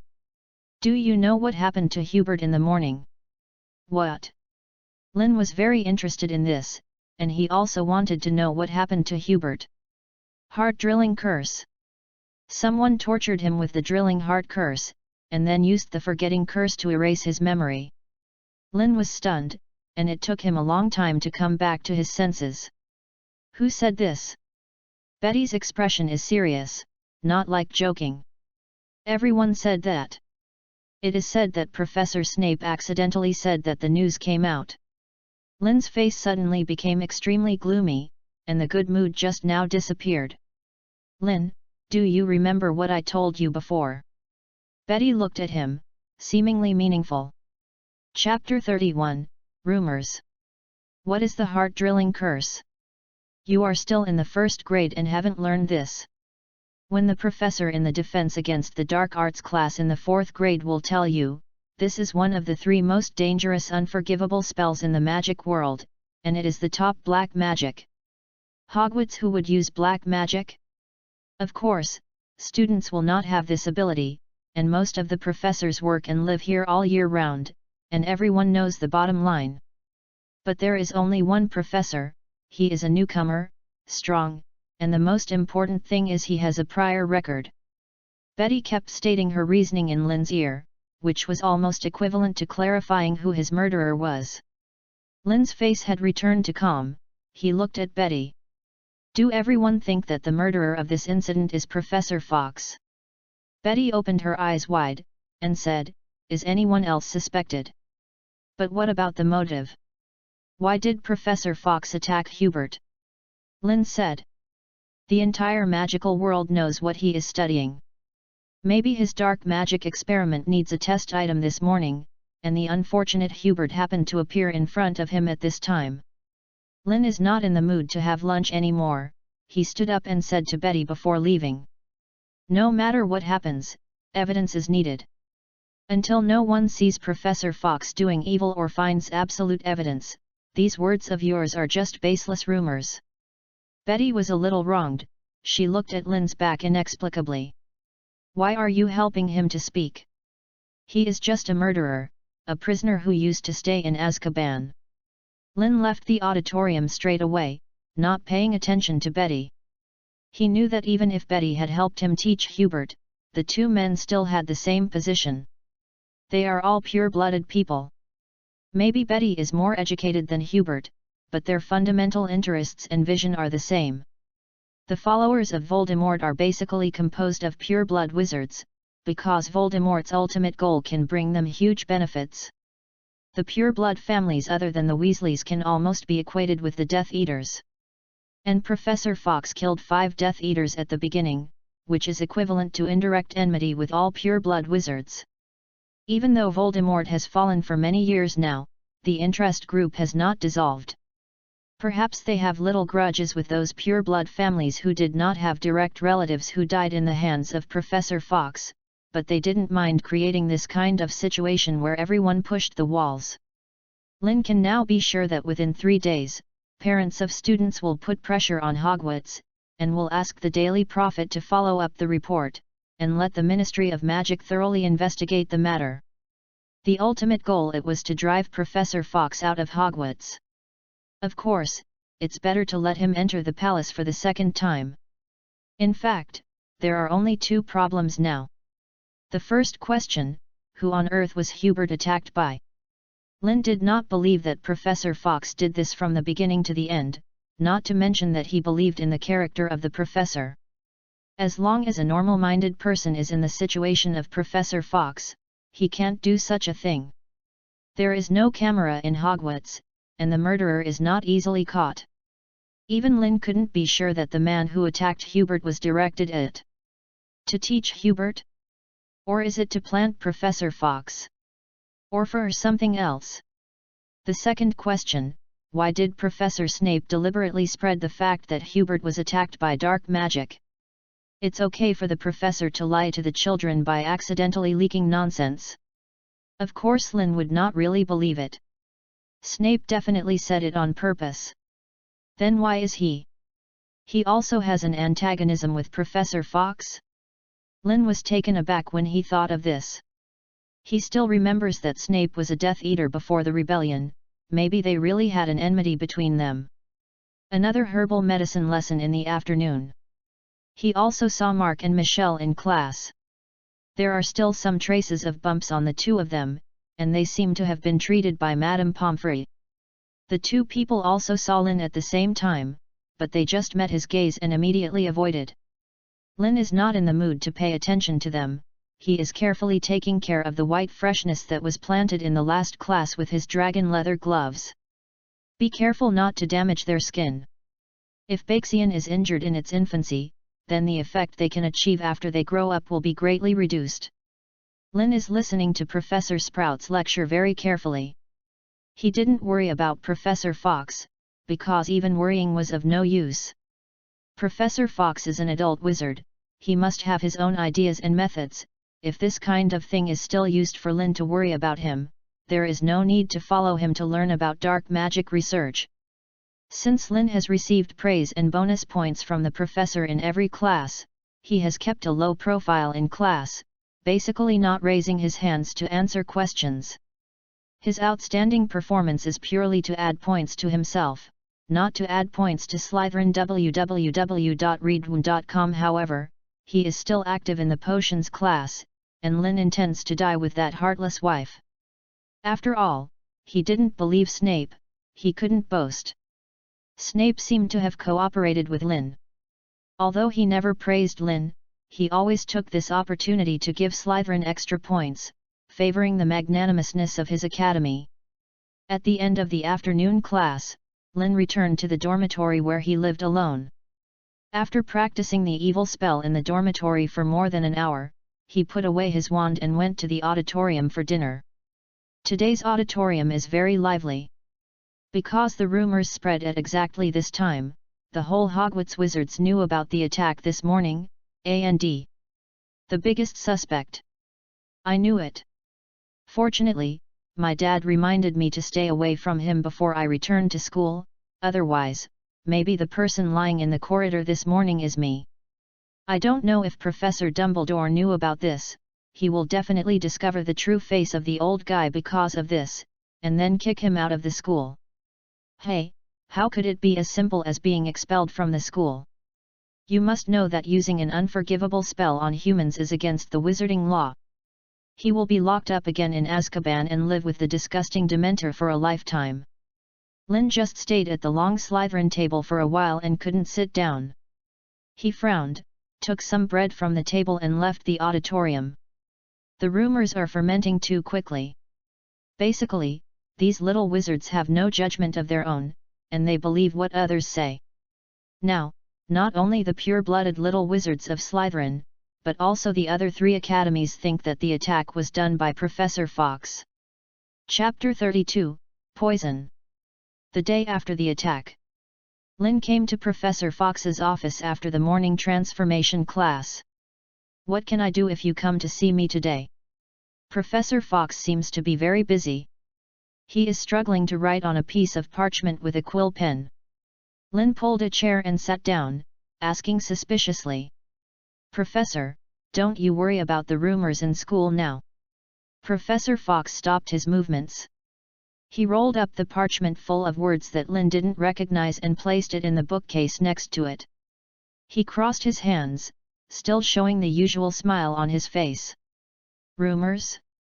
They talk about noses and eyes, and I think this is exactly what I did when I heard them. Why didn't you believe it? Everyone is saying that you made it. Lynn picked up the black tea poured from the teapot on the desk and took a sip. But I have my own judgment. I think the professor is not what they say. The smile on Fox's face became stronger, he seemed to be a little moved, and his happy eyes were almost narrowed. It's a good thing to have your own judgments, but smart people will not always be firm in their judgments. Those rumors among the students will not affect me, but you have to be careful recently. Minerva also asked me to check it out. The student's condition, the attacker's tactics, should be a veteran accustomed to black magic. The purpose of his attack this time is unknown, so the possibility of a second attack cannot be ruled out. Lin didn't mean to relax his vigilance, but he came to see Professor Fox today for one other thing besides the rumors among the students. He took the book with a pure black cover from the pocket of his robe and put it on the desk. Professor Fox expressed some doubts. What? I encountered a curse that you find difficult to master. Lin blinked. No, Professor, I have already learned the spell in this book, so I will return it to you. Professor Fox looked surprised, and his squinted eyes became round. Although the evil spells recorded in the Book of Bad Words are not spells that are difficult to learn, the difficulty of the spells is definitely higher than the spells in the first grade textbook. Counting the day he gave the book to Lin, it took only 2 days. He really couldn't believe that Lin could master the 9 evil spells in the book in such a short period of time. As he understands, Lin is not a big talker either. So Professor Fox got up from his chair, and he planned to verify it himself. After he used an iron armor curse on himself, he motioned to Lin. Then let me test your success in learning. Come on, try a withdrawal spell on me. Lin didn't act immediately, but looked at him suspiciously. Professor, your iron armor curse won't reflect my curse, will it? Professor Fox said with a dumb smile. Don't worry, the effect of the iron armor curse I released is not so strong, at most it can only cancel out your curse. Hearing him say this, Lin took up the wand in relief. Relax and vent. A bright red spell beam shot from Lin's wand and hit the iron armor curse 2 centimeters in front of Professor Fox straight. Lin's withdrawal curse dissipated completely, and Professor Fox's iron armor curse was just a slight ripple. Lin was a little dissatisfied with the effect of the curse he released. He didn't want to break the iron armor curse released by a professor, but it was too easy to resolve. But Professor Fox's eyes were full of surprises, and he nodded in praise. The pronunciation is standard, the gestures are stable and rapid, and the effect is also very good. If it weren't for me to know that you have never touched the black curse before, I would think you are a black wizard. Lin pondered what Professor Fox said, and he always felt that his praise was a bit wrong. However, Professor Fox seemed to be interested at this time. He removed the iron armor curse on himself and said to Lin. Go on, using a knockback curse at me. Lin hesitated again. He thought that Professor Fox might have just been shaken out of an internal injury, and now there is something wrong with his brain. Are you sure? Professor. Professor Fox waved his hand and said, I'm pretty sure. Come on Lin, let me feel the power of your spell. Now that he said that, Lin didn't hesitate anymore. He waved his wand and chanted the spell skillfully. Knock back at full speed. The curse hit Professor Fox's chest, he snorted, and then he couldn't stop backing a few steps, until his back touched the wall before stopping. His face was flushed, but he was very excited. I am sure again that my original choice was not wrong. Professor Fox said loudly without even thinking about taking a sigh of relief. You are a genius in the black curse. Now, Lin can finally know with certainty what level of his 7-point black magic talent is. Yu reading www.yuyugonshu.com. Can a wizard who specializes in black magic like Professor Fox be evaluated as a genius, and it should be at the top in the entire magical world? Then Professor, what should I learn next? In fact, the students at Hogwarts are really relaxed. If they don't find some magic for themselves to learn, Lin doesn't know what to do every day. Professor Fox relieved his mood. He sat back in his chair, and said after drinking the black tea in the cup. Step by step, no matter how good the talent is, you must start from the basics bit by bit. Now that you have learned all the evil spells in the Book of Evil language, then we can start practicing the poisonous spells. Hex. Lin repeated the word that Professor Fox had said. Yes, poison curse, it is also a kind of black curse. Among the 3 different levels of black curses, poison curses can cause moderate inconvenience or harm to people, which is stronger than evil curses, but better than curses.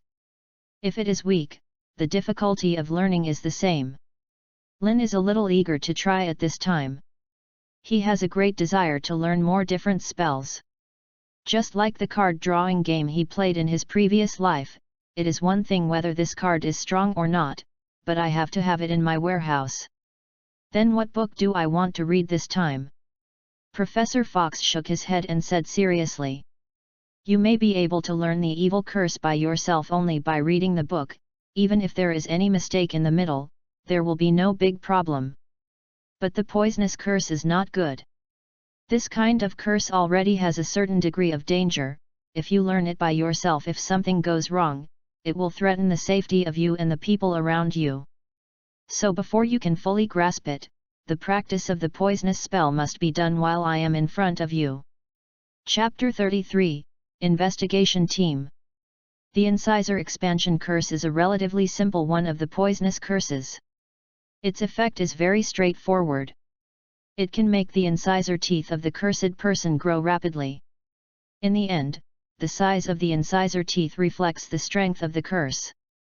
Professor Fox noticed the entanglement on Lin's face while explaining, so he stopped.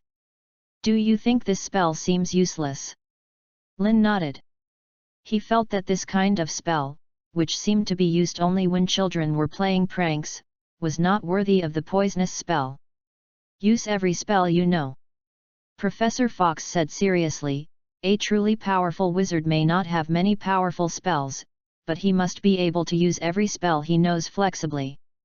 For example, the front teeth expansion curse, on the surface, its effect is only to make the front teeth bigger, at most making the enemy look funny on the outside. But you have to know that the mouth is one of the most important organs for every wizard. No matter how smart a wizard is, it can't be able to cast all spells silently. The incisor expansion curse can keep the incisor teeth of the cursed person growing, which will definitely affect his mantra recitation, and this effect will have a very large effect in actual combat. Professor Fox looked at Lin with a clear expression, tapped his finger on the desk lightly, and asked a question. Then do you know why the effect of the tongue and throat lock is similar to the incisor expansion curse, and the effect of the tongue and throat lock on the wizard is better, but in the system of the black curse, the former is not as good as the latter? Lin thought for a moment, and soon thought of the answer. Because the effect of sealing the tongue and throat is really good. It can completely block the wizard's ability to vocalize, and the incisor expansion curse interferes with the pronunciation. In some cases, the pronunciation of the wizard is often disturbed than unable to pronounce. The curse takes more damage. Professor Fox looked at him approvingly. Yes, Lin, the most important thing for a wizard is to make good use of his brain.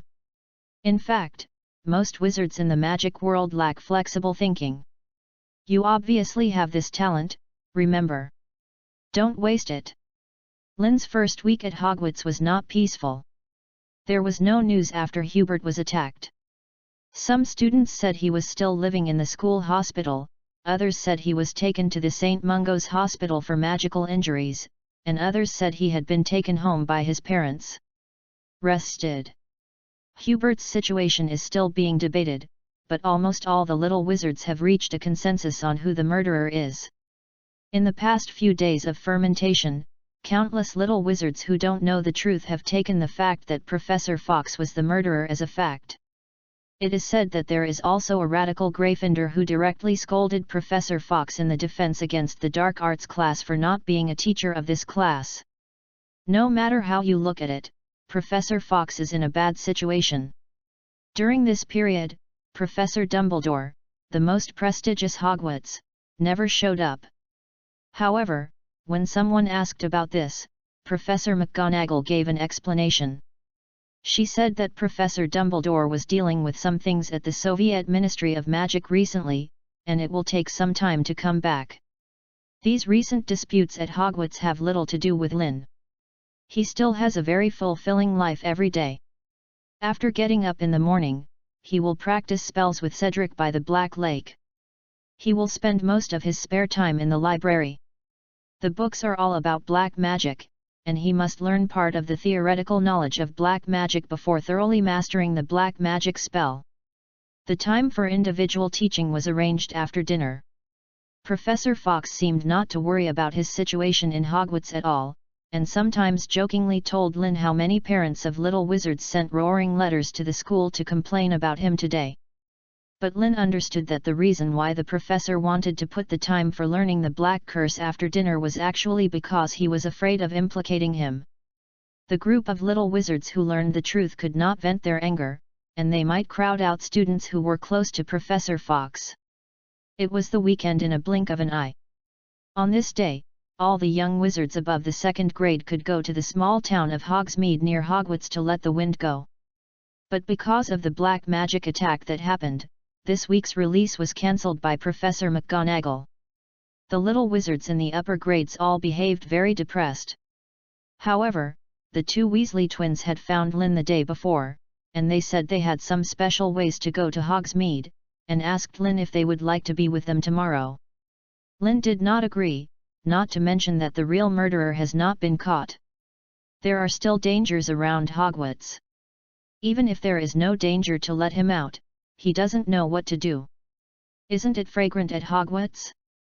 On weekend mornings, while Lynn was still practicing the curse that he had only learned in the single dormitory, Professor McGonagall greeted two guests from the Ministry of Magic in front of the gate of Hogwarts. UU reading www.uugonshu.com. One of them is a tall, bald, dark-skinned wizard with a golden earring on one ear. It is obvious that he has a dominant position among the two. He seems to have known Professor McGonagall a long time ago. After meeting, the two first gave a warm hug. Professor McGonagall, it's really been a long time since I saw you. The wizard's voice was slow and deep. Yes, Shaker, time is so fast, you are now an excellent orator. Professor McGonagall said with satisfaction. The person here is the orator Kingsley Shaker of the British Ministry of Magic. While talking, Kingsley also looked sideways as Professor McGonagall introduced another orator at Hogwarts who was with him. This is Sevik Quickly, my assistant on this trip.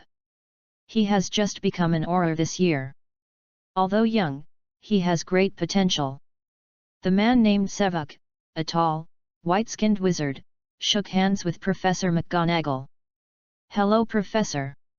Hello, let's go in now. On the way into the castle, Kingsley had no extra politeness, so he cut directly to the topic.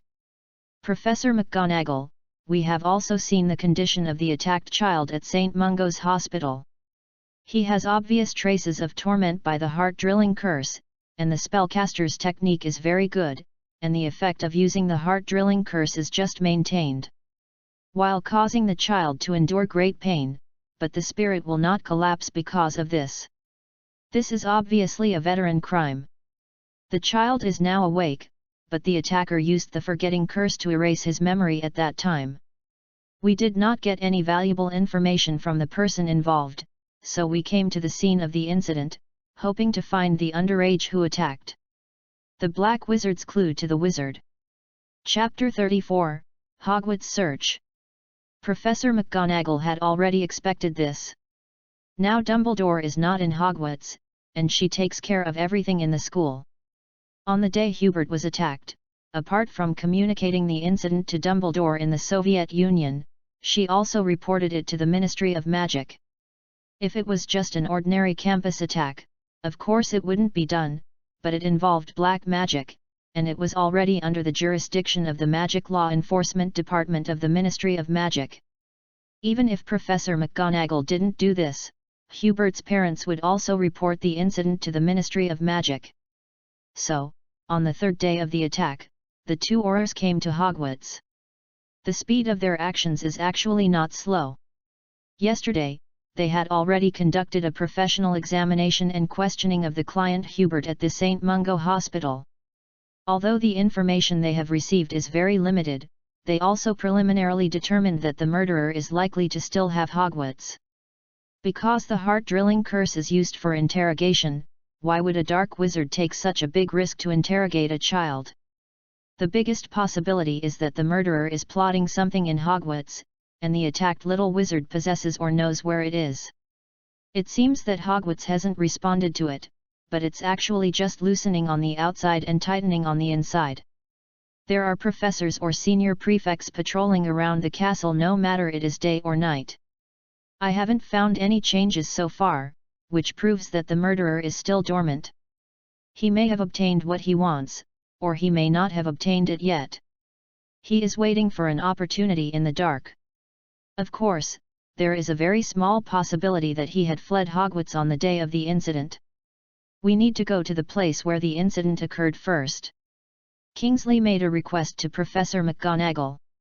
Professor McGonagall led them to the corner of the corridor leading from the Slytherin Lounge to the auditorium. This is the only way from the Slytherin Lounge to the corridor, so it's not what it looked like at the beginning of the crime. And even when Hubert was first discovered, there was no trace left here. But the Aurors have their own way. Sevuk, Pink. Kingsley crouched down where Hubert had fallen, and ordered the assistant behind him. Sevuk took out a bottle of black powder from his robe and handed it to Kingsley. Kingsley splashed the powder from the glass bottle around. The black powder floated in the air. After contacting the air, the color began to lighten rapidly, and finally disappeared completely transparent and invisible in the air. Red-pink is our common method to check the remnants of black magic. It can react with the remaining black magic remaining within 5 days. If someone releases black magic in this area, the pink will change from black to red. If not, then it will be like now. Kingsley explained to Professor McGonagall. So what kind of clues will we get from this? Professor McGonagall asked. Sevuk answered her question. This is not the scene where the little wizard was actually attacked. It was someone who threw him here. Kingsley stood up. Let's go, it's been a long time since I saw the portraits of Hogwarts, let's go and say hello to them. Then, they asked along the corridor all the way, but the portraits all said that no suspicious person appeared on the day of the attack, and Hubert, who had been played, appeared to be there out of thin air. Has the anti-phantom shifting curse in the castle loosened recently? After breaking the clue, the young Auror Sevuk asked a very silly question. Professor McGonagall shook his head without hesitation. There is no doubt about this. No one can apparate in the castle. After there were no new discoveries at the scene, Kingsley had already planned to start investigating the attack from a different angle, just as he was about to ask Professor McGonagall to take them to her office. A little Slytherin wizard who followed them all the way suddenly came over and asked courageously. Are you Aurors from the Ministry of Magic? Kingsley raised his eyebrows. He had a hunch that this little wizard would bring him some gains. That's right, kid, my name is Kingsley Shacklebolt, I'm a working Auror at the Ministry of Magic, do you have anything to tell me? The little wizard in Slytherin trembled a little. He didn't know if it was because of nervousness or excitement. He was like a genius who reported the underground party to Taejun and said loudly. It's Professor Fox. Professor Fox must have done this. He used to be a dark wizard, this Hogwarts only he would have reason to do such a thing. Professor McGonagall's face went dark in an instant, she said angrily. Professor Nuisance. Professor Nuisance. Who taught you this? Now. Immediately. Leave me away. Also, give me a 1-foot-long review within 3 days. Professor McGonagall's long-standing majesty caused the little wizard to turn around in fright, but he couldn't take it back anymore. Professor McGonagall looked at Kingsley with a pensive look, and solemnly said, Adrian does have a criminal record, but I think you will know better than me as an Auror, so I believe him, believe him without thinking, the real murderer will never be him. Kingsley waved his hand to comfort Professor McGonagall. I understand the Professor www.readaloud.com. Of course I know Fox's past, and I naturally believe that he can't do such a thing. But you have also seen that since there are students who are bold enough to come in front of you sue Fox against me, which shows that his image among the students is already very negative. Professor McGonagall's face still doesn't look good. Then what do you say should be done? Kingsley said frankly, take us to Fox's place, we will prove his innocence. 10 minutes later, in Professor Fox's office. Kingsley sat in a chair and looked at the decorations in the office. Professor Fox prepared black tea for the three of them, and talked to Kingsley like two old friends who hadn't seen each other for a long time. "I thought you would be the first to find me at Hogwarts." Kingsley and Professor Fox didn't seem to want to meet for the first time, and they didn't seem unfamiliar at all. "Of course I believe you will not be using your research against your own students. However, the current Hogwarts reviews about you are not very good. Don't gossip. How do you need me to cooperate with you?" Professor Fox looked at Kingsley's eyes, acting quite skillfully. "Just like 10 years ago, old fox, please give me your magic wand." Kingsley didn't avoid his gaze either. The scene of this scene reminded him of the day 10 years ago. Not long after he became an Auror, he was responsible for checking Fox's wand. The test result at that time was that magic wand, in just 3 days, released countless heart-piercing spells and 5 killing spells. Chapter 35, Nothing More. "Sure." Professor Fox drew his wand and handed it to Kingsley's hand. Kingsley sighed with emotion while holding the wand that was already quite old. "I still remember its material: willow wood, phoenix tail feathers, 11 inches long. I was shocked when I held it to release the flashback spell." "That is not a glorious history," Professor Fox said calmly. Kingsley nodded. He could see that Fox didn't want to mention the previous things very much, so he picked up his wand and docked Professor Fox's wand before using the flashback spell. "The front teeth expansion curse, the bat spirit curse, the sting curse, the sticky foot curse, the hard tongue curse, the blind eye curse. Have you used many different poisonous curses many times recently?" The results of the inspection made Kingsley very puzzled. These spells should be rarely used by adult wizards. "Experimental needs," Professor Fox answered very simply. Kingsley has also heard about his experimental research, but although it is a bit sloppy, it is barely within the legal scope, so he can't say much. Professor Fox shrugged. "Since there is no problem, can you give it back to me?" Kingsley returned the wand to his hand, no regret or disappointment on his face, but a sigh of relief. Then he turned his head and said to Professor McGonagall, "Professor McGonagall, can you help me make an appointment with the students who arrived at the scene the first time? I have some questions to ask them." Then, they left Professor Fox's office and went to Professor McGonagall's vice-principal's office. Lynn and Cedric were called here soon, along with the Slytherin girl who saw Hubert for the first time. On the way here, Cedric secretly told Lynn what had happened in the auditorium before. Someone reported Professor Fox to the 2 Aurors from the Ministry of Magic on the spot. Professor McGonagall is said to be very angry. Lynn nodded. "I know, when I came over, I was watching people around him in the lounge, listening to him telling his glorious achievements." "Do you think the murderer is Professor Fox?" Cedric couldn't help asking. Lynn never expressed his opinion on this matter when he practiced the spell with him. "I never jump to a conclusion about one thing," Lynn said softly, "especially when most people are biased." Cedric scratched his forehead, as if thinking about his words. When I arrived at the vice-principal's office, Kingsley's main question was not the 2 of them, but the Slytherin girl. "When you saw that boy, did you notice something special around him?" The girl was obviously nervous. She stammered while looking at Kingsley.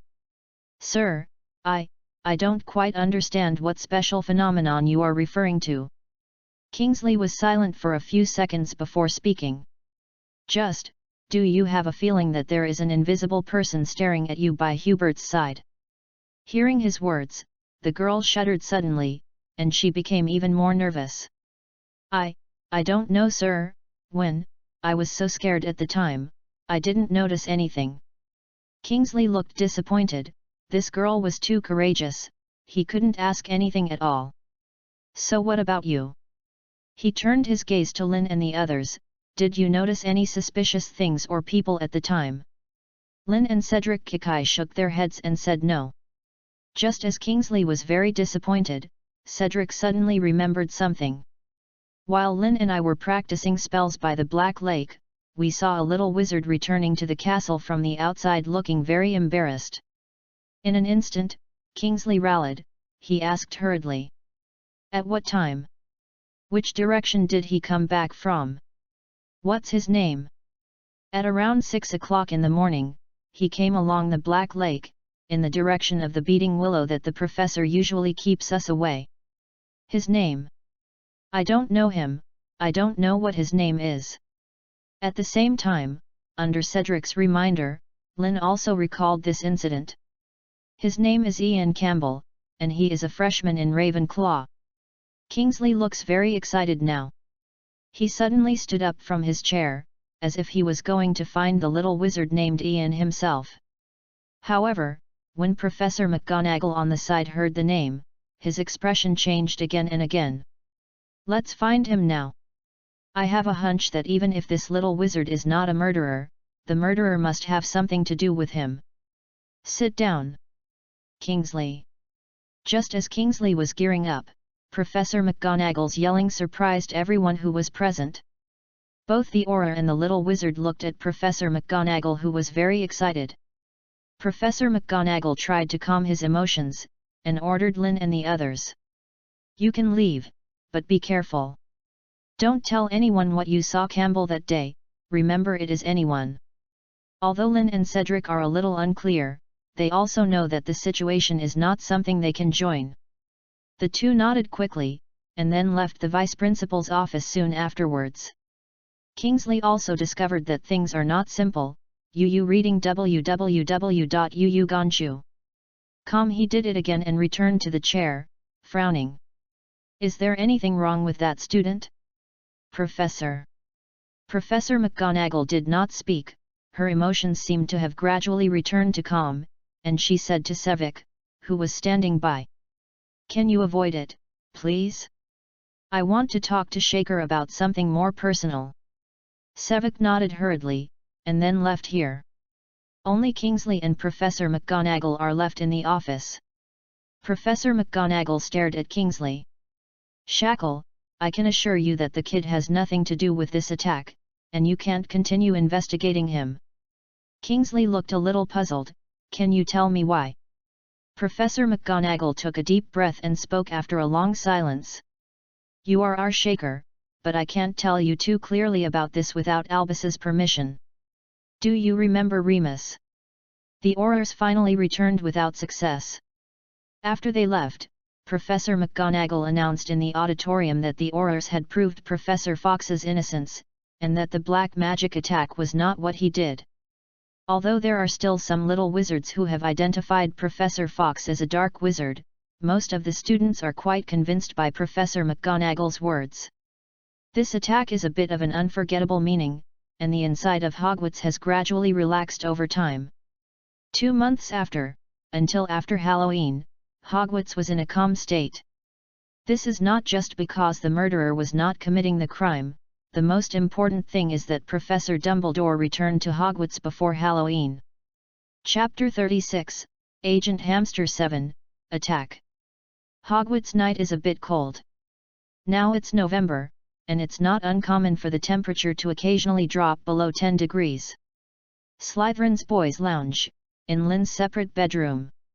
A hamster with a pure white coat, named Ziobe by his owner, sneaky and seemed familiar, and opened the cage with his little paws. After a vertical jump, it jumped from the desk to the carpet.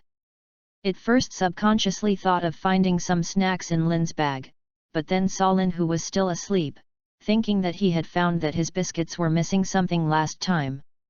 Doubt it. So Xiao Mai changed his mind in horror. It ran fast all the way, and quickly ran from Lynn's bedroom to Slytherin's common room. Facing the door that needs a password to open, it didn't stop, ran to the door, and then got out of a small hole beside the door familiarly. Out of the Slytherin lounge, it is like a child without parental control, running in one direction, occasionally molesting the sleeping portraits in the frame, or jumping up and flipping in mid-air. Somersault. When it ran to the corner of a staircase, suddenly a scrawny creature with dark grey fur jumped in front of it and blocked its way forward. It was an ugly cat named Mrs. Loris, a pet kept by Hogwarts caretaker Filch. Mrs. Loris stared at the white hamster angrily with her bulbous bulging eyes. It's not like they met for the first time, obviously they had already forged a beam before. The small eyes of the small buried mung bean showed a humane disdainful look. It jumped up from the spot, and aimed at the cat's head that was so big that there were two enough. It was a flying kick.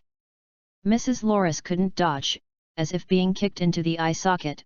She screamed sternly, and then she didn't know where she went. Ziobi looks like a warrior who has just defeated the evil dragon. He hummed and groaned with two paws on his hips, and then moved quickly through the Hogwarts castle with his 4 feet on the ground. It seemed to be very familiar with the environment of the castle, jumped down the way, and finally came to a wooden door in the underground storage room of Hogwarts. Under the cover of night, a scene of surprise happened in the corner of Hogwarts castle. The hamster named Ziobi continued to swell, the hair on the body faded, part of it turned into a snow-white dress, and part of it turned into long fluffy white hair. Lynn's pet has become a little girl who looks only 7 or 8 years old. Wearing small black leather shoes, she lifted the wooden door vigorously, and shouted playfully. "Report, sir. Hamster Agent 007, Sophia Bazak is here to report." The voice coming from the other side of the wooden door seemed to be reprimanding her, which caused a burst of dissatisfaction with the little girl. "What? How could there be anyone here? I have driven the stinky cat away on the way, and the stupid administrator won't find it here." Something was said on the other side of the wooden door. "Hey? What do you think Lynn is doing lately?" Sophia raised her head and bit her finger and recalled. He was reading every day in addition to reading, or he was practicing spells. It feels so boring, but the candy he brought me the other day was really good. It is said that the 2 red-haired twins gave it to him. Said here, she frowned again. But he was feeding me wheat kernels and whole grain biscuits most of the time. I almost vomited and didn't dare not stop eating because I was afraid of showing the flaws. Would you give me an extra meal today? I haven't eaten meat for a long time. My face is thinner. The scolding at the wooden door seemed to be louder. Sophia pouted, squatted down, covered her ears and shook her head unhappily and shouted. "Don't call Sophia a stupid. Sophia is not stupid at all." The people over the wooden door were also afraid that she would run away if she was upset. They praised her in harmony and kindly, and then asked another question. Sophia squeezed her slender eyebrows, and spent a long time thinking about it before remembering it. Lynn has finished learning the poison with that professor. It seems that they are planning to start learning about the curse. What should I do? Lynn seems to be getting stronger and stronger. If he finds out, will I be done by him? Eat it as a pile of hamsters.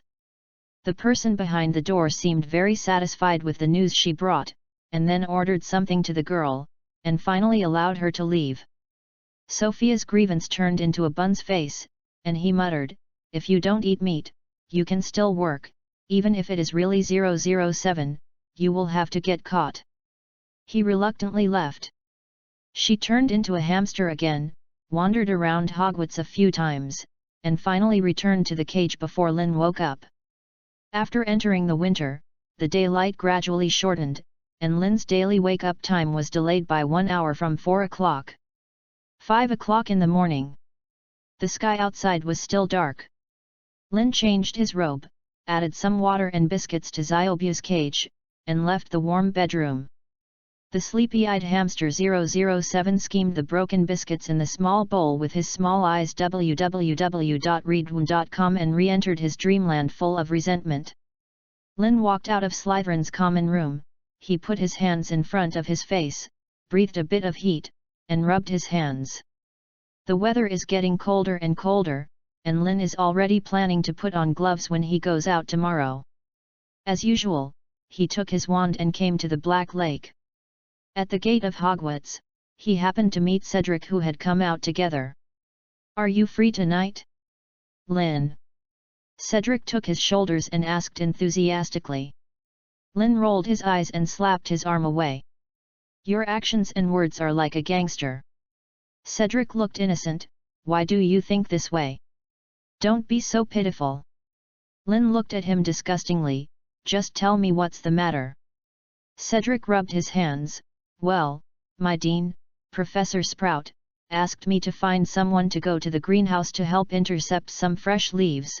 You know, although I'm in Hufflepuff, the popularity of is pretty good, but he usually has the best relationship with you, so. That's it. Lynn did not refuse. He was fine at night. I'm fine, I'm free any time in the evening. Cedric smiled and took Lynn's arm. Go, today I will be your exclusive sparring partner, and we will practice whatever spells you ask me to practice with you. After several months of getting along, Lynn and Cedric's relationship could not be familiar. At the same time, Lynn's magical talent was quite shocked. After only 2 or 3 months, the normal spells Lynn has learned are no less than the 2nd grade Cedric. Chapter 37, Cutting-Edge Black Magic. Today is the weekend, and Lynn has 1 day to spare. After completing the daily spell training with Cedric, Lynn finished breakfast in the auditorium and went directly to Professor Fox's office. Yesterday, Lynn finally completed the mainstream curse learning in the magic world. The learning here is not just as simple as it can be used, but refers to the complete digestion and understanding of this kind of curse. The end of learning the poison curse means that Lynn's black curse has reached the final stage of learning, the curse. The concept of so-called black magic is actually different from person to person. Some people think that as long as it is malicious and harmful to the human body, it belongs to the scope of black magic, while some people think that the reason why black magic can be calling black magic must cause great harm to others, such as broken bones, thunderbolt explosions, etc. Some people believe that among all the spells, only the 3 unforgivable spells can be called black magic, and the others can only be called black magic. It's just a black curse. Before the actual teaching, Professor Fox explained to Lynn in detail the definition of black magic in the wizarding world. Then what are your limits? Professor, what do you think can be called black magic? Lynn asked actively. Professor Fox asked Lynn another question. What do you think is the most important thing for a wizard to release magic? Lynn thought for a moment, then tentatively said an answer. Magic. Professor Fox couldn't help but laugh. You are correct in answering this way. A wizard can't use magic without magic power, but also, a wizard cannot be called a wizard without magic power, so your answer is wrong. What is that? Professor Fox didn't sell anything, and answered seriously. It's emotions. No matter what kind of magic, you need to have strong emotions in the wizard, even if it is transfiguration, you need to have a firm belief in every transformation, and you always think that you will succeed at all times. This is especially true with curses. If a wizard has no emotions, then even if his spell casting methods are brilliant, he can't use any kind of curse. Speaking of this, he turned the topic to black magic again. The limit of black magic, I think, is that as long as the wizard has a subjective and hurtful emotion when using a spell, then even if the spell is just a desk-alling spell, it also belongs to black magic. Fox looked at Lynn, who looked thoughtful, and continued to explain. Actually, the evil curses or poisons you learned before are already in the scope of black magic in the eyes of some people, and the curse that we are about to learn now has a special name. Lynn was a little fascinated. He couldn't help asking. What is it called?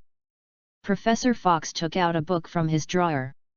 He pointed to the cover of the book, which was printed with a skull and a string of weird English.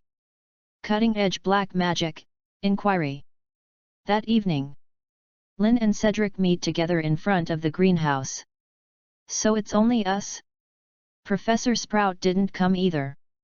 Lynn looked behind Cedric and asked curiously. The professor is in greenhouse number 2, and there seems to be something wrong with the devil net there. She is not very energetic. She used to take care of it herself. The two put on dragon leather gloves in front of the greenhouse, and took the special trimming scissors, and they formally started their work tonight. Baxian is a kind of herbal medicine that is very useful for the treatment of trauma. After mature, its leaves are collected, and after special production, it can be made into Baxian essence, which is a white powder, which is easy to carry. And the effect of treating wounds is even better. Lin and the others' work tonight is not complicated. They only need to carefully follow the veins of the root of the leaf and cut the whole leaf completely. Lin, what are you doing to Professor Fox's office every day? While cutting the leaves, Cedric chatted with Lin. The professor gave me a small stove to learn the curse after class. Lin didn't mean to hide it, because there was no need for it. Then you are really lucky. Professor Fox was a famous master of spells as early as 20 years ago. Cedric subconsciously scratched his forehead with his fingers, but forgot that he still had dirty dragon skin on his hands.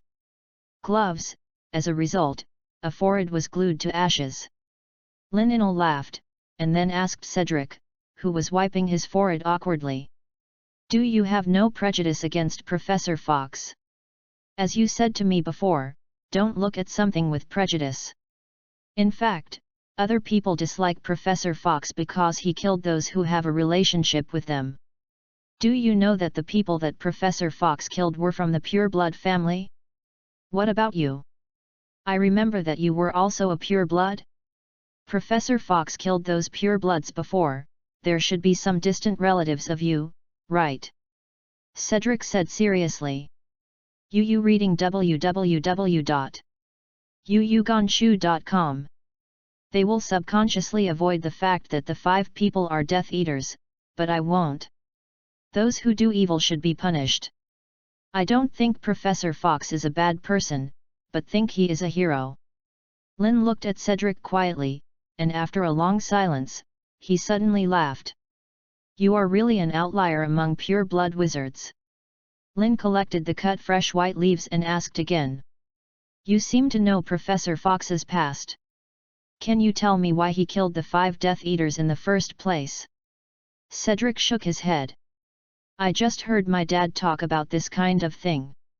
I don't know exactly why, but Professor Fox was killed just a few days after the mysterious man lost power. The 5 wizards who died were unidentified, and Professor Fox was at the time. It was considered by the Aurors of the Ministry of Magic to be Death Eaters and was imprisoned in Azkaban. Fortunately, Professor Dumbledore had been searching for evidence for him, and he finally retracted his confession 2 years ago to confirm the 5 who died. The talent is a Death Eater, and Professor Fox is wronged. Lin listened silently, frowning, not knowing what he was thinking. There are a lot of fresh foods to be processed in the greenhouse. The 2 of them were busy until more than 8 o'clock, and they were only finished when the curfew was approaching. Professor Sprout gave them a bottle of fresh essence in return, and the quantity was large. Even if they didn't need it, they could sell it for a good price. Under the moonlight, Cedric and Lin walked back to the castle together. As they passed the Black Lake, Cedric suddenly pointed in the direction of the beating willow. There seems to be someone there. Chapter 38, Wolf Attack. Lin looked in the direction of Cedric's fingers. Usually looks very manic, but the beating willow who keeps waving his branches is very calm tonight as if he died. And under the beating willow tree, there is a figure lying on the ground struggling constantly. Cedric ran over without saying a word. Lin just wanted to stop him, but couldn't stop him, so he had no choice but to run behind him. They walked closer and saw that they knew the figure lying on the ground who looked extremely painful. Is that Ravenclaw's first-year little wizard Ian Campbell? Cedric's character of the good old man was offended. He squatted in front of Ian and said eagerly. You seem to need help, what can we do? But the little wizard lying on the ground didn't appreciate it. His pale face looked extremely hideous, and 2 canine teeth were looming in his mouth. I don't need it. Go. Go. Lin already felt something was wrong. He looked at the soft glow of the full moon in the sky, recalling all the weirdness since seeing Ian, and his face suddenly became extremely ugly. He suddenly grabbed Cedric's arm and shouted anxiously, Go. We must stay away from him now. Back to the castle. However, it is actually too late. Ian has undergone an amazing change before their eyes. There was a terrible roar, his head was lengthening, and his body was getting longer. His shoulders are arched, hair is growing on his face and hands, and his fingers are bent into sharp claws. A complete transformation of the werewolf happened in front of Lynn and the others. Cedric seemed to be shocked. He was unconsciously dragged by Lynn to run towards Hogwarts Castle. But when the two of them passed the beating willow, Lynn and Cedric's feet were suddenly empty, and both of them fell off the ground. Lynn felt bad luck. He just remembered now, the original work mentioned that there is a secret road leading to Hogsmeade under the beating willow by the Black Lake. The secret road was originally built for the werewolf wizard Remus Lupin, so that he could go to the screaming shacks in Hogsmeade to complete the transformation every full moon, so as not to hurt others. Now that Hogwarts has another werewolf wizard, it is only natural for the professors to decide to reactivate this secret tunnel. But it hurts Lynn and Cedric. The usually active Beeterloo suddenly quieted down. Obviously Ian had already opened the secret tunnel, but he rushed in before he came, and the transformation began. Then Lynn and the others fell into the trap. We can't go up now. Cedric also calmed down at this time. If you can't go back to the castle, we just walk along the secret road, hurry up. Let him catch up and we'll be over. Lynn's voice is very urgent, he doesn't want to be bitten by a werewolf, then his wizarding career will be over. The two of them ran forward along the secret road, but when they almost ran to the middle of the secret road, Lynn suddenly stopped Cedric to stop. What's the matter? Cedric asked breathlessly. Lynn did not speak, but listened attentively for a while. He didn't catch up. Yet, why didn't he chase him? Cedric also noticed something wrong. How much do you know about werewolves? Lynn asked. Cedric is a pure-blooded origin of Zhen Zheng Miaohong, and there are more popular science books in the magical world that he has seen since childhood than the little wizards like Lynn who became a monk. They transform themselves out of their control. They will surely transform every full moon. After transforming, they will generally lose their sanity and only have the instinct to attack other humans. If there is no other people around, they will kill themselves until the end of the full moon. So, we should be the only people next to him? Why didn't he come after him? Lynn became more and more weird as he thought about it. Cedric is still young after all, so he has no idea at this time. Then what shall we do now? Shall we go back and have a look?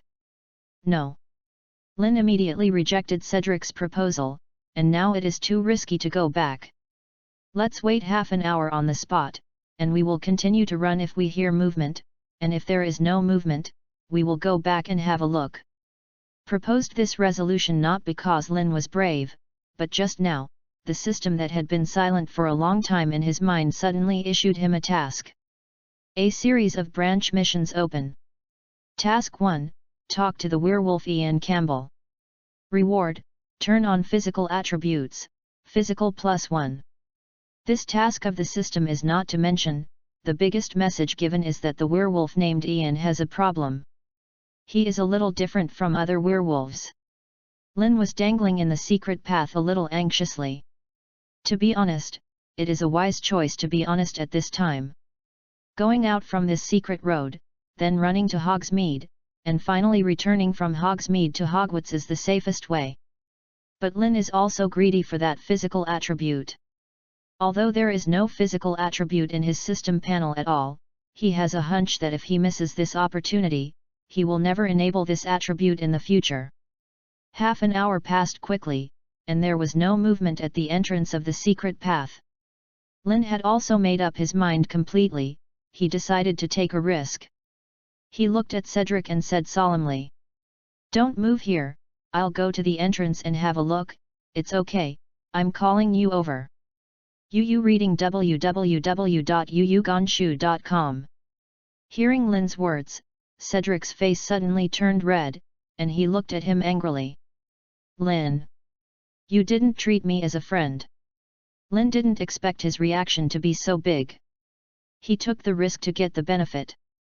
There was no need for Cedric to accompany him to take this risk. Lin rubbed his forehead with a headache. I mean, the two of us can't take risks together, otherwise, isn't it a free gift if something happens? That should also be me going to explore the situation first. After all, I am older than you, and if it weren't for me, you would never encounter such a danger. After talking, Cedric ignored Lin and walked towards the entrance of the secret passage. Lin can't help his stubborn temper, so he can only quickly follow him. When they were about to reach the entrance, the pace of the two began to lighten slowly. The exit was just above them, but there was no movement outside. Lin suddenly pressed Cedric's head, and whispered, "Don't move, let me see if he is outside." Cedric glared at him from below, but knew that it was not the time to speak, and he was not resisting. Lin poked ahead from the entrance of the secret road and quickly glanced around. The next moment, he met a pair of emerald green eyes. Lin was surprised at first, and then quickly relaxed. Because there is no confusion and tyranny in those eyes, there is only a piece of coldness like stagnant water. In the soft moonlight, a baby werewolf with pure white hair, sitting quietly next to the beating willow. He seems to blend in with the surrounding night, so natural, unique, peaceful and lonely. Chapter 39, You Are Normal 1 point. After judging that there is no danger, Lin and Cedric crawled out of the secret tunnel together. Looking at the werewolf sitting quietly under the tree, looking at them indifferently, Cedric whispered in Lin's ear. He doesn't seem to be mad, is it that we guessed wrong? He is actually not a werewolf. Lin rolled his eyes. What else can it be if it's not a werewolf? Is it a dogman? They thought their voices were very small, but they didn't notice that Ian, who was sitting under the tree, trembled his ears, and the wolf face became a little dark. Should we go over and say hello to him? Cedric was only looking forward to Lin. Lin certainly won't refuse, he wants to complete the task is to talk to Ian. They approached Ian carefully, leaving a safe distance of about 10 meters, and then Lin smiled politely and waved to him. Hi. But Ian didn't seem to want to talk to him, she still looked at them indifferently, without showing a hint of friendliness. I think you might have forgotten me. Lin got close to Ian, mentioning the only connection between the two.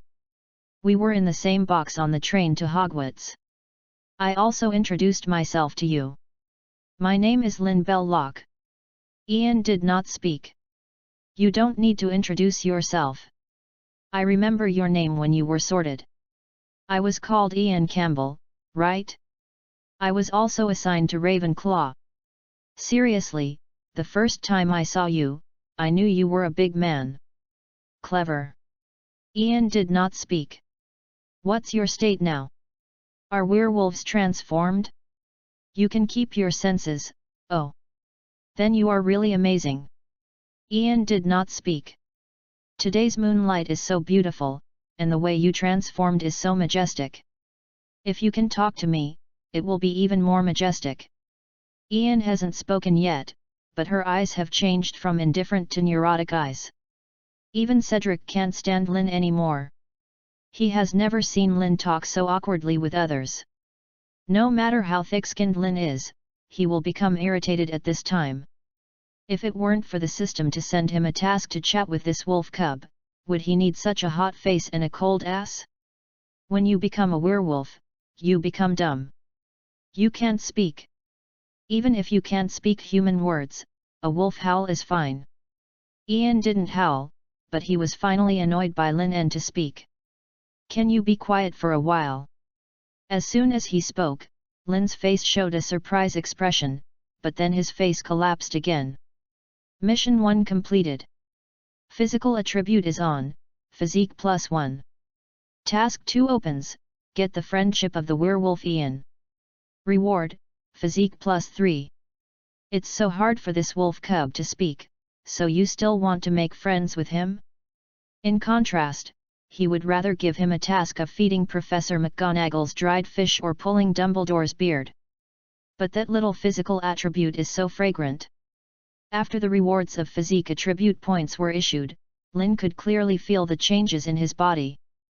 His 5 senses have been strengthened, his body has become stronger, his breathing has become longer, and even his heart feels more powerful than before. This kind of evolution-like pleasure fascinated Lin. How can the mage add some points? Lin can now give a clear answer: any spirit and intelligence are evil. The only way to increase physical fitness and attack is the right way. Aren't all true mages smashing the enemy's skulls with their wands? Magic things can be used for other purposes besides lighting. Almost in an instant, Lin made a decision in his heart. In order to become a real mage, for the attractive 3-point physical attributes, he made a deal with Ian, a friend. He sat cross-legged in front of Ian, his face was so numb that Cedric's friendly smile was disgusting, and he said affectionately, "Student Campbell, don't be so unfeeling, look at the weather today, we were shocked by you just now, now we can chat with us to make up for us not too much, right?" Oh! A retching sound came from Cedric. Even Ian became a little fidgety. He felt that Lin had a problem with his brain or his sexual orientation. Their performance made Lin's face a bit awkward. He looked at Cedric with a dark face, wanting him to explain the vomiting he had just made. "Be normal for Lin, you make me very scared." Cedric's face was a little pale, and he seemed to be really frightened by Lin's performance just now. Lin does not make friends with strangers very much, especially when the other party is not taking the initiative. He coughed slightly to relieve his embarrassment, and then said to Cedric, "It's already more than 10 o'clock now, and it happens to be the most diligent time Filch is patrolling the castle. Or we will stay here for a while.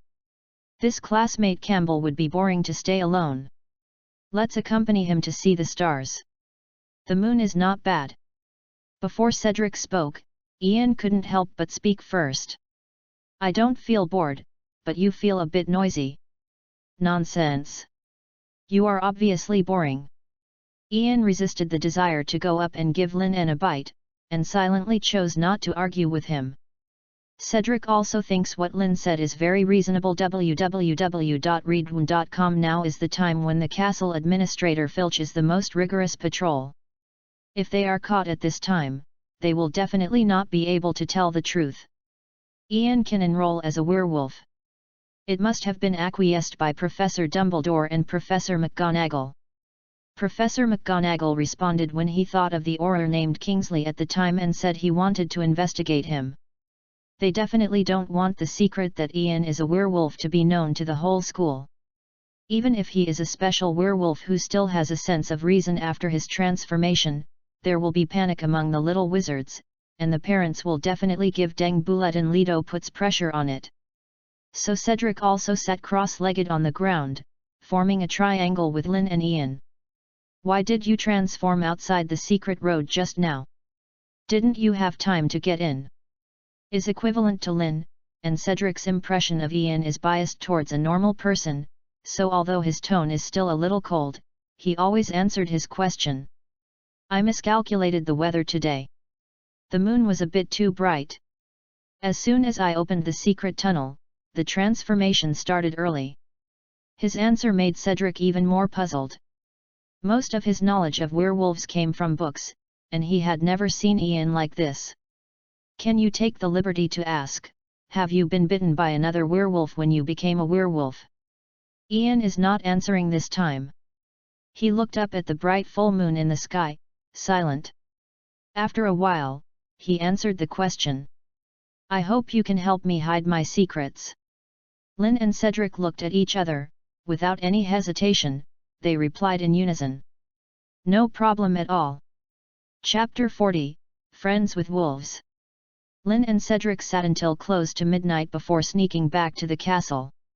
Luckily, the journey went smoothly without being caught in the office by Filch's old pervert. After returning to the dormitory, Lin did not take a break immediately. He had already arranged an appointment with Cedric to postpone the curse practice meeting tomorrow morning for 3 hours. Although tomorrow is Sunday, because of this, there won't be many little wizards in Hogwarts. Basically all the upper grade little wizards went to Hogsmeade to hide, and the lower grades, most of them were still curled up in the warm blanket at 8 o'clock.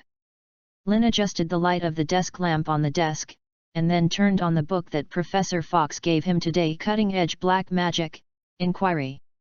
According to the professor, this book doesn't have much teaching on magic spells, and more of it explains some of the principles, functions, and applications of black magic in a relatively simple way.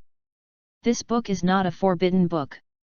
It is more similar to a class of textbooks used in the Defense Against the Dark Arts class in the upper grades. It teaches little wizards to recognize various dark arts and can only deal with them after they know it. Lynn didn't see it too late, he just flipped through the book roughly, turned off the lights and went to sleep. The next day is still by the Black Lake. Cedric was experimenting with his petrification spell on a frog, waving his magic wand, and chatted with Lynn about last night. I haven't figured out for a whole night, why is there a werewolf who is still sensible after transforming? Or, can someone like Ian be called a werewolf? The moment Lynn shot Cedric's petrification curse, his backhand was a curse that immediately ended his curse. This spell was taught by Cedric, and the degree of difficulty is not low. It took Lynn 3 days to fully grasp it. Do you aspire to be a werewolf research expert in the future? Of course not. Cedric shook his head. Then what do you care about his sensibility after he transforms? He can still maintain his sensibility. This is not a great thing for us last night? Otherwise, with the narrow space of the secret road, we have to finish the game. It's lucky to be bitten and assimilated into a werewolf. The greatest possibility is to be killed on the spot. After hearing what Lynn said, Cedric shuddered suddenly when he recalled the scene of last night. In fact, we can come into contact with Iondo in the future. Lynn rotated the wand at his fingertips, leaving a series of brilliant silver trails in the air. Cedric also agreed with this. It can be seen that he is actually very lonely. In order to conceal his identity as a werewolf, he must keep a distance from people around him. Even if he knows that he will not hurt people after his transformation, others will not believe him. And we happen to know his password again. Lynn spread his hands. Do you mind his identity as a werewolf, afraid that he will bite you? Cedric shook his head decisively. Of course not. If he wanted to, he would not let us go yesterday. So he is also very pitiful. I used to see him in Ravenclaw as if he was alone, and no one was sitting next to him even when he was eating. Lynn touched his chin. Hogwarts seems to have no rules. Every little wizard in the academy must eat at the long table of his academy, right? Cedric affirmed. Of course there can be no such rule. That's okay. Ian felt that he might have been cursed inexplicably. Since coming to Hogwarts, there is no clue about what I want to find. I also miscalculated the time of his transformation last night, which led to the transformation in Hogwarts. Unfortunately, the process of transforming was all seen by the 2 little wizards. Especially among these 2 people, there is a Slytherin boy whose brain is not normal, he can't chat with people and he just wants to talk awkwardly. He is so excited that he is a werewolf but he has goosebumps all over his body. This is not the worst. What's worse is that these 2 little wizards seem to be sticking to themselves. Ian was fidgeting holding the silver fork, weighing whether or not to stab Lynn, who was smiling at him with an idiot. Lynn didn't think so. He felt that his smile was very friendly. Ian would definitely feel his heart. Then he cried and said that he was his best friend for life. Finally, the system gave him rewards and let him go. On the road of a real mage. He didn't think of it again, he couldn't help but smile more friendly. This made Cedric, who was sitting next to him, feel very embarrassed, and he tugged at Lynn's robe. Be careful, the saliva will flow out. Lynn couldn't help but blushed, and touched the corner of his mouth subconsciously, but there was nothing. This couldn't help making him furious, and both hands pinched Cedric's neck and shook it frantically. Okay. You dare to lie to me? Cedric felt that his brain was about to be shaken out by Lynn, but Ian opened his mouth to save him at this time. "Why do you come to eat at Ravenclaw's table?" The smile on Lin's face returned to kindness, and Yu read www.yuyugonshu.com as if it wasn't him who had just committed the violence. "Who stipulated that the little wizards of each college should eat together?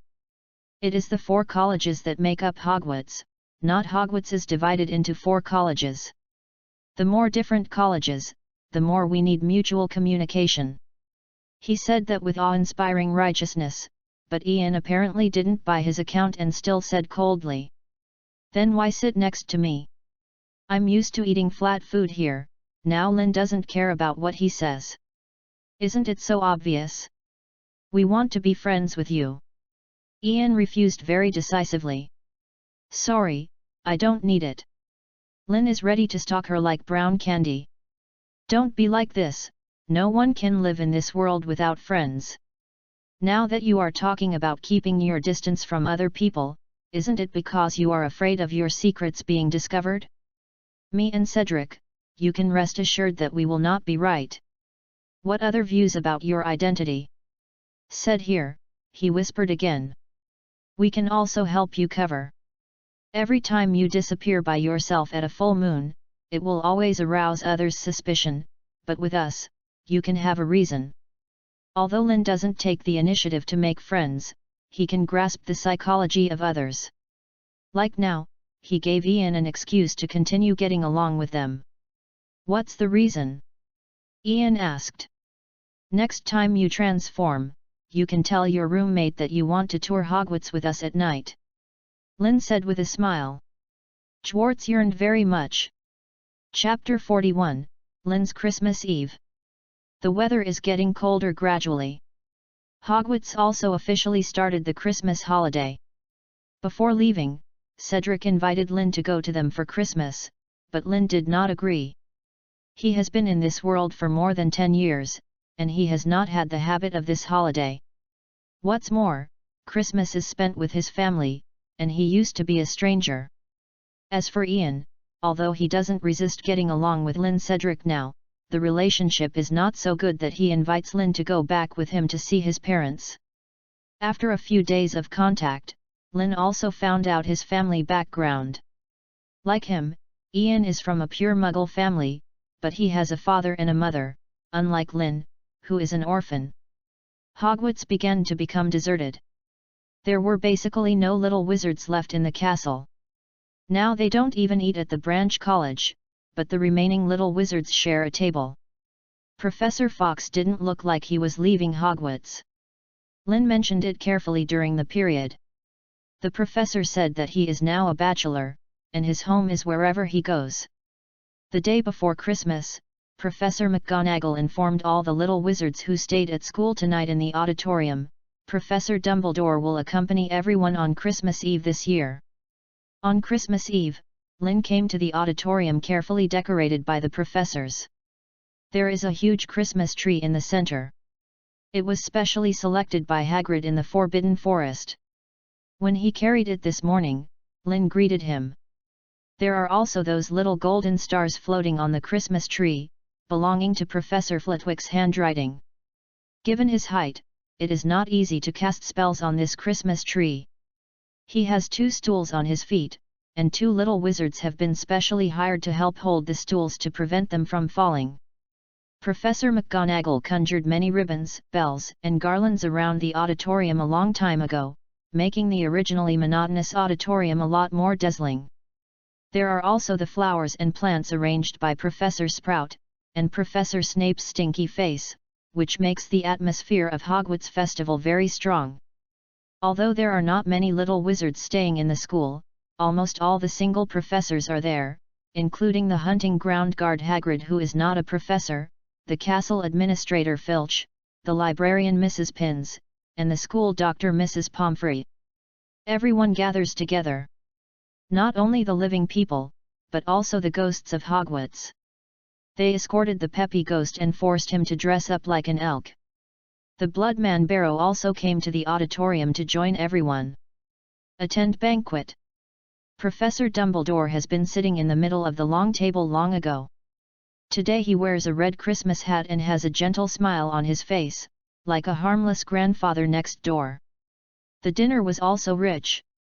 The long table was filled with Western delicacies, large portions of turkey with expansion curse, tree-like trunk cakes, German-style gingerbread, sausages, roast suckling pig, and everyone in front of them.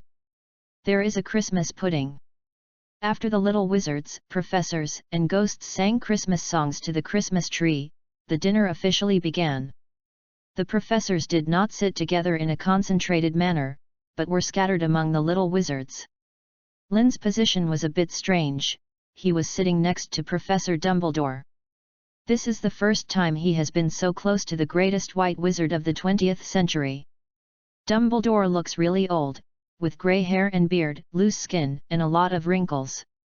But he still looks vigorous. He doesn't seem to be a centenarian. Lin Belloc, right? Dumbledore's eyes always gave people a trustworthy feeling. When Lin first walked in, he waved and called him to sit beside him. Lin was actually a little uneasy. Dumbledore could be said to be the wizard at the top of the world. He was not sure whether the occlumency, which was rewarded by the system, would work, and he didn't know this half. Why did the principal who didn't appear in the school for the entire semester know himself? Yes, Professor, do you know me? Lin's nervousness was not acting. Dumbledore smiled. Adrian often mentions you here, saying that you are the best student at Hogwarts he has ever met. Well, the murderer has been found. Lin's face was a little dark. He was sold by his most trusted professor. He vaguely glanced at Professor Fox, who was chatting with Professor McGonagall, and then shook his head. Professor Fox is too acclaimed. I am still far behind. Among the little wizards I know, Cedric in the 2nd grade and Ian in the same level as me are better than me. They are indeed very talented students, but you shouldn't underestimate yourself. You all have a great future. Dumbledore has been tasting his Christmas pudding carefully. He is known for his old honey, and like Lin, he loves sweets very much. Are you still used to living this time at Hogwarts? The professors are very good, the classmates are very friendly, and the magic is also very interesting. Compared with my previous living alone, it is not an exaggeration to call it heaven. Lin feels that this wave of flattering is fine. www.readaloud.com will surely delight the old belong. Sure enough, Dumbledore laughed happily, but his next sentence made Lin unable to laugh. I heard Minerva say that when I was not at Hogwarts, your roommates tried to frame you once. Don't you hate them? Lin was trying to figure out what the old bee meant, but couldn't think of any clues. He could only bite the bullet and said, "Of course I will have a resentment professor in my heart, but you know, Hubert has become like that. He has been punished enough. And I can't change their minds. I don't hate them, I just want to be able to avoid them." Lin's emotions were a little low. Dumbledore comforted him. Belloc, everyone has their own ideas of persistence. You don't have to bear anything because of other people's prejudices. Think about your friends and professors who care about you. They are all people you can trust. Thank you, Professor Dumbledore. You are welcome. Come and taste this pudding, it tastes really good. Hogwarts teachers and students are celebrating Christmas Eve, and in front of the castle underground storage room, a young girl in a white dress is also chewing on a steak in her hand with a happy face. Her hands were covered with oil, even the parts near her mouth were stained with oil, and she patted the wooden door with her little hand while eating. Sophia wants another piece. Not long after, another steak appeared on the empty plate in front of her. What the people behind the wooden door said, Sophia, who was crying happily, nodded repeatedly. I know, I will leave when I'm full, I will never doubt Lin. Chapter 42, Hermione's Christmas. The snow outside is not very heavy. Hermione lay curled up under the covers, staring at the snowflakes outside the window for a while, and her mother's cry was already coming from outside the bedroom. Get up quickly, eat breakfast on time, otherwise it will be bad for your stomach in the future. Know it. She slowly changed her pajamas under the covers, put on woolen socks, and wore her slightly messy, long, fluffy hair, and went to the bathroom to wash in her cotton slippers. Waiting for her to come to the living room, Mr. Granger has finished breakfast and is sitting on the sofa reading the newspaper. Hurry up and eat breakfast, you can open your presents when you're done. Hermione suddenly became energetic at this time. She stepped on her slippers and trot all the way to the little Christmas tree in her house. Sure enough, there are a small pile of gifts. Mrs. Granger's voice came from the kitchen. Hermione. Let's eat first. Hermione responded loudly with dissatisfaction. Mom, I won't open the present, just come and have a look. Said, she smashed her fingers at the gift boxes of different sizes under the tree to count. Dad, Mother, Grandparents, Aunt Bessie, Uncle Collison, Uncle Mac, Cousin Cineal, Nancy, Helen. After the count was over, she became unhappy. Stomped his feet, angrily went to the restaurant for breakfast. Mr. Granger put down the newspaper and looked strangely at his inexplicably tantrum. How are you? This year you have more gifts than last year. The little girl viciously cut the fried egg on the plate into 4 pieces with a knife. It's nothing, it's just that I didn't see a gift from a liar. Fortunately, I specially prepared it for him. I want to wait for him to return and give it to him. The words behind her became quieter and quieter, and the Grangers did not hear what she was talking about. After eating breakfast, Hermione was not tasteless when she opened up the present. The gifts that the adults give every year are the same, and the friends in her school are no surprises either. I'm out. After finishing all the unwrapped presents, Hermione changed her shoes in front of the door and greeted her loudly. Bring your gloves and scarf, and a hat. Don't run away when you run wild outside. I know. The cold outside air made Hermione shrink her neck. She wrapped some scarves around her neck, hopped twice on the spot, then braved the snow and trot all the way towards the yard next door. Arrived at the courtyard gate, she skillfully took out a small set of keys from her pocket, and quickly selected one of them to open the courtyard gate. She first ran to the garden and looked at Lynn's most precious flowers. It's a pity, because of the season, Hermione couldn't keep them, all of them withered in autumn, and now there are only a few dead branches left. Now there were a few more small soil bags in the place where the flowers were planted. It was the tomb of the flowers. She thought that even if the flowers died, she would have to wait for Lynn to come back and give him an explanation, so she dug a few holes and buried the withered flower branches to the ground. After confirming that those graves had not been dug up by the stray dogs, Hermione opened the door and walked into the Lynn house. It's still as spotless as it was when Lynn left.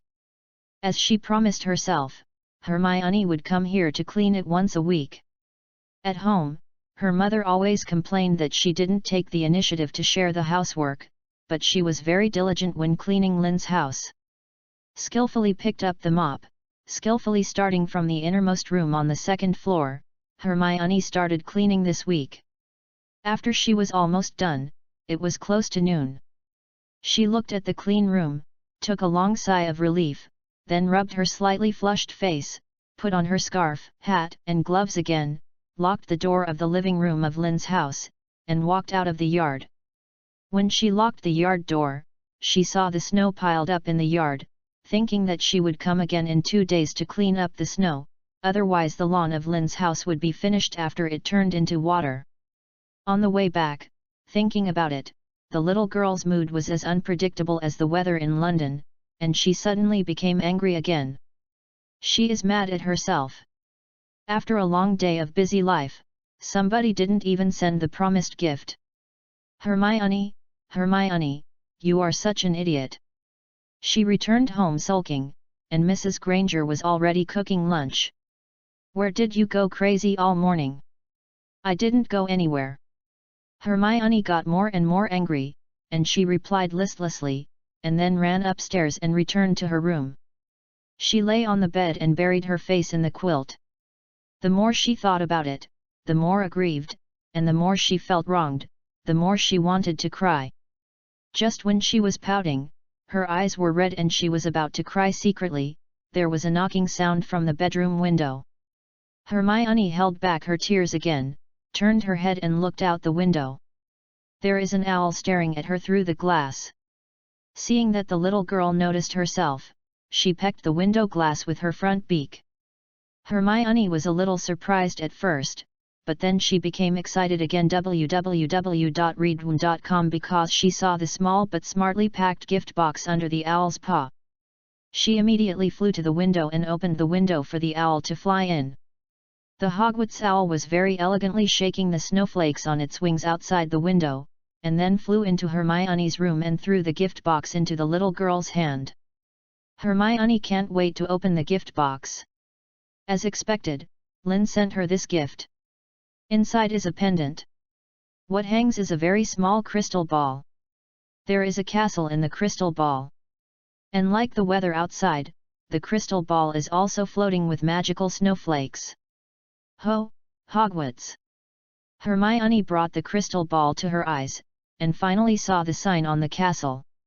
At the bottom of the gift box, there is also a note left by Lynn, which says, "This is your future castle." Seeing these words, Hermione's face suddenly turned red. She felt that Lynn had changed her way and praised her as a princess. Oily cavity, slippery tone. She cursed secretly in her heart, then couldn't help but glanced at the pendant in her hand and carried it around her neck happily. The owl that came from afar hovered over Hermione's head for a long time, watching the little girl giggling for a while and getting angry, feeling that she didn't want to give herself any hard work, and could not help but flew out of her room angrily. Hermione was rolling on the bed holding the pendant at this time, not even caring when the owl left. After a while, she felt a little too excited, and could not help but cursed at herself again in her heart. Hermione, Hermione, you are such an idiot. Chapter 43, Shenfeng Wuying. Lin felt that his hamster seemed to have gained a lot of weight overnight. He stared at Xiao Mai all morning, and finally made sure that he was right. Xiao Mai was indeed fat like a ball now. Lin checked all his snacks with a weird face, but found nothing missing. He had to interrogate the instigator. Say, did you run out last night to steal something from someone else's house? Small ball buying hummingly lay in its nest. It was trying to digest the food in its stomach, and he didn't hear what Lin was saying at all. Lin stretched out his finger to poke his chubby belly, turned over in dissatisfaction, and continued to lie down in a different position. Didn't ask what the result was, and Lin didn't think he could ask what result from a hamster, put on a thick robe, and left the Slytherin lounge. There was a little snow on Christmas Day. There were not a few little wizards in the school. Snow fell on the grey castle, giving people a sense of tranquility. Lin was okay and wanted to walk around Hogwarts. When he passed Hagrid's cabin by the Forbidden Forest, he heard a familiar voice. Remember to spread more hay in its den. You are close to the Forbidden Forest. It will be colder at night. This is one of the reasons why it is sick. Hagrid's cabin, Professor Fox walked out of it. Hagrid followed him. Thank you, Fox, if it weren't for you, I wouldn't have found that Yaya was sick. He is my best friend, but I neglected him. Hagrid's voice seemed to blame himself, and Professor Fox patted his arm comfortingly. It's not to blame you, Hagrid, animals are different from humans after all, and you have done good enough with them. This time I do have some inconvenience. After another week, Fox, I will go to the Forbidden Forest with you to find out if there is a red hat. Professor Fox put on the top hat and straightened the collar of the trench coat. Thank you, Hagrid, then we will see you next time. Hagrid sent him out of his small courtyard. See you next time. Lin did not hide himself. Professor Fox saw him as soon as he came out. Merry Christmas, Lin, why did you come here? Merry Christmas, Professor, I just came out and strolled around bored. They walked back to the castle together. I didn't mean to overhear your talk, but what is the red hat? Lin asked. The Red Hat is a kind of elves. It is an evil creature. They like blood. They may appear in places where there is bleeding. The Red Hat will hunt for human blood and immerse the Red Hat in a pool of blood to maintain its bright color. These are the contents of the 3rd grade, you will learn later. Professor Fox explained, I just need this kind of creature as a demonstration when I teach 3rd grade, but they usually only appear in Northern Europe, and they are rare in the UK, but it is possible in the Forbidden Forest of Hogwarts.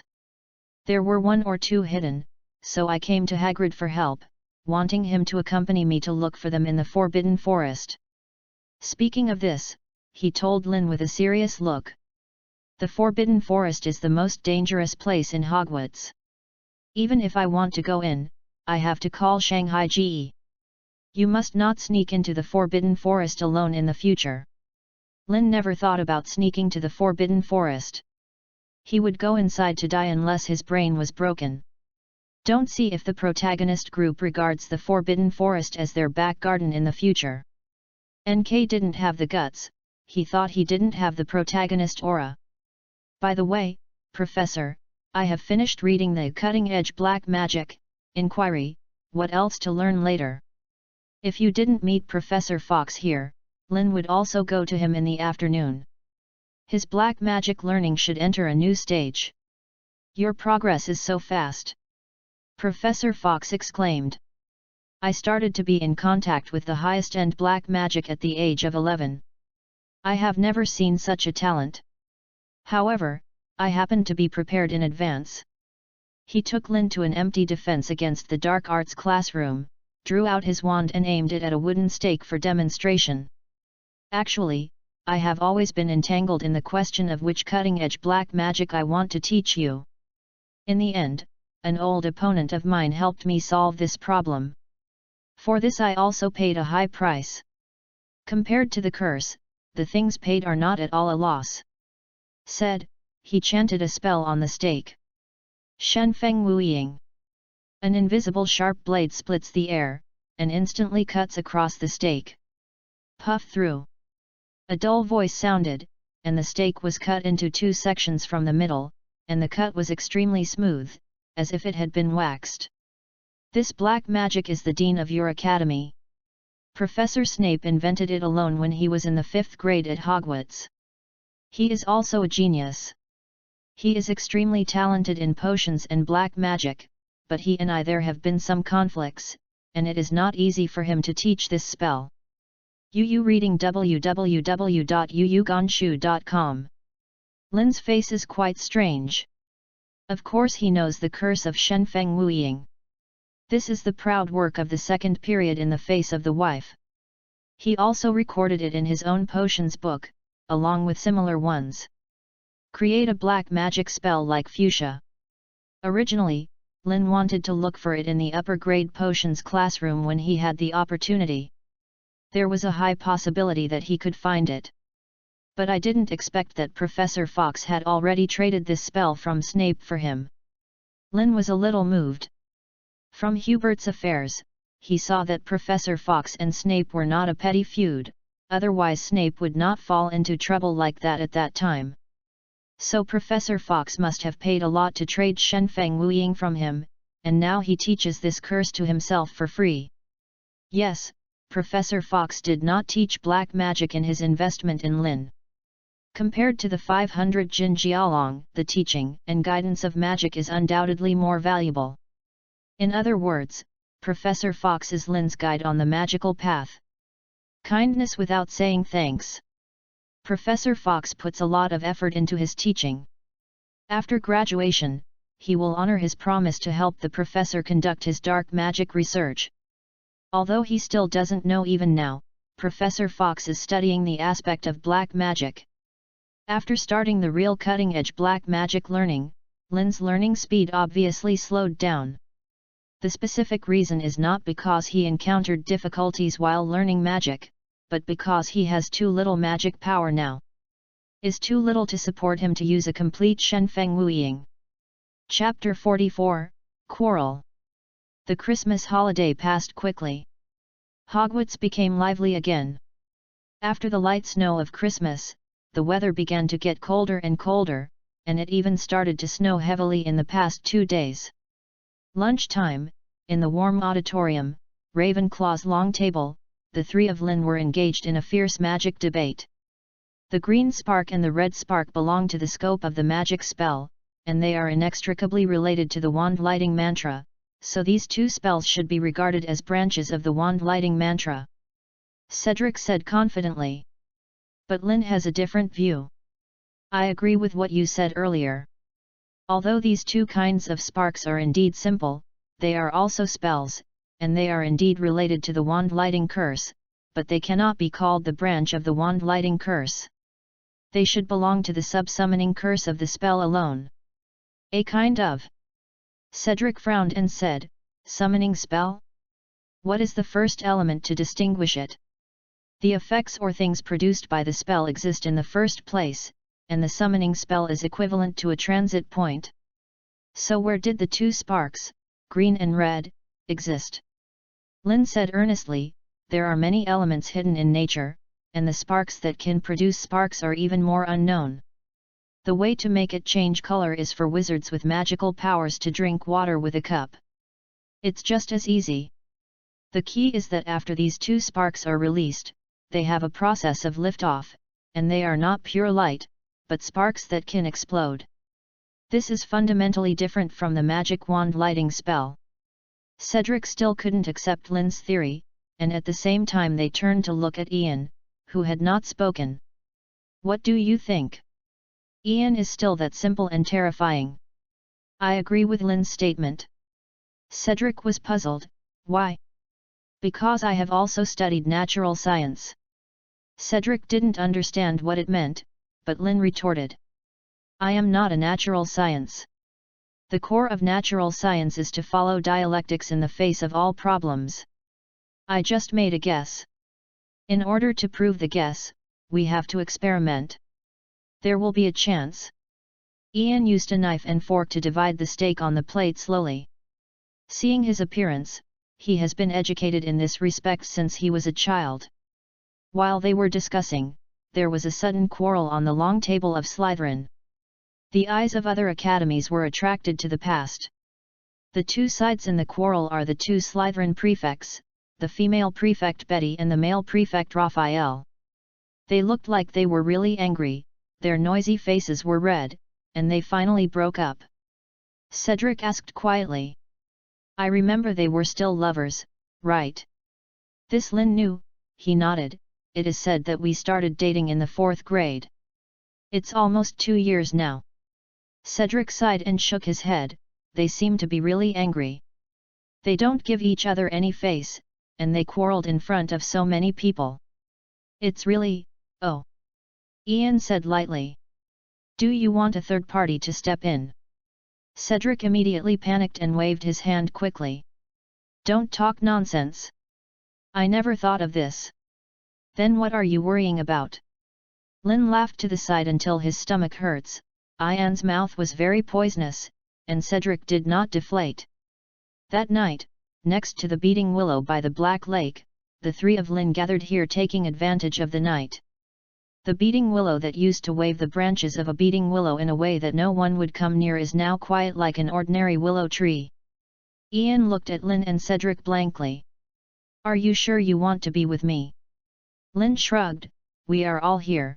Are we going back now to wait for Filch to be taken away? Cedric also patted Ian on the shoulder. It's okay, Ian.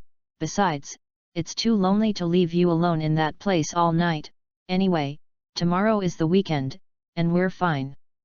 Ian didn't say anything more as they insisted, and took the lead to get into the secret passage, and Lynn and Cedric followed him. It's amazing to say that we came here last time to avoid Ian, but this time we took the initiative to follow him. Cedric said with emotion. You had to take the initiative to send death righteously at the time. Lynn was touched by the scene, and recalled the scene of Cedric's aggressiveness. The length of the secret road is not short. They walked for about half an hour before they came to the exit. This is a dilapidated house. The three Lynns climbed out of the underground storage room of the house, stepped on the dilapidated wooden boards, and made a weird creak. Fluorescence flickers. Cedric used the magic wand to illuminate the space nearby. They walked out of the storage room. As they moved, there was floating dust everywhere, and Lin couldn't help covering his nose with his cuffs. You stayed here alone before. Or else. Ian is accustomed to here, he obviously hasn't only been here twice. They came to the living room of the screaming shed. Ian found a clean place to sit down www.readaloud.com quietly waiting for the transformation to come. Lin and Cedric were sitting not far from him. Not long after, Ian suddenly collapsed to the ground with a painful muffled sound in his mouth. Werewolves will be extremely painful in the process of transforming, even Ian, a special werewolf who can keep his sense after transforming, is no exception. But the process of transforming is not long. With the sound of a penetrating roar, Ian has completely completed the transformation from human to werewolf. Of course Lin and Cedric did not escape this time. Instead, they stood up and watched Ian's changes at close range. Can you still use magic in this state? Lin asked curiously. Ian panted heavily and shook his head. I tried, but the magic in the body is like being blocked by an invisible force, and there is no way to come out. Lin suddenly had an idea. He didn't know where he found a thick plank, starting with Cedric. Come on, punch this board with all your strength. Cedric is an honest man. Lin said he used his full strength, but he didn't have any problems with the plank, but he kept pumping air conditioning with his fist in pain.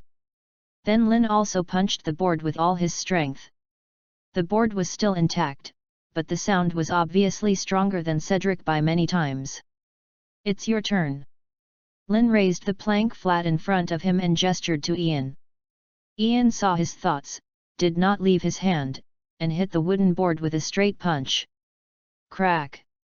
The plank broke into 2 knots on the spot, and Lin also leaned back under this tremendous force, fell to the ground, and slipped a few meters back. Chapter 45, I was targeted. Are you okay? Ian stepped forward and pulled Lin from the ground. Lin patted his and waved his hand to indicate that he was fine. His eyes shone, he didn't care about Ian's lush hair, and he took his shoulders. Ian was stared at by him, and all of a sudden goosebumps all over his body. What are you doing? Ian, do you think we are friends? Lin asked sincerely. Ian hesitated for a few seconds, then reluctantly nodded, forget it. You're lying. How did I lie? Lin just looked at him bitterly, and couldn't tell why he came. He can't say that the system didn't judge that his task is completed anyway, so he thinks he is deceiving people. Is just a simple test. Lin can see the difference between his current physique and Ian after he became a werewolf. After the physique attribute is turned on, he has 2 attribute values. After adding 1 point of the side task reward, he now has a total of 3 points. Lin guessed that 3 points of physique is the physique of a normal adult, and Hogwarts junior wizards should only have 1 point of physique, such as Cedric. After Ian becomes a werewolf, his physique has at least 5 points. This is still a conservative estimate by Lin, and Ian is not an adult yet. The physical fitness of an adult werewolf is bound to be stronger. Of course, werewolves have their own limitations. Not to mention that ordinary werewolves completely lost their subjective consciousness after transforming. But the addition of the Lin system does not have this defect at all. If he can get the rewards of the second phase of the system, then he will be able to obtain the same strong physique as Ian werewolf after transforming, and the use of magic is not restricted. Such an improvement is extremely huge for any wizard. Even if the physique point can be filled.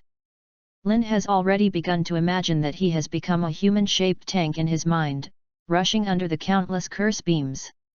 Thinking about it, Lin couldn't help but stare at Ian with a piercing look. Ian felt hairy in his heart, and subconsciously stayed away from him. 1 month after the end of Christmas. Slytherin's common room, Lin looked at Betty, who had just finished arguing with her boyfriend and was sitting next to him complaining with a headache. He was confused with Angela in the 5th grade. I even saw her kissing his face once. He explained to me that it was just Angela's thanks to him for his help, and didn't mean anything else. I believe what he said. But now he wants to draw a line between my family and me because my brother married a muggle. Lin is really difficult to deal with right now. In fact, he doesn't want to participate in the love-hate dispute between the two Slytherin prefects, but at this time he is not going to leave or not. He can only be forced to be a confidant sister. So he is despising your brother for marrying a muggle wife. Not only that. Betty, who used to be strong and capable, had reddened eye circles at this time, as if she was about to cry. He actually hates my brother for not marrying his cousin. Our two families have already made a marriage contract before, but my brother What kind of family ethics drama is this? Isn't your sister-in-law going to have a dispute with your mother? Then she got pregnant, had an abortion and divorced. In the end, she was stubbornly entangled for another 4 or 5 years. Lin spit out frantically in his heart, but comforted. It's a good thing that your brother can find true love. Senior Williamson will understand. Lin thought he was weak in comfort, but he really had nothing to say. No, he can't understand. His family is a very old-fashioned pure-blood family. Don't think he has no prejudice against you. It's just that he is maintaining his upbringing. In fact, he told me more than once. Let me stay away from you. Why did it get on me again? Lin looked dazed. He was uncomfortable now, feeling more and more that it is not suitable to stay here, so he shied away. Sister, I think I haven't finished the homework for my transformation class. There will be a transformation class this afternoon. I have to go back to do my homework. I'm sorry I can't keep talking with you. His reason is very good, and Betty didn't hold back either, just asked in a low voice. Are you free tonight? I'm in a bad mood, can you accompany me to the Black Lake for a walk? Lin was startled with goosebumps. He hurriedly waved his hand and said. Sorry, senior sister, tonight Cedric asked me to go fishing. Yes. Just go fishing. So there is no way, this is an appointment in advance, I really don't have time, I'm really sorry, goodbye, senior sister. Lin ran out of the Slytherin common room just like escaping. Lin didn't really care about Betty saying that Raphael was secretly speaking bad things about him behind his back. He didn't expect the little wizards in the Slytherin to like him, and to maintain the harmony on the surface. It would be great if everyone did the water well together, and there was no reason or need to go further.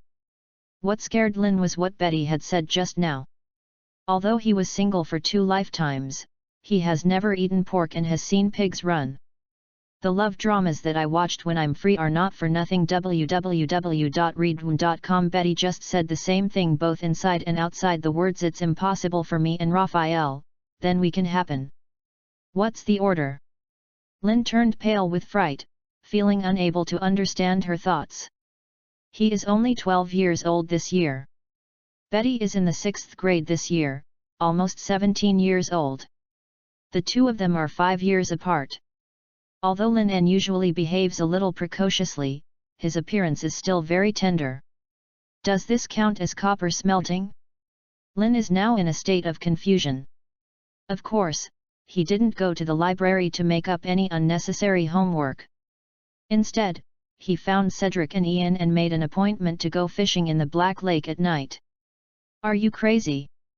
Cedric touched Lin's forehead, and Lin opened his hand with a slap. Who is it, curse? What kind of fish did you lose when you went to the Black Lake? I don't care, even if you are a fisherman, you have to stay with me tonight. Ian has an astronomy class at night, so I can't accompany them to fool around. In the evening, only Cedric accompanies him to hang bait by the Black Lake. What the do you want to do? Cedric complained, and hung the beef he stole from his fish hook during dinner. It's hard for them to act unobtrusively now, and a bunch of little wizards who are idle and do nothing to watch them from afar, as if expecting them to catch something up. Lin had already thrown the hook into the lake.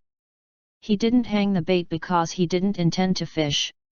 He turned his head in the direction of Cedric and said cautiously, "I seem to have been targeted by an old cow."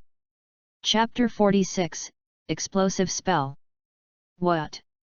What old cow? Cedric's head is full of small question marks. Lin sighed in melancholy, and explained quietly.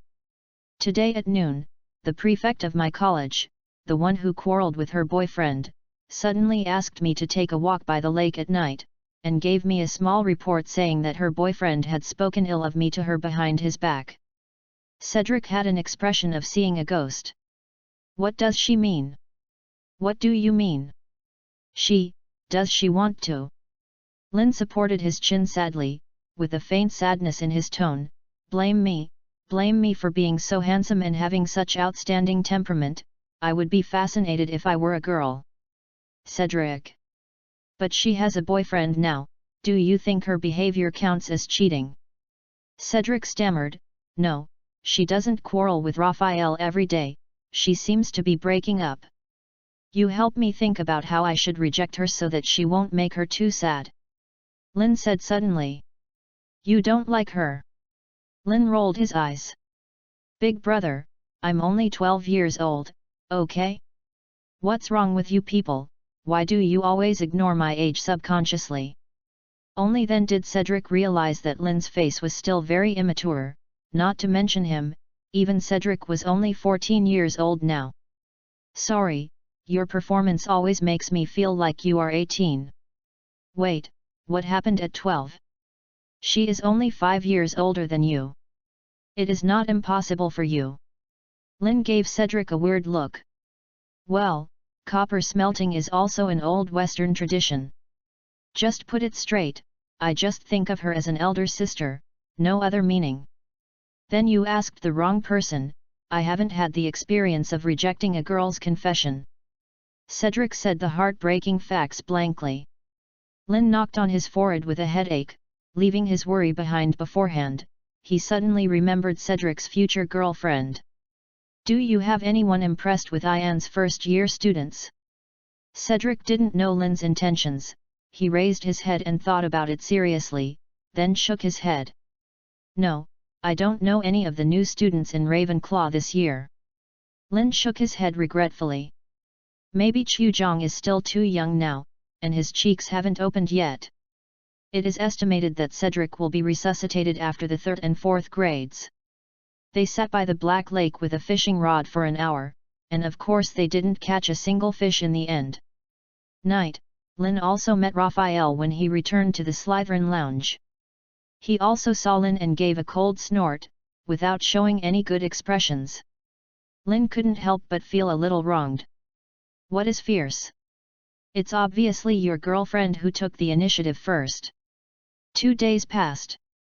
Since Betty took the initiative that day, she has never spoken to Lin again, as if she had forgotten Lin. But at noon on Saturday, Cedric secretly told Lin an intelligence. "Your 2 prefects seem to have officially broke up today." The pumpkin juice from Lin's mouth almost didn't spray on Ian's face opposite. "How do you know?"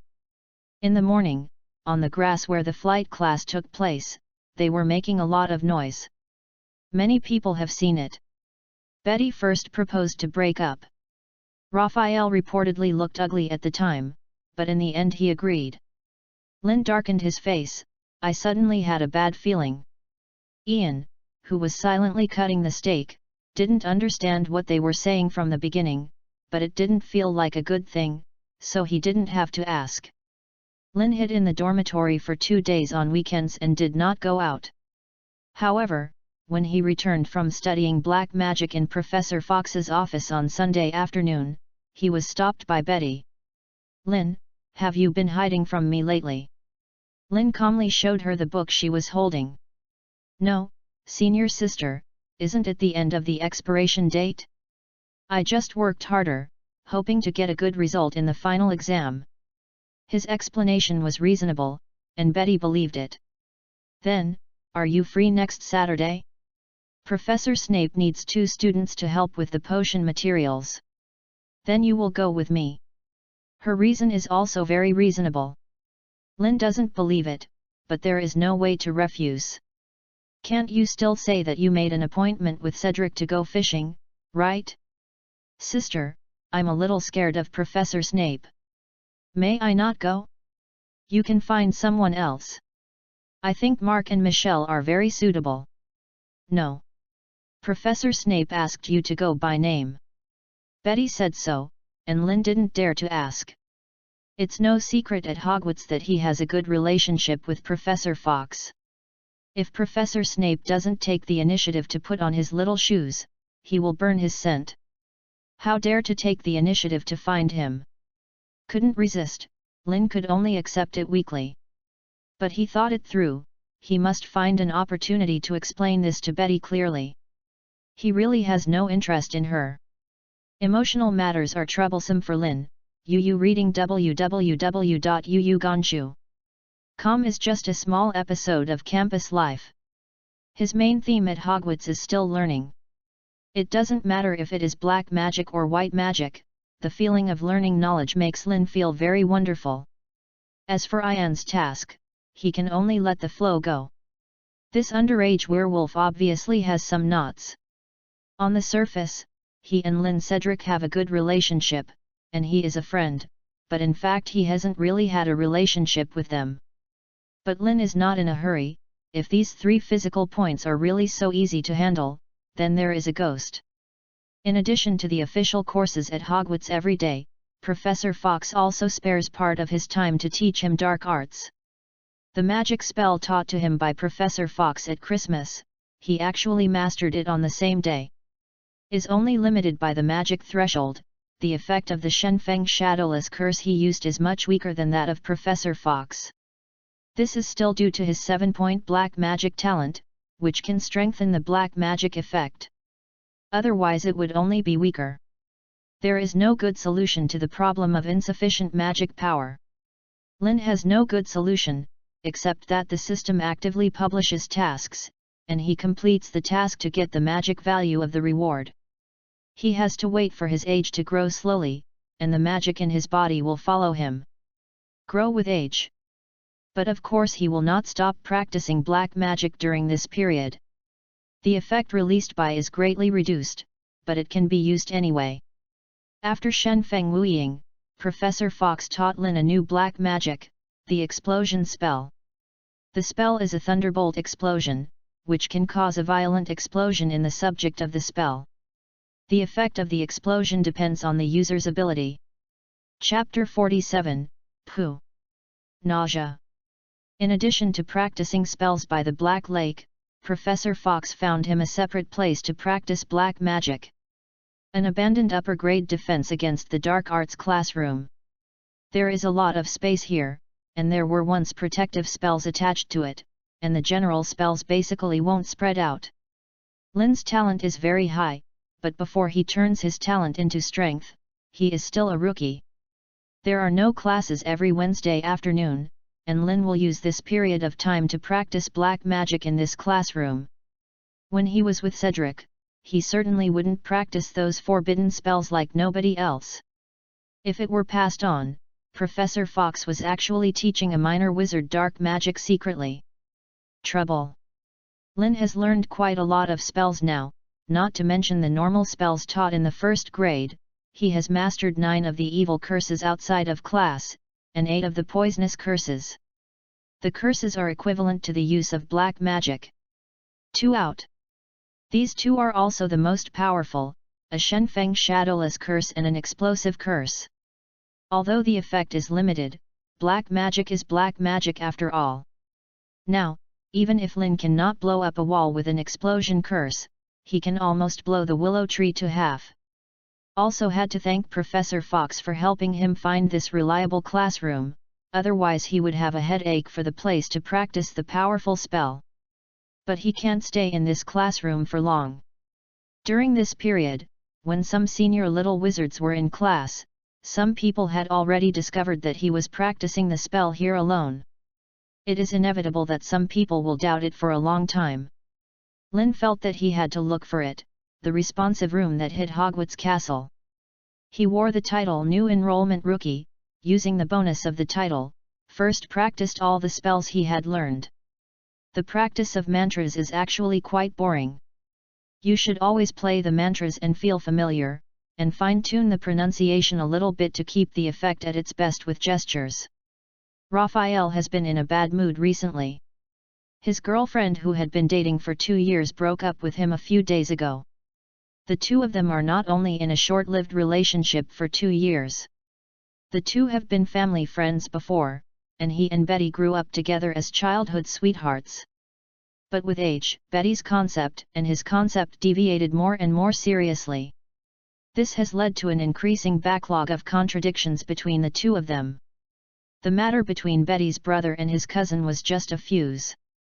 He really can't figure out why Betty now has the idea that wizards and muggles are equal. How can it be equal? They have something that muggles don't have, and they have something that muggles don't. If you look at the pros and cons of the species, wizards should be the most perfect human beings. And muggle. When they are in a good mood, they may put down their body to show them the good education of wizards. When in a bad mood, what is the difference between them and ordinary monkeys? And Betty, not only denounced his correct thinking, but also took the initiative to get so close to the little wizards from mixed-race families, even muggle families. Especially the first-year little wizard named Lynn. Raphael is not blind, he can see that Betty treats him more carefully. So on that day, after Betty offered to raise her hand, he agreed. Originally a pure blood, Betty, who is noble, has now changed. She is no longer worthy to be the future mistress of the Williamson family. After breaking up, Raphael was in a bad mood, but he was not angry at all. This is Betty's loss, isn't it? She gave up a good person like herself, and now it is said that she has begun to pursue the offspring of that monkey Lynn. After he knew about it, he had no emotions other than mocking Betty's blindness. As for going to Lynn to get revenge or something. Stop joking, he was a senior prefect who went to trouble with a first-year little wizard, no matter what the result, he was the only one who suffered in the end. His ability to get to the position of the prefect proves that his brain is normal, not a foolish man who can only be arrogant. Even after breaking up, Raphael's life at Hogwarts is still business as usual. On Wednesday afternoon, he finished the boring history of magic with his roommate. On the way back to the lounge, he suddenly heard some strange noises coming from an empty classroom that had been abandoned for a long time. Isn't it Peppy Ghost? He always likes to make these pranks, trick us into it, and then throw rotten eggs at us. Raphael's roommate said half-jokingly. Raphael shook his head. Pippi dare not provoke us, don't forget, Barrow the Blood Man warned him. Then let's go in and have a look. Let's take a look, maybe there is a Gryffindor student in it. We catch him and report it to the professor, maybe the professor will deduct points from him. They chatted, and then opened the door of that classroom. There is no Pippi, no little wizard of Gryffindor, there is only one Slytherin first-year freshman who is practicing magic spells. www.readaloud.com. It turns out to be Lynn. You are practicing magic here every day, curse? No wonder how good the results are. There are so many people in Hogwarts, not to mention that everyone is still an academy. Raphael's roommates will naturally know Lynn, who has been in the limelight as soon as school starts. Lynn put down the magic wand in his hand, thinking with some headaches, the plan to find the responsive house must be put on the agenda, and on the surface, he politely greeted them. Hello seniors, I am here to practice casually. Raphael also saw Lynn, but he didn't know why. The moment he saw Lynn's face, it seemed that an unknown fire suddenly rose in his heart. He thought of his ex-girlfriend Betty, who always liked to hook up with Lynn, thought of Lynn's humble background, and thought of his apparently humble background but with such a great talent. He sneered and snorted, and said yin and yang weirdly. It's really casual practice. Even if you practice hard, you won't be able to become famous. As soon as he uttered his words, even the face of the roommate next to him changed. Raphael, what's wrong with you? Lynn also noticed something wrong, he just remembered at this moment that he had forgotten to change his title. But now it's useless even if I change it. Raphael is like venting, the more he speaks, the more ugly. What are you? Lynn Belloc. How did she like Betty about you? How could something as great as magic appear in your dirty bloodline? Do you think you are beautiful in school? You think you are gifted? Is it outstanding? Do you think your efforts will get the reward you want? Stop dreaming. You mudblood is as disgusting as a bug on the ground. Bah! Disgusting. Chapter 48, Cry. Cry to me. In the abandoned classroom, the atmosphere has frozen to the freezing point. The surroundings were quiet to the point where the needles fell, and the harshest thing was Raphael's heavy breathing. Lynn didn't seem to be angry. He gently brushed the wand with his fingers and stared at Raphael's bloodshot eyes with no expression. So, these are the true thoughts of the seniors. Raphael didn't know what he had just done, and suddenly vented everything in his heart. But now that this is the case, he will naturally not show weakness in the face of Lynn's problems. Yes, you don't really think that I was polite to you before admiring you? Haha, stop dreaming, are you worthy of a person like you? Raphael, what's the matter with you? Stop talking.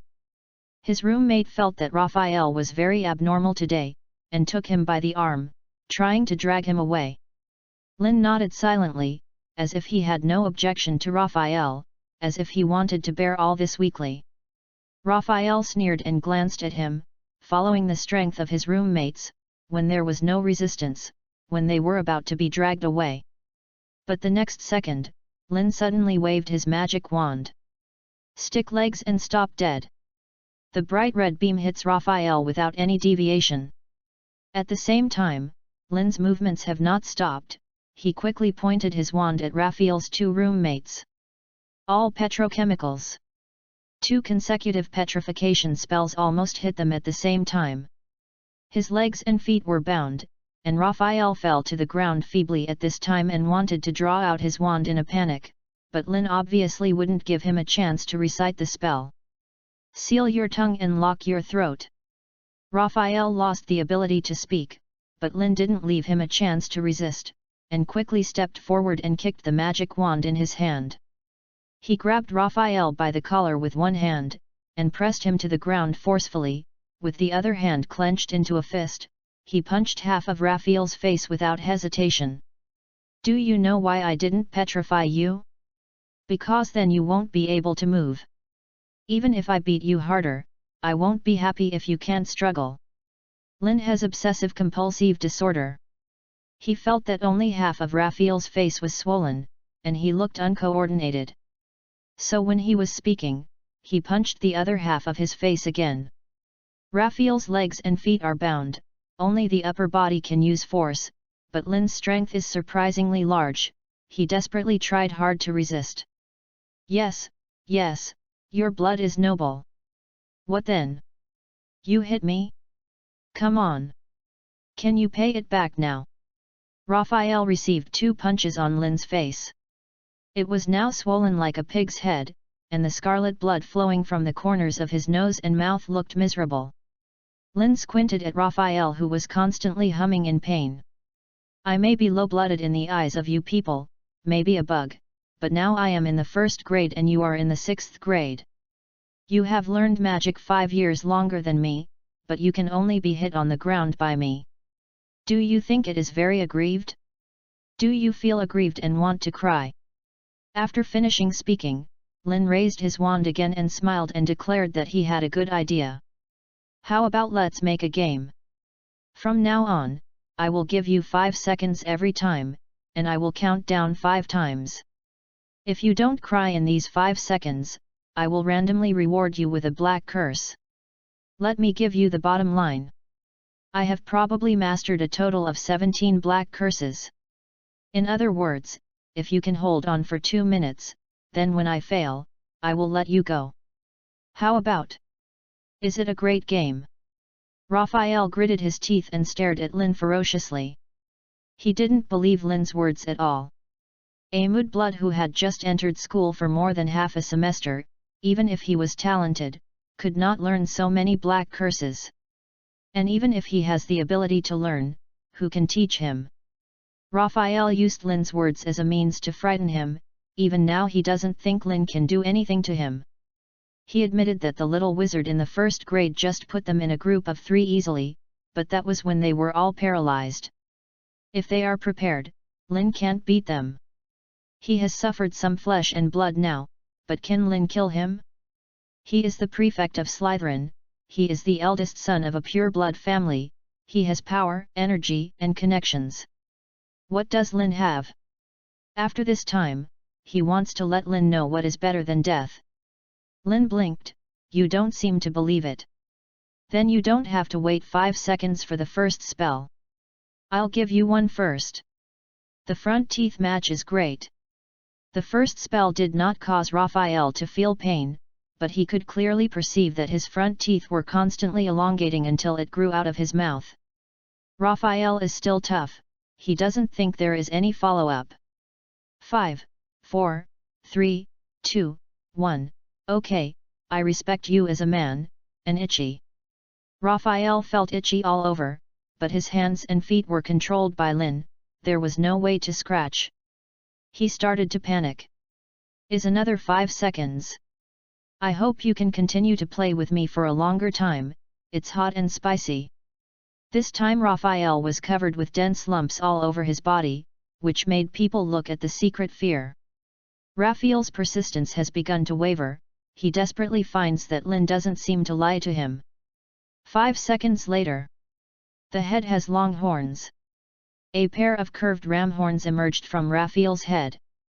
He didn't dare to face Lin and head-to-head. Reading www.yuyugonshu.com even showed a begging look in his eyes. Is another 5 seconds.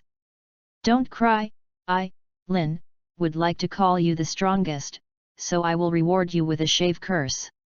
Another spell fell, Raphael's hair disappeared, and there were only 2 horns left alone on his head reflecting the light. Raphael finally couldn't stand it anymore, he sobbed like a collapse, tears streaming from his eyes, mixed with snot and blood, looking very pitiful. Lin sighed, shook his head. I thought you were a man, but I didn't expect to cry so quickly. It's boring. He kept his promise, let Raphael go, stood up, and apologized seriously to Raphael's 2 roommates. Sorry, I can't help you solve the spell for the time being. I am really embarrassed to involve the 2 of you this time, I hope you forgive me.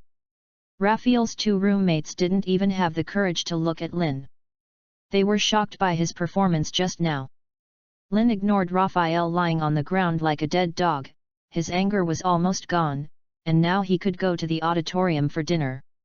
Objectively speaking, Lin would also be partly responsible for this matter.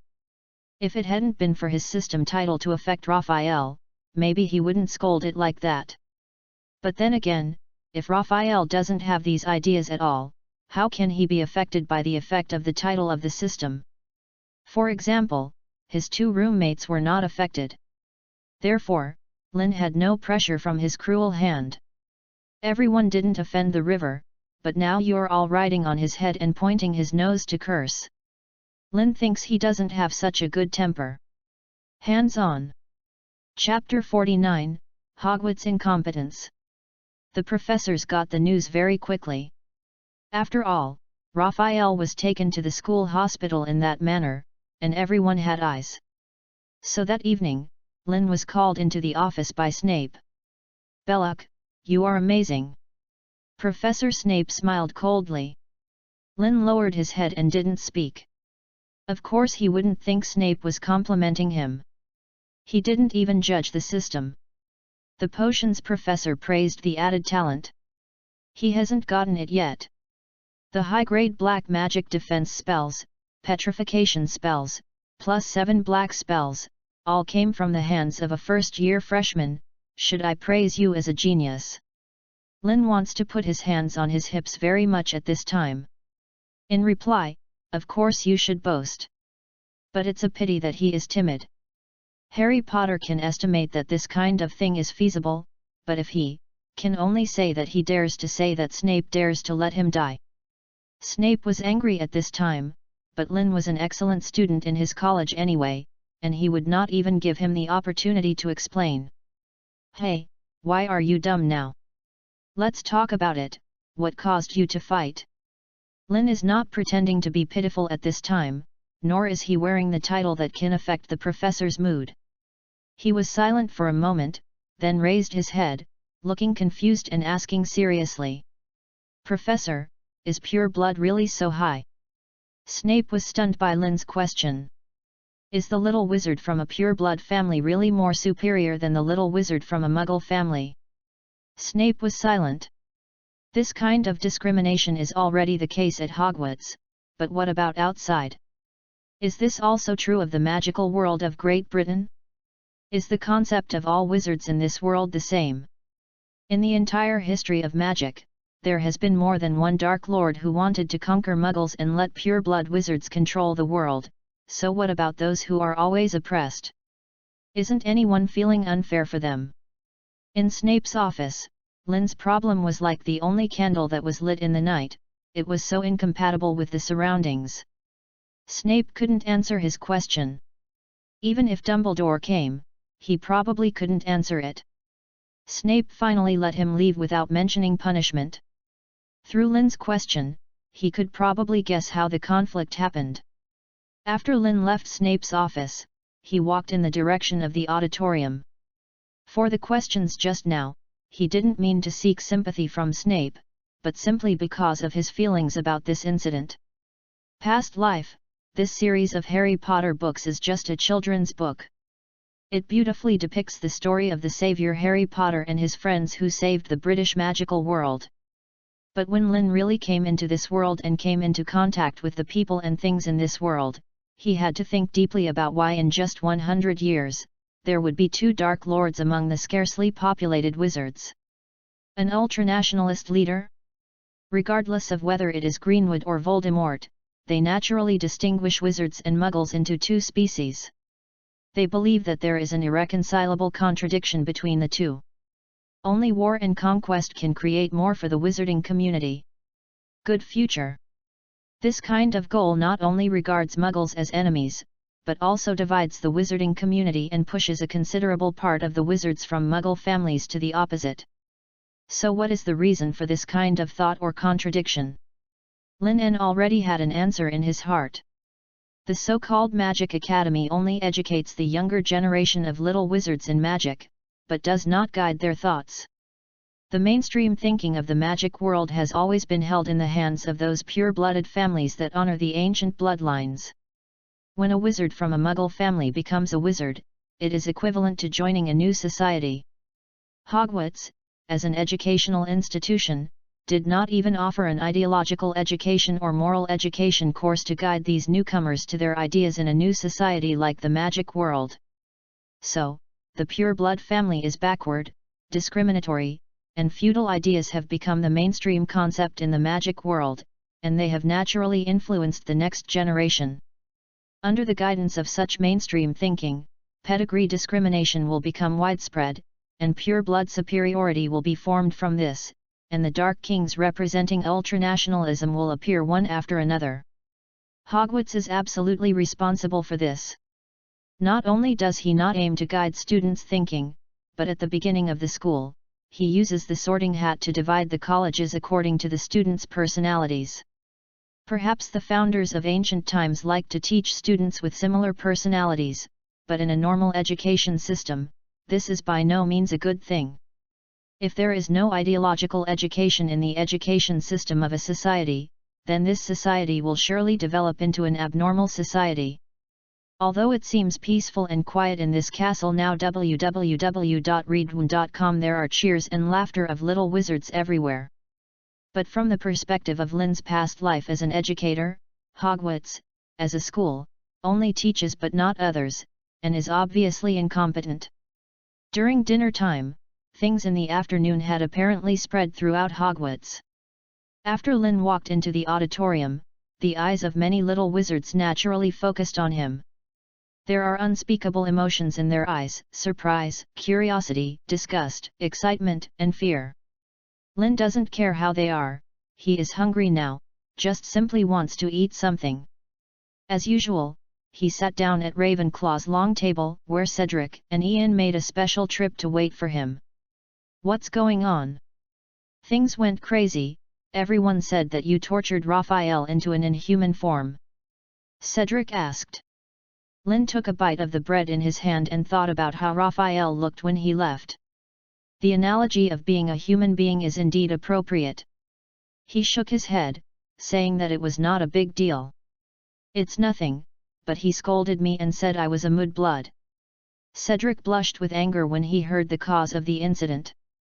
As the prefect of an academy, how can he say such things? What about his upbringing? Did you feed the dog? Ian is also from a Muggle family, and he still doesn't understand what the word means. What is mudblood? Is a malicious and insulting swear word. If someone uses this word to call you in the future, don't hesitate, Ian, just use your wand directly at him and give him a harsh lesson. Cedric explained to Ian. Chapter 50, The Weirdest Person. The second day of the conflict. Slytherin's lounge. Betty approached Lin again. Lin didn't hide this time, or the special trip was here waiting for her. I heard about Lin. Raphael troubled you yesterday, and he still used that kind of to call you. It doesn't matter.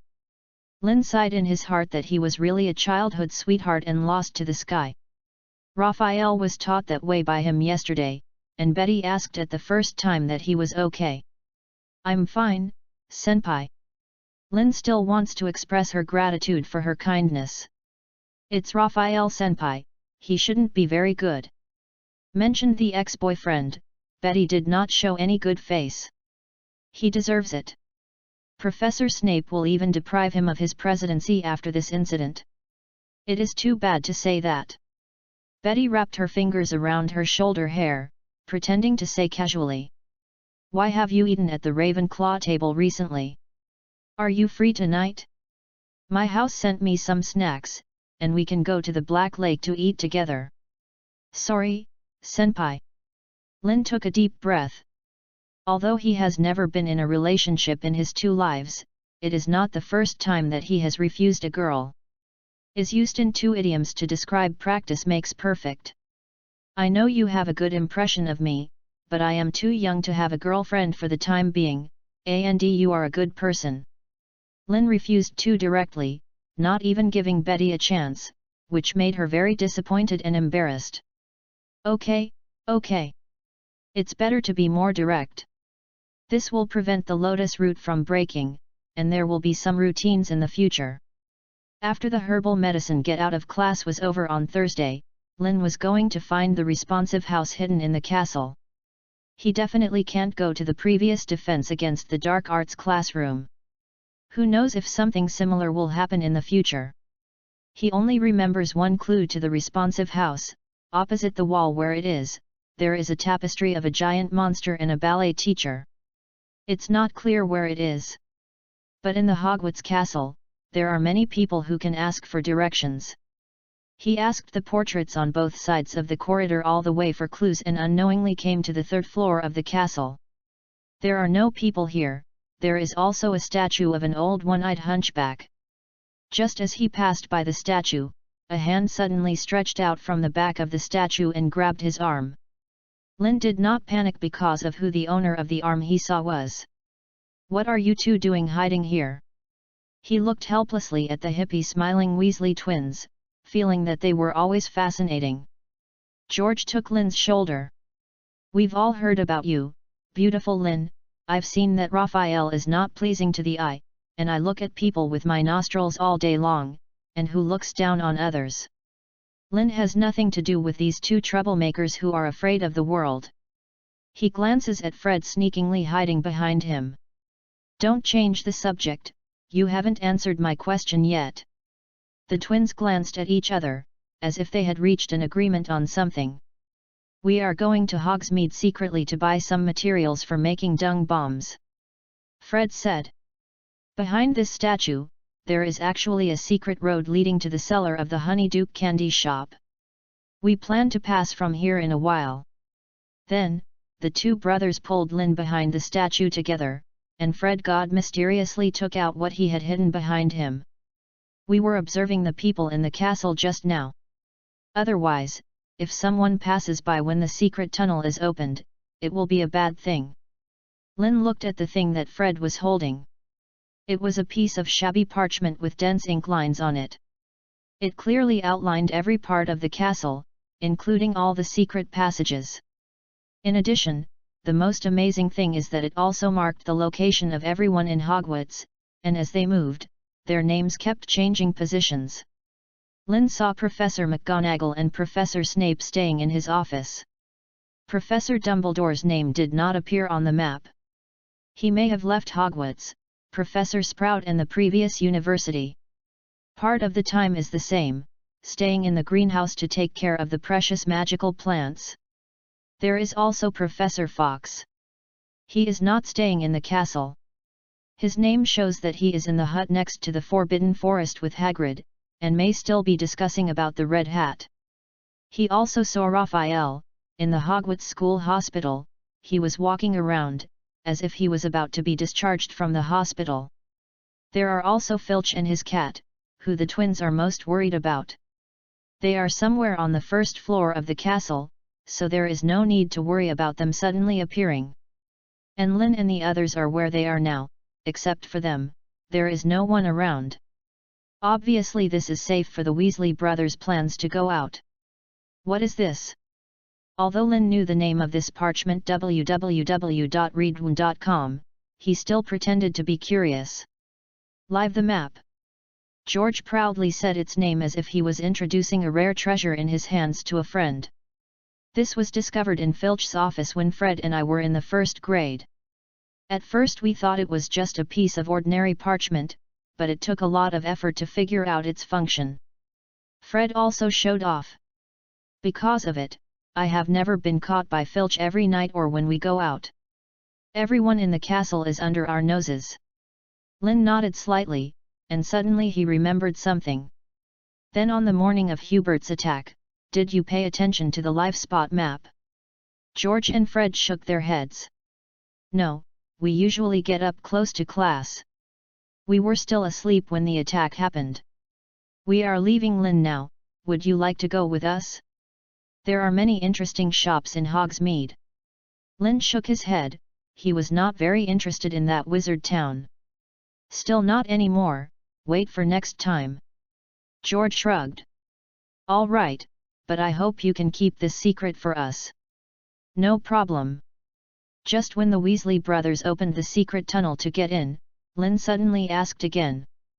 "Then from the beginning of this semester to the present, have you found any strange people when you observe the map of the live spot?" Fred and George both thought about Lynn's question seriously, and in the end they both said a person's name. "If you want to say the strangest thing, it must be Professor Fox." Chapter 51, Second Attack. Professor Fox. "Yes." George retracted the leg that had just stepped into the secret tunnel. "I know you have a good relationship with Professor Fox, Lynn, but I have to tell you that he really has some problems," he said seriously. Fred followed George's words. "We found that something was wrong with him on the spot map at the beginning of school. He wandered around the castle almost every night for a long time." "Yes," George said, "during that time we didn't even dare to go out for a night tour, afraid to meet him in the castle." Lynn looked at them suspiciously, feeling that what he said did not match their personalities. "When you two encounter this kind of thing, shouldn't you dare to investigate the truth of Professor Fox's weird behavior? Why are you afraid to go night tours out of fear?" George and Fred smiled awkwardly, and finally George said, "You really know us." "Well, I admit that we tried to follow Professor Fox in the middle of the night to see what he was doing in the castle, but every time we wanted to follow him, Filch suddenly appeared, even though we didn't catch us, but we didn't dare to take risks anymore." Lynn lowered his head and thought for a moment, thinking it was a little coincidental. "What about recently? Has he been out in the middle of the night? No. Fred shook his head and recalled for a while and said, probably before the Christmas break, he hadn't been out in the middle of the night. Thank you, I will remember your words. Lynn thanked seriously.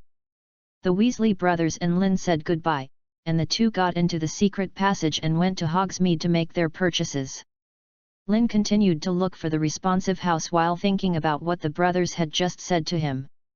Finally, he smiled and shook his head, not thinking so much. Professor Fox announced frankly when the school just started, he has a secret, just like Lynn has a secret. Lynn did not want to explore the secrets of Professor Fox, nor did he want anyone to explore his secrets. At least he can be sure that since meeting Professor Fox, he never thought of harming himself, and even gave him a lot of help. Therefore, the words of the Weasley brothers did not shake the impression of Professor Fox in Lynn's heart. He still thinks this is a cute and respectable old man. 3 meals a day are Lynn and Cedric when Ian and they meet. At dinner time, Cedric told Lynn something he had just learned. Raphael was discharged from the hospital in the afternoon.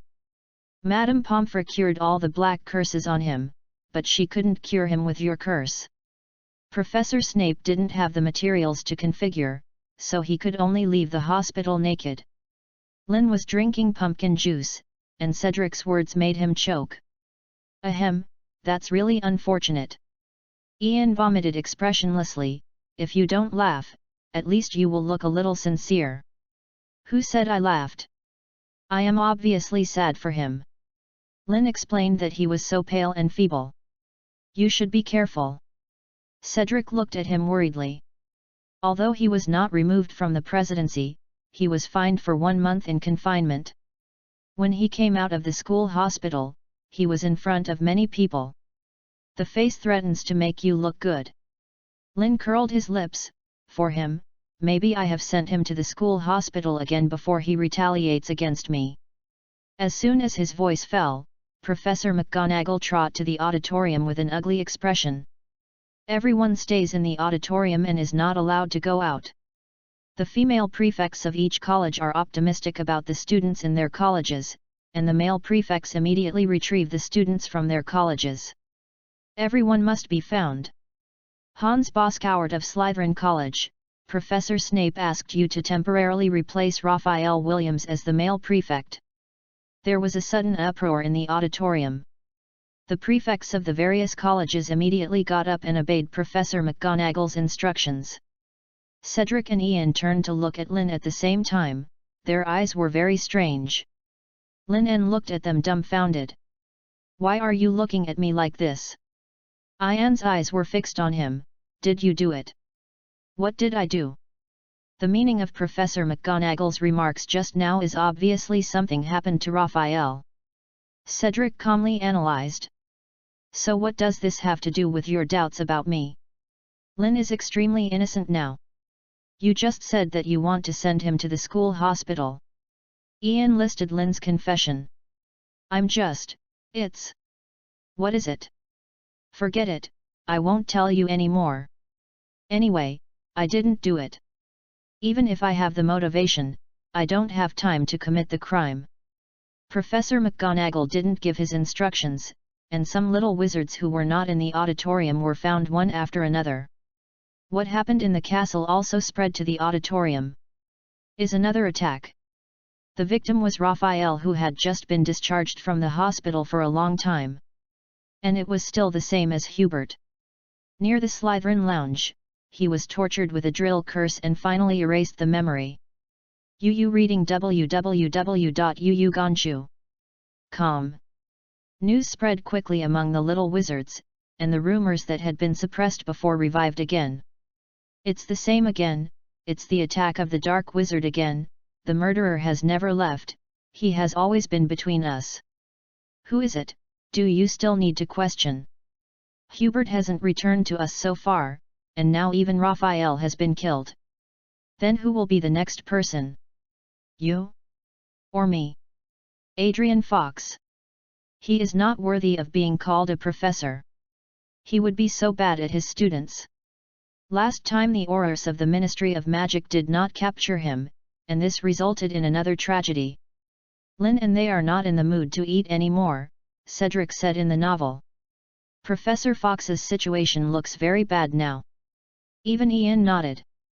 Unless the real murderer can be caught, even if there is no evidence, he will definitely be taken away by the Ministry of Magic for a special investigation under the identification of so many people. The little wizards condemned the growing wave of Professor Fox, and even some Slytherin students shouted at Professor McGonagall, who remained in the auditorium.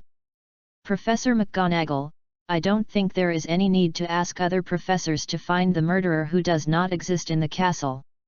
Where is Professor Fox now? The best thing to do now is to control him. Go back. Sit down. You don't need to worry about these things. Professor Dumbledore will be back soon. Professor McGonagall said coldly to the Slytherin student. She also heard the words circulating among the students, but she is also very anxious now, and can't even testify for Fox. Because just when Raphael was attacked, Fox disappeared. Chapter 52, The Missing Fox. The entire Hogwarts little wizards were placed in the auditorium. The timing of the attacker's choice was very clever. It was the time when Professor Dumbledore was out of the castle for something. Professors except Professor McGonagall watching over the students in the auditorium, all the other professors are searching for the unknown murderer everywhere in the castle. Except for the Defense Against the Dark Arts class Professor Adrian Fox. He seems to have evaporated out of thin air in the castle, he can't be found everywhere. At a corner of the stairs on the second floor of the castle, Snape encountered Professor Flitwick. Anything to discover Severus? Snape shook his head. No, I didn't find a stranger. Where is Nadrian? Did you find him? Snape sneered. He may have escaped in fear of sin. Professor Flitwick frowned. I know you had contradictions at the beginning, but you shouldn't jump to conclusions about this kind of thing until you get definite evidence. You are not a student who hasn't grown up yet. Of course I will have my own judgment. You don't need to teach me, Flitwick. The professors who are searching in the castle will not say anything. In the auditorium, the little wizards are still talking about it. Lynn frowned, did not pay attention to the rumors, but stared closely at the task that the system had just given him. Emergency mission, rescue Professor Adrian Fox of Defense Against the Dark Arts. Task description, your most beloved professor is in danger at this moment, but everyone is questioning him at this time, only you believe in his innocence, and only you can help him. Task reward, randomly draw a talent from Adrian Fox. Give me a hand. Lynn said to Cedric and Ian suddenly. What do you want to do? Cedric suddenly had a bad feeling in his heart. I'm going to leave the auditorium for a while. If someone finds out that I'm no longer there, you can help me cover up and say that I went to the bathroom or whatever, but if I don't come back in 3 hours, you will steal me immediately. Report the news of the run out to Professor McGonagall. What are you going out for? The castle is so dangerous now. You can't go out at this time. Cedric grabbed Lynn's arm with a nervous look. Lynn solemnly looked at him. I have a reason to have to go out, don't worry, I am afraid of death, so trust me, I will be fine. Lynn's eyes were very firm, and Ian also patted Cedric on the shoulder. Trust him, let him go. Cedric didn't insist, he let go of his hand and gritted his teeth. You must not behave, Lynn. Lynn smiled at them and promised. I will not. Then he turned around and ran out of the auditorium secretly. After leaving the auditorium, he did not stay in the castle, and along the corridor, Lynn went straight out of the castle. The outside of the castle is pitch black, dark clouds cover the starry sky, and drizzle rain falls from the sky. Waterproof and moisture-proof. He used a water release curse on his robe, and then rushed into the night without hesitation. He still remembers the map of the spot that the Weasley brothers showed him this afternoon.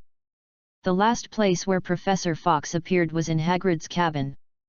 Lynn used the magic wand to illuminate the curse and trod along the rugged dirt road to Hagrid's cabin. Hagrid's cabin door was closed tightly, and it was completely dark inside, and it was obvious that no one was there.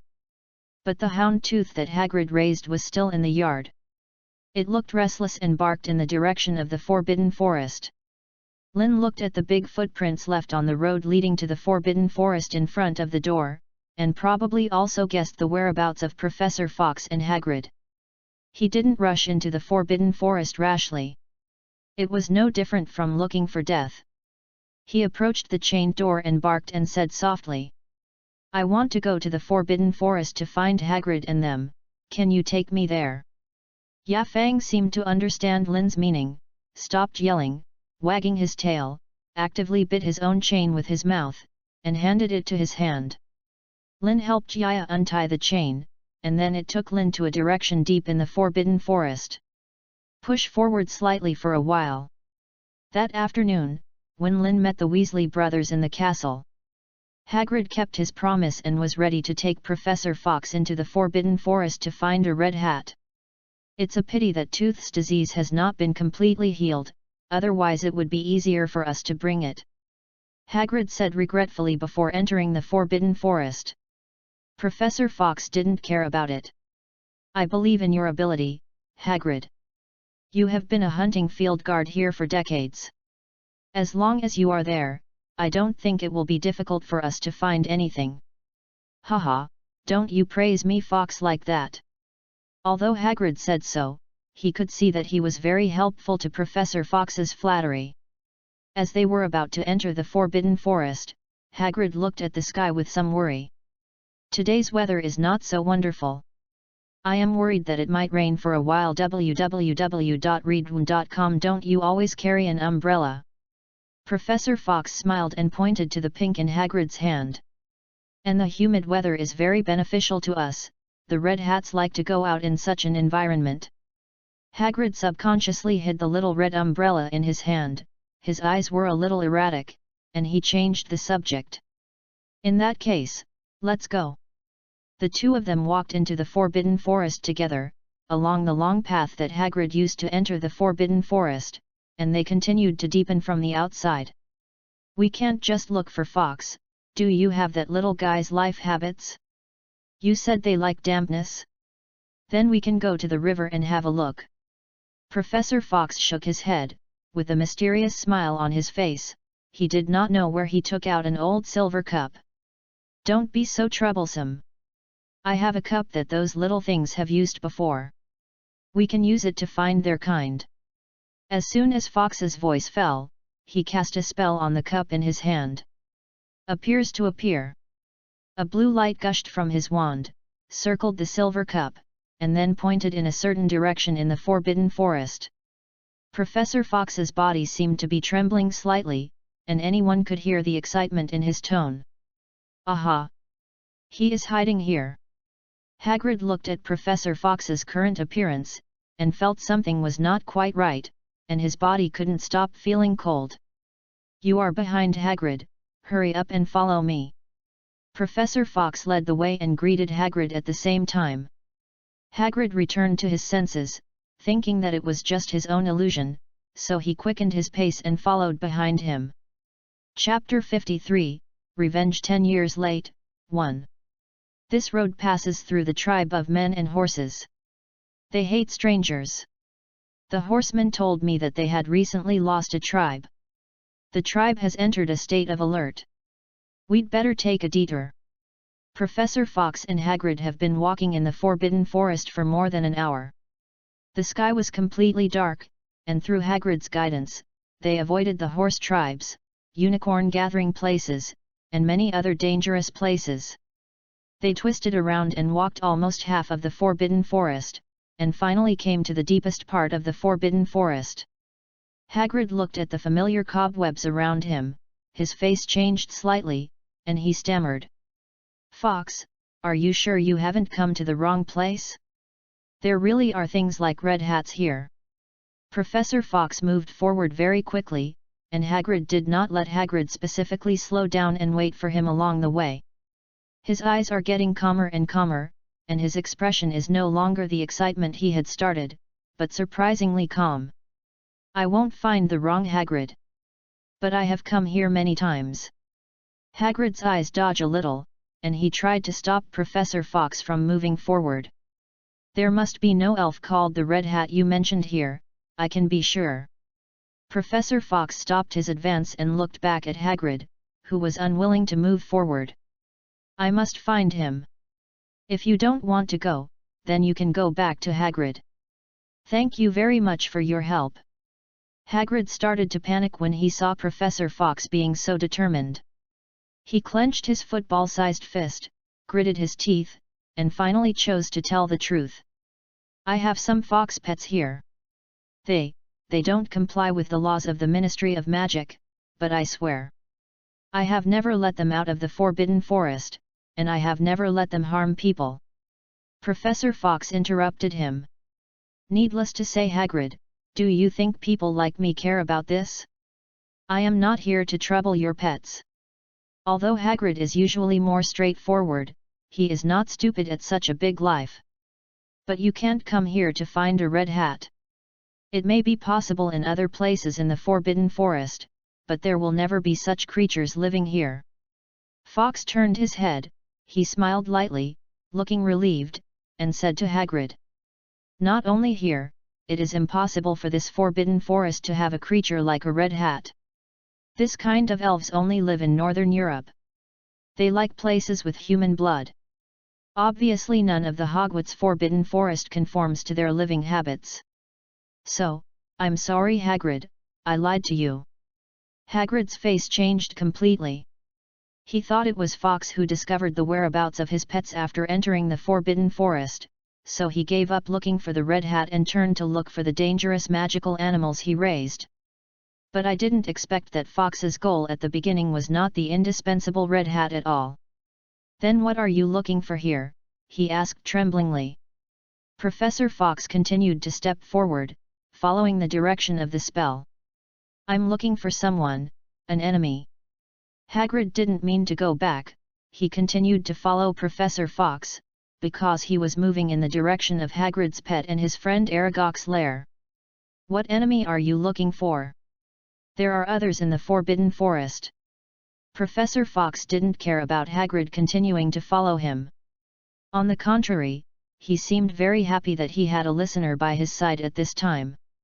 He has many identities, an undocumented animagus, a pure-blood, a dark wizard, a Death Eater, and I prefer to call him an escaped mouse.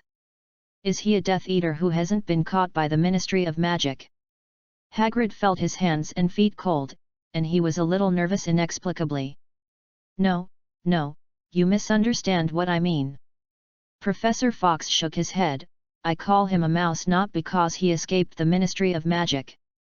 You should know why I was imprisoned in Azkaban and then released again? Hagrid. Because. Hagrid opened his mouth, and he seemed to think of what Professor Fox was going to say. I killed 5 Death Eaters. He said with a smile, originally this number should be 6, but the last one escaped early when he got the news. After that, I was arrested by the Ministry of Magic, 2 years ago. After I was released, I traveled all over the world in the name of traveling, in fact, to find him. Guess where he is hiding? Hagrid's lips trembled slightly, and he didn't answer the answer they all knew. The night has fallen, and the thick dark clouds have isolated the starry sky and the earth, and the Forbidden Forest is particularly dark. They are like the mouths of a giant abyssal beast that has walked into it. The front is pitch black, and they can't see their fingers. Fluorescence flickers. Professor Fox used a magic wand to illuminate the spell. Hagrid hesitated for a moment, and did not choose to hide, waved his little pink umbrella, and also used the magic wand to illuminate the spell. As they got deeper and deeper, spider webs like fishing nets began to appear among the surrounding trees, and at the same time, some huge figures faintly flashed across the web. The pets you raised turned out to be giant spiders. I remember they can eat people. Professor Fox saw the creatures hidden in the spider web. Hagrid defended their friends, Aragog listened to me very much. It restrained its ethnic group www.readaloud.com and won't let them harm other people. Professor Fox did not agree with this. A beast is a beast after all, even if their leader has laid down a non-harming rule for your group. What if you die? Or is your friend incapable of restraining its group?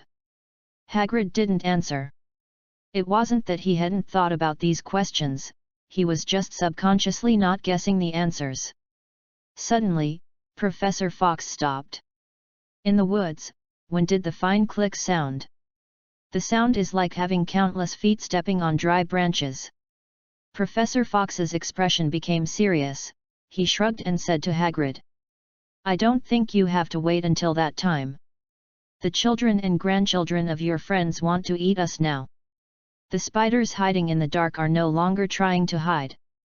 They gather from all directions and surround Professor Fox and Hagrid in the middle, like a black ocean, which will swallow their small reef at any time." Hagrid looked incredulously at the giant spiders that were constantly pouring up like damp around him. He roared and questioned his friend. "Aragog! Where are you? Come out immediately! Are you trying to kill me now?" Professor Fox stopped Hagrid's meaningless actions. He had grey hair and wrinkled face, but his waist was upright, his eyes were bright, and he looked extremely energetic. The howling cold wind blew his windbreaker, and Adrian Fox drew out his magic wand, just like a medieval knight drew out his sword. "You don't need to call Hagrid. Your friend obviously has something accidental. The only thing we can do now is fight." Chapter 54. Chapter 55, Revenge 10 Years Late, 3. Is surrounded by cobwebs. This is obviously a territory occupied by the spider race, and all the big spider opportunities just now have been killed under the curse of Professor Fox. Now there are only some small spiders that have not grown up. The so-called small is only relatively speaking, even in childhood, they are the size of an adult's fist. After walking forward for a long time, Professor Fox stopped. Because the tracking magic brought him here, he disappeared, which means that the person he was looking for is here. But there were no people around, only a huge figure suddenly rushed out of a cave.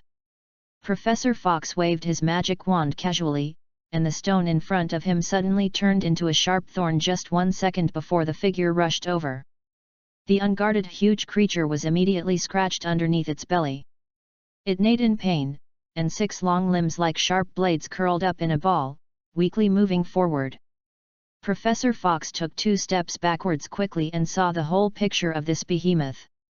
This is an unusually huge 8-eyed spider. It is even bigger than a Muggle car. Every movement of its 6 legs will sweep down a large area of trees like a sharp blade. Its 8 eyes looked a little abnormal, showing a strange greyish-white, like a blind man. This spider is obviously Hagrid's friend Aragog. But its current state is a bit different, as if it is controlled by someone. This kind of large creature just looks scary, but it is actually the best target for wizards. Because it is too big, it can be a good living target. The leg freezes and stops immediately. The spell used to bind hands and feet is undoubtedly a good way to deal with this articulated creature. Aragog was condemned to death with 8 legs and completely incapacitated. It's actually easy to kill it, but because he took care of Hagrid, Professor Fox's men were merciful. "Aren't you coming out yet? Wilkes?" Standing in the rainy night, he shouted into the empty woods. "I guess you have had enough, right? Even if I was locked in Azkaban, you dare not come out. You have been hiding here for 10 years. Now you finally dared to fight back against me, so why didn't you come out? Meet me." The cold wind was blowing Dongyu, and no one responded to him except the rustling leaves. Professor Fox frowned slightly, he seemed to hear a voice. A wooden arrow shot out from the depths of the forest suddenly, and the target flew to his head accurately. But the arrow was 10 centimeters in front of Professor Fox, and was stopped by an invisible barrier, and his iron armor curse had not been removed. The sound of hooves trampling on the ground quickly sounded without a hit, and the figure hidden in the night quickly changed positions among the trees, not giving Professor Fox a chance to lock him with a magic wand. Is a horseman. Fox habitually narrowed his eyes and recognized the identity of the attacker. He remembered what Hagrid said when he entered the Forbidden Forest, that the horse tribe had recently lost a tribe. Now it seems that their people are not lost, but controlled by black magic. The arrow of the horseman poses little danger to Professor Fox. The real threat to him is the man hiding in the dark. He didn't move rashly, but stood still, waiting for the hiding mouse to show its feet. They stayed in a stalemate for 5 minutes, and finally the horseman who wandered around couldn't bear it and launched an attack.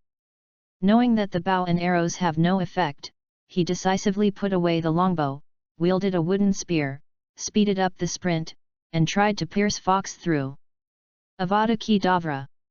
Professor Fox is also unambiguous. It is for Hagrid not to kill Aragog, but he has no scruples about the horseman. Raising his hand is a life-killing curse. The miserable green light seemed to be out of breath, and the pierced rain curtain shot straight at the horseman. No one dared to face the killing curse, but the horseman's actions were very light, not as a living target like Aragog. He jumped flexibly, twisted to his side, and then charged again. Professor Fox immediately changed his strategy. Dealing with this kind of agility point full of characters, cannot use the kind of spell that only works when hits.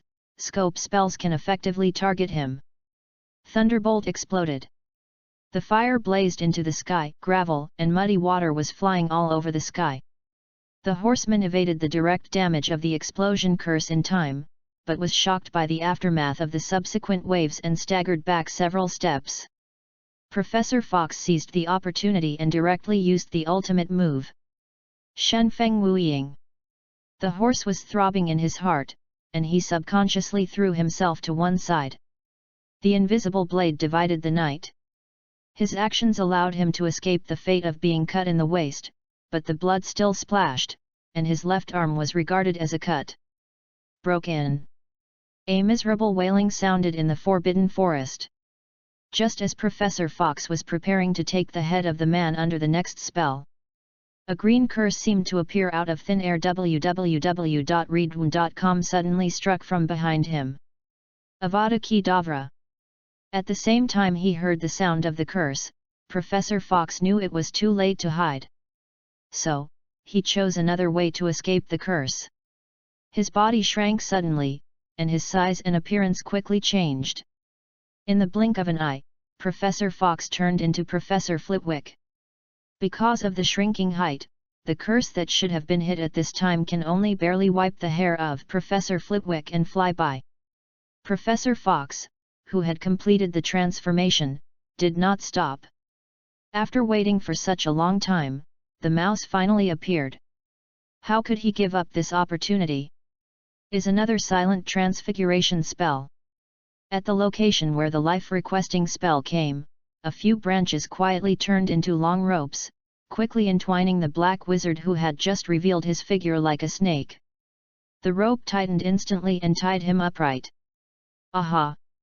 Professor Fox changed back to his original appearance and exclaimed excitedly, "I caught you!"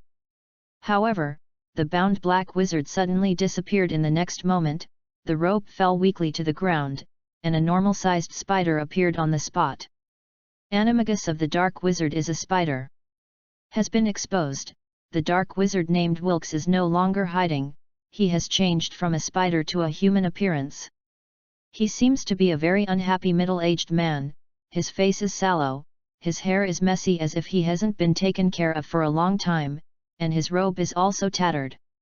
However, his eyes were extremely fierce, staring at Professor Fox, clenching the wand in his hand, and gritted his teeth. "Fox! I didn't expect you to be a born animagus." Chapter 56, Revenge 10 Years Late, 4. There are so many things you can't think of. Seeing that he was not hiding his head and showing his tail, Professor Fox stopped talking nonsense with him. Wilkes ran to evade the killing curse, and fought back with a green light. For a time, the woods are full of greenery. "Fox, I don't think we can't talk." Wilkes tried to negotiate with Professor Fox. What do you want to talk about? Although Fox had the meaning of negotiation, he used the killing curse, explosive curse, and Shen Feng Wuying alternately in his hand, and he did not give Wilkes any time to breathe. I didn't do anything at all. It was all Lestrange. They did it. I'm just a bystander. Just a bystander. Only bystanders. Professor Fox growled gloomily, as if irritated by his words. Do you know what I regret about all these years in Azkaban? His eyes were bloodshot, his anger burned with hatred, and he seemed to be able to burn his soul. I've always regretted. Regret made those 5 miscellaneous deaths so easy. How could the heart-drilling curse be enough? I should torture them more, torture them until they repent from the depths of their souls all the time. Repent of what they have done. Shen Feng Wuying. The invisible blade is centered on Professor Fox, sweeping in all directions. Countless trees were cut off at the waist, and the trees fell to the ground, with constant booming loud noises. Wilkes' face changed immediately. He was also a Death Eater who followed the Dark Lord before. He had seen this powerful black magic created by his colleague Snape. But he was sure that the effect of Shen Feng Wuying was definitely not so exaggerated. Just like the previous killing curse that killed the spiders, the Shen Feng Wuying curse has also been improved by Professor Fox. Immediately made a decisive decision, he immediately got down, and almost the next second, the sharp blade swept across. The horseman escaped a section because he had been slumped on the ground, but Aragog, who was bound by his joints, was not so lucky. Its 8 legs were all cut off instantly. The stench of green blood was splattered everywhere like money-free ones. Aragog's vitality is tenacious, and his limbs are all broken and he hasn't died yet. Only a chubby body is left, lying on the ground wailing. The effect of the shadowless curse used by Professor Fox was terrifying. The trees in a radius of 20 meters were all emptied, leaving a large area of open space in the forbidden forest. Madman! You are a madman! Wilkes yelled and got up from the ground. He was covered with mud and looked very embarrassed. Professor Fox just released a big wave, and his current state is not very good. Excessive consumption of magic power made him pale, panting on his knees, and lacking energy. Smoky. At this moment, Wilkes suddenly used a low-level smoke curse. White smoke gradually began to surge around, the vision was obscured, and Professor Fox was secretly vigilant. He didn't underestimate the curse that even Hogwarts first-year students would use. He chose the fastest way to crack the smoke curse. All curses are over. General cracking spells can forcibly lift most of the effects of spells, and the smoke curse is no exception. But just as the smoke was about to dissipate, there was a sound of horseshoes in Professor Fox's ear. That horseman stood up again? Before he turned his head, Wilkes suddenly appeared in a place less than 5 meters in front of him. The two are very close now, so close that they can't escape any curse. Professor Fox has no time to take care of the horseman behind him. The iron armor curse has always protected him. The horseman has already suffered a lot of injuries. Even if he attacks himself, he will not cause much harm. The most important thing now is Wilkes, who is right in front of him.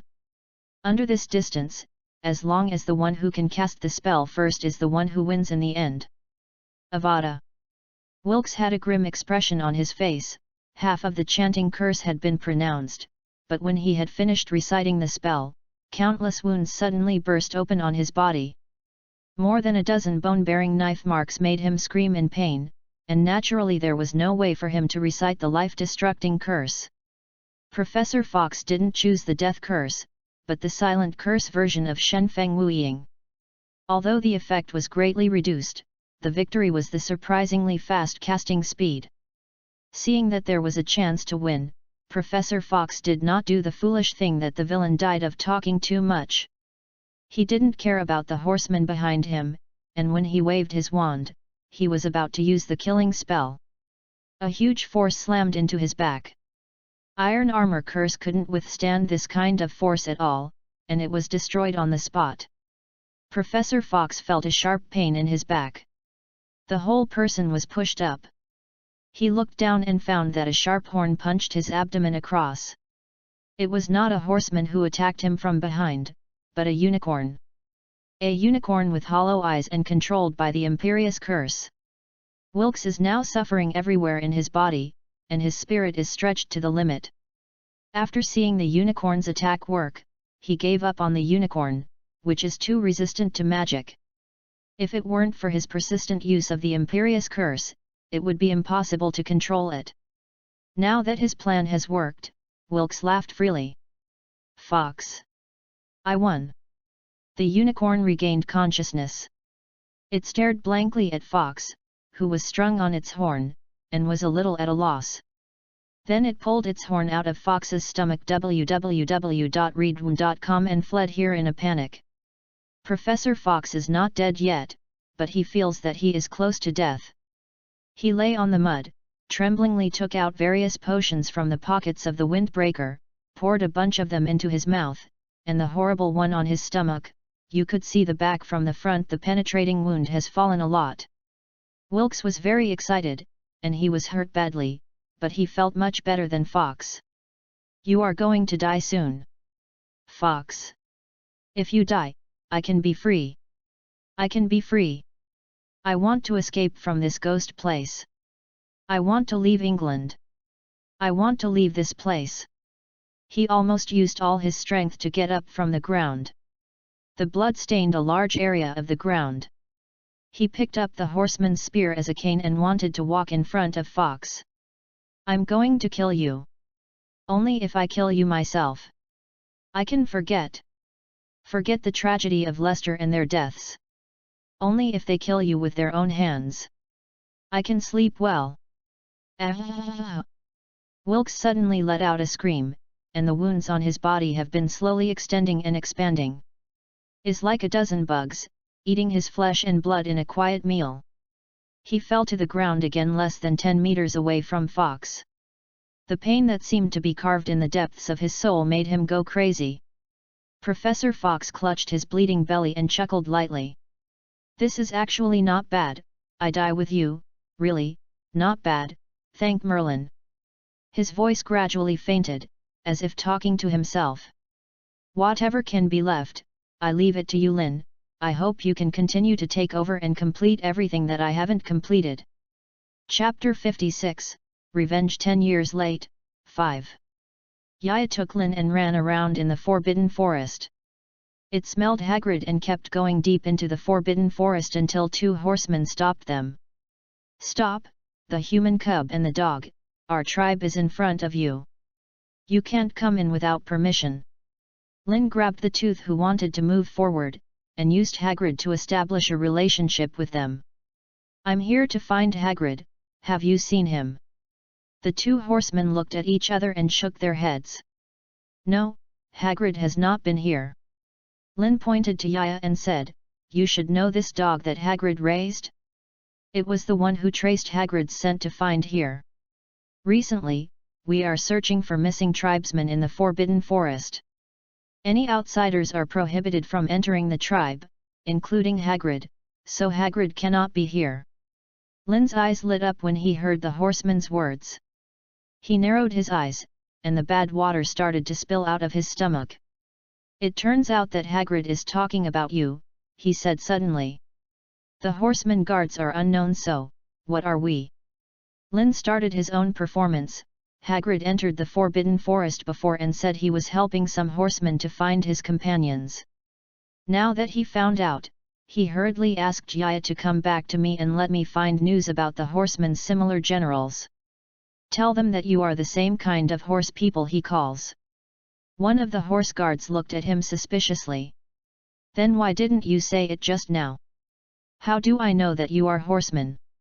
Lynn pretended to be dumbfounded. I have never seen you before. I thought the so-called horsemen were horse heads.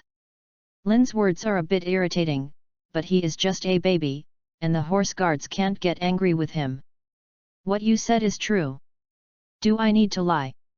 Lynn blinked, looking extraordinarily sincere. The expressions of the 2 horse guards began to become solemn, and one of the horse guards immediately left to inform the leader in charge of them. Soon, the ground vibrated, and there were probably dozens of horsemen running over. The horseman who led them was named Firenze. He seemed to be more gentle than other horsemen, and seemed to be more intelligent. "Did you bring the news?" Firenze walked up to Lin. They were all very tall. Standing in front of Lin gave him a sense of oppression. Lin didn't change her face. "Yes, it's me." This brainy horseman came up and pointed out the loopholes in Lin's lies. "If Hagrid wants to tell us this news, why not let the dog come to us, but pass you?" Lin spread his hands. "Are you familiar with Yaya?" "No contact." "That's fine. Hagrid asks Yaya to find you. Can he find it?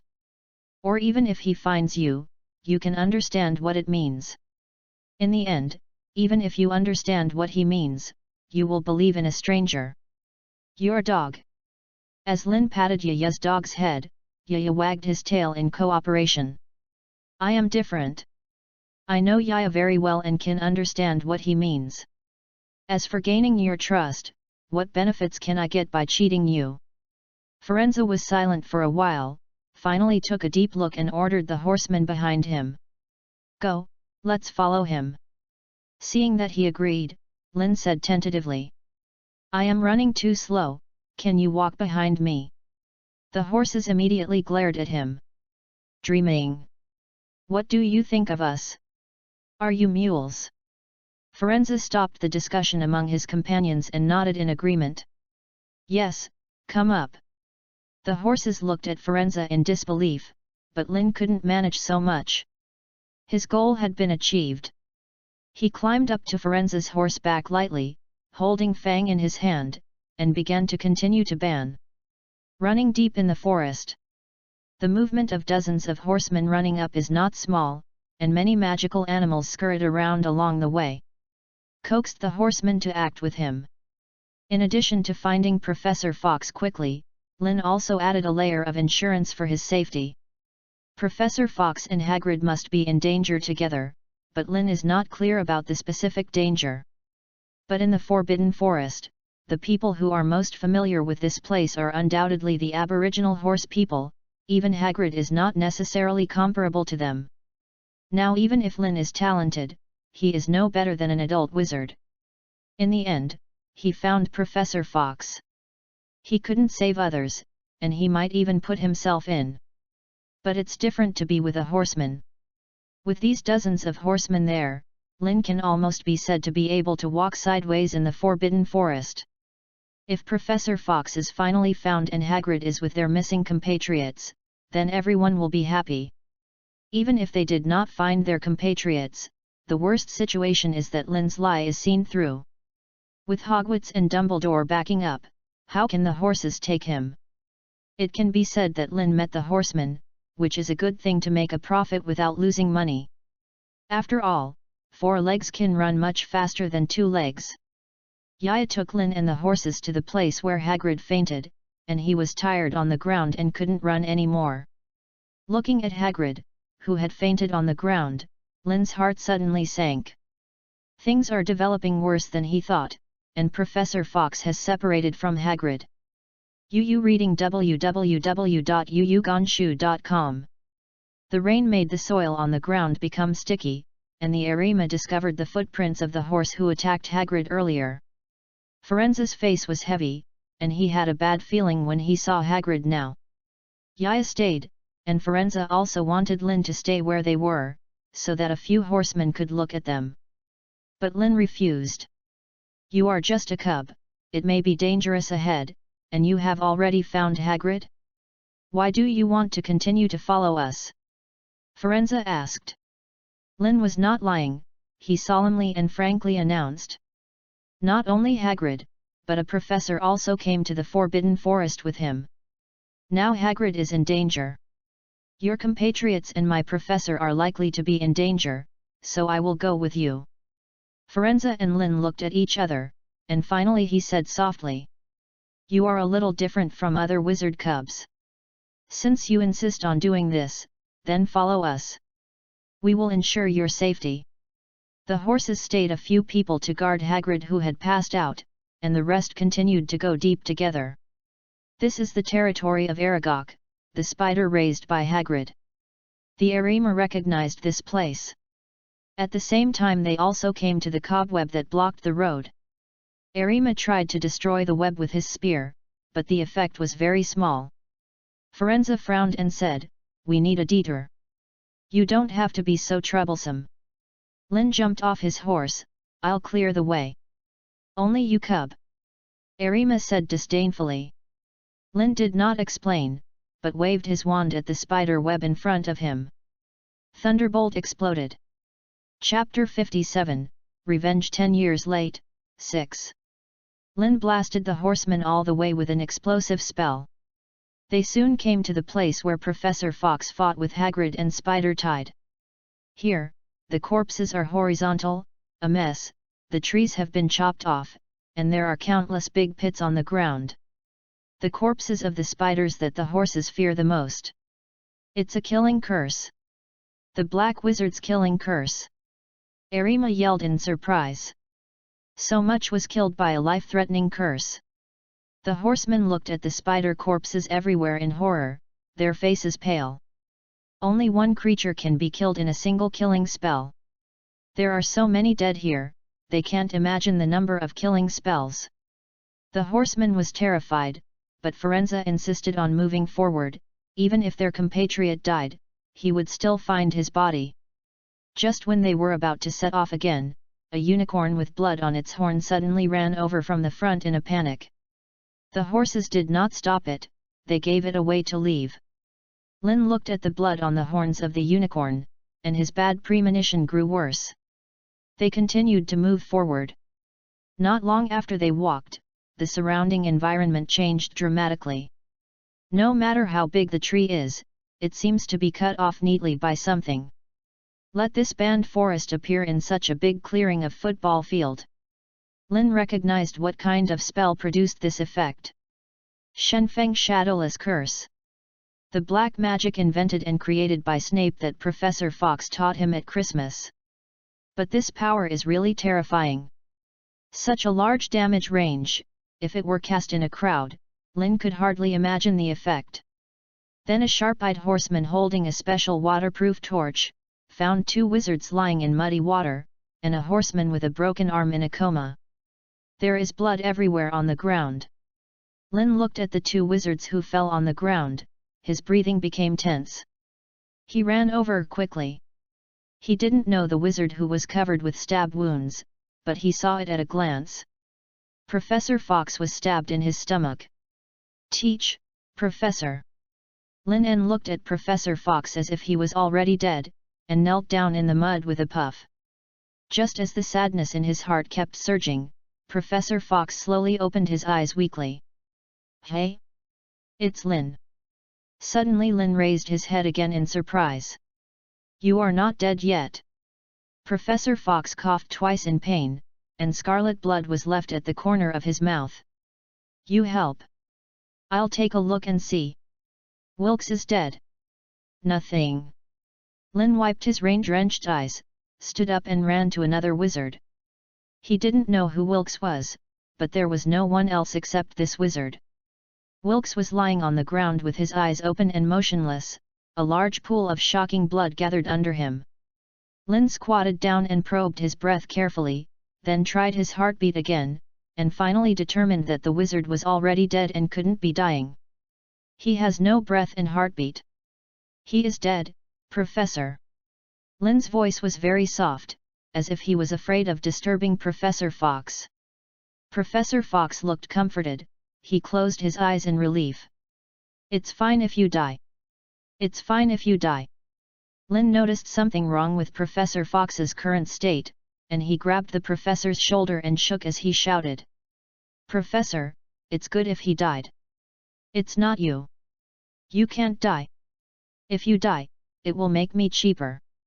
Professor Fox was originally dizzy due to excessive blood loss, and he was about to vomit out after being shaken by Lin. "You, dangling like this, then it's really cheaper for you." Lin hurriedly let go. "Professor Fox is in a very bad state now, and he is really not far from death. He ran to Firenze and asked them to help carry the Hogwarts given by Professor Fox. But the horses refused. Look at Adam's arm. It must have been cut by the wizard with dark magic. You should be lucky if we don't retaliate against him, but you still want us to help him. Even Firenze, who is the most friendly to wizards, shook his head. We will not give help to wizards who have hurt our compatriots. Lynn can't argue with anything, because there are traces of invisible cuts by the gods everywhere here. Only Professor Fox's injuries are penetrating injuries, and it is clear who the horseman's arm was cut off at a glance. Lynn did not continue to beg them, because there would be no results. But he also didn't want to see Professor Fox die before his eyes. If you want to take Professor Fox out alive, he can only rely on himself. Lynn found a broken, small tree on the ground, not too thick, and turned it into a plank with a transfiguration curse. He dragged Professor Fox to the plank with great effort, then turned 2 branches into ropes and tied the planks, and finally he tied the ropes to his body. Just like this, he pulled Professor Fox, and Lynn walked in the direction where he came with difficulty. www.readaloud.com behind him, the horseman watched him go away indifferently. Don't, it's a waste of effort, Lynn, I'm like this, can't hold on, you took me out. Professor Fox lay weakly on the plank, persuading in a weak voice. Professor, who won't, think about it, I still owe you 525 Jin Jialong. If you die, it won't be cheaper for me. Lynn now very much hopes that Professor Fox can chat with him. Otherwise, he was really afraid that the professor would fall asleep without knowing when he would never wake up again. Those, I originally sponsored you, not only those, I actually wrote a will before I came here. After my death, the property under my name, all belong to you, including my in the UK, that A house. What do you think of me? I want to be the rich second generation who lives on rent collection all day and has no dreams. Have you forgotten what you said to me at that time? You want me to be your assistant? It's an assistant. I won't be a godson of your inheritance. Lynn yelled and cursed, and he took Professor Fox to the position of Hagrid and Yaya. He was holding Yaya's chain and wanted Yaya to help take them back the same way. Yaya whimpered and circled Hagrid, not willing to leave. Lynn had no choice but to follow the route in his memory. Fortunately, the rain has gradually stopped. When they came over, the large hoof prints left by the horses were still very clear. It's just that it's very dark in the Forbidden Forest. The light used by Lynn's magic wand is not very good, so be careful when you walk. He kept talking to Professor Fox, hoping that he would persist until he took him out of the Forbidden Forest. Professor, tell me your secret. Chapter 58, Revenge 10 Years Late, 7. My secret? Haha. Professor Fox can laugh even at this moment. Actually, don't I have any secrets? It's just some unbearable past events. He seemed to be back to light, and his voice suddenly became coherent again. Although Lynn's physique has been strengthened, it is barely similar to that of an adult. And he hasn't grown up yet, with short legs and small feet. It is still very laborious to take an adult like Professor Fox to walk in the Forbidden Forest. In addition, although he has learned a lot of magic from the professor, they are all black spells, which can only harm people, but cannot save people. The only magic he can use right now is the floating spell, which can make it easier to pull up the board. Even if it is something that I can't bear to look back on, I have to listen, otherwise, after you die, what shall I engrave on your tombstone? Adrian Fox, a professor of defense against the dark arts at Hogwarts, was sedated in 1990. Is the horn beast stabbed to death? Lynn threatened viciously. The wooden board had been stained blood red, and the blood that had been stopped with the potion on Professor Fox's wound gradually began to bleed out. Well, since you want to know, I have nothing to hide. He opened his lips, which had become pale due to excessive blood loss, and told Lynn his story. I was born in a typical pure-blood family, but by my father's generation, the entire Fox family had only his bloodline. My parents were fanatical supremacist wizards. Because of this, they later died of one bloodline. In the midst of an internal war of wizards. I am not a student of Hogwarts. When I was 11 years old, Durmstrang admitted me. Unlike Hogwarts, the conflicts among the little wizards are fierce, and the study life is also quite oppressive. But for me, life there is pretty good, because Durmstrang's style of study is relatively open, professors can conduct black magic research openly, and little wizards can apply for electives if they are interested. At that time I came into contact with black magic. I didn't like Greenwood's thought that was all the rage at the time, nor did I want to join Dumbledore's thought as a hostile idea. The black magic aroused my great interest, and I took almost all of it. All of his time and energy were invested in it. After I graduated from Durmstrang, my parents did not stay at home at all. They became loyal followers of Grindelwald, calling themselves saints. They also tried to brainwash me and make me Grindelwald. Surrounded by hard course. But at the time, I was only thinking about my own black magic research. I set up a laboratory in Iceland with a few like-minded friends to specialize in the transformation and research of black magic. I have been in that place for 7 years. In 1947, I returned to Europe again. Only then did I get the news that my parents died in the final war in 1945. Hehe, they are not qualified as parents, and I am not qualified as a son. After going to their tomb to worship once, I returned to Iceland, devoting myself to the study of black magic. If there hadn't been that accident, maybe I would have stayed there all my life. In 1953, a friend of mine went mad.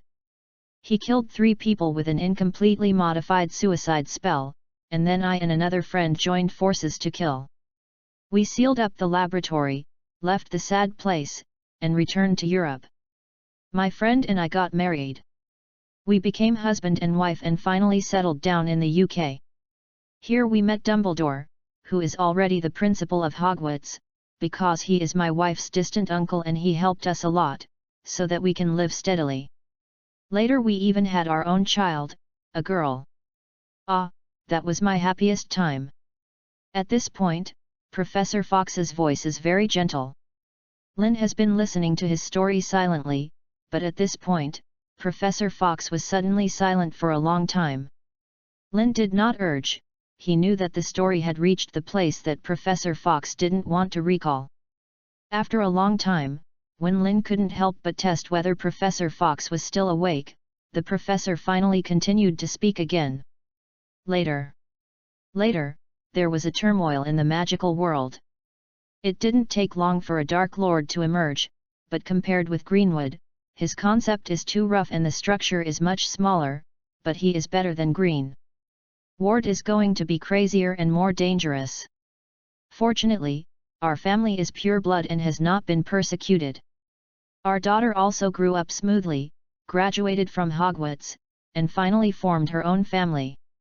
After that, my nightmare began. The group of Death Eaters didn't know where they learned of my previous research. They wanted to force me to let me hand over the research materials, and join them to please their Dark Lord. I refused them, and they immediately grabbed my wife, tortured her, and wanted to use her to obtain our previous studies of black magic. My wife finally died. She couldn't stand their torture. I hated them very much and wanted to find revenge on them, but they also did not give up, and captured my daughter and my newly born grandson. That day, I will never forget that day. Right in London, in the sky of London, 6 of them were riding flying broomsticks, and my daughter was holding her child and they were caught in their hands. They were laughing wildly, laughing and asking if I would dare to say no, laughing and asking if I would like to be a lonely person in the future.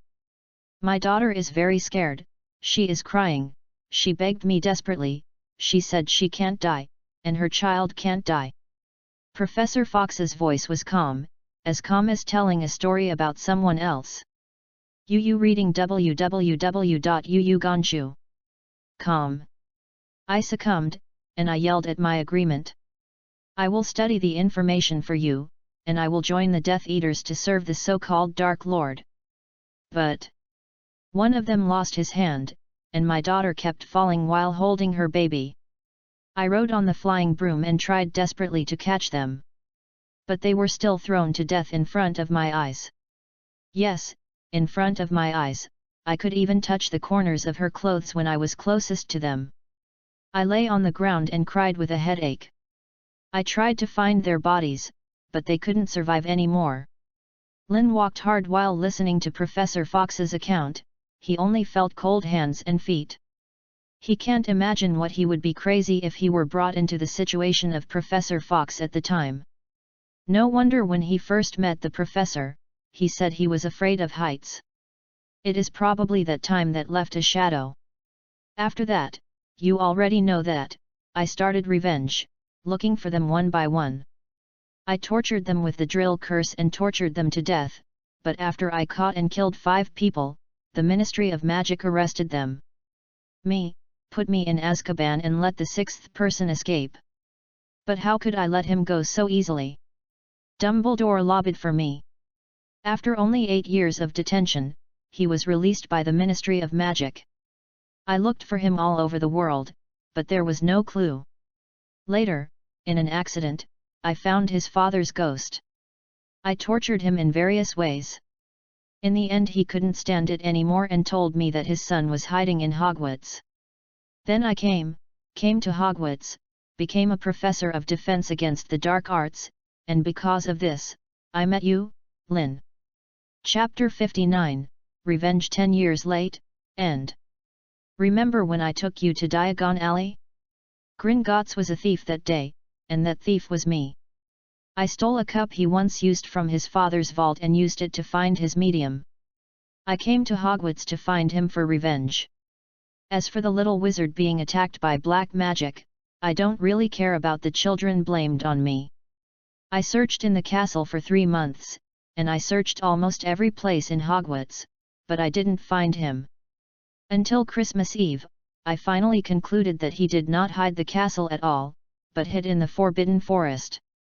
He also seemed to know that I was coming, otherwise he would not use Imperius Curse to control the horsemen and unicorns in advance. But the result was not bad. I killed him. Although I was going to die, it didn't make sense for me to live after taking revenge. It would be the best ending for me to die like this. Professor Fox seemed to know that he was about to die, and his words began to become babbled, telling Lin all his post-death arrangements. By the way, there is a tapestry on the 8th floor of the castle. If you need a room, just think about it in front of the wall opposite the tapestry, and then walk back and forth 3 times. There will be a door on that wall. After opening it, it is you need the room. This is what I accidentally discovered at Hogwarts. If you want to find a place to practice the spell, you may use it.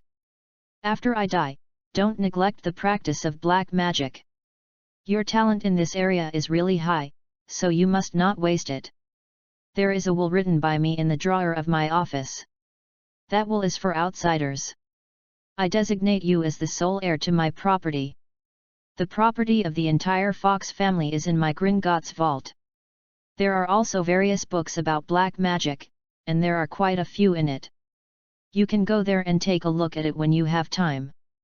In addition to the will, the parchment on which the will is written, I did some tricks. After you get it, 2 addresses will appear on the back of it. One is in the UK, which is my previous home. There are a lot of research materials on war magic and black magic enhancement and various uses at home. You will use it in the future. The other address is in Iceland. It is the laboratory where my wife, my friends, and I used to be. This place is the most important. Lin, you must now listen to me carefully and remember every word I say. Professor Fox's gasping sound became abrupt. His body is hot now, and his consciousness is a little unconscious.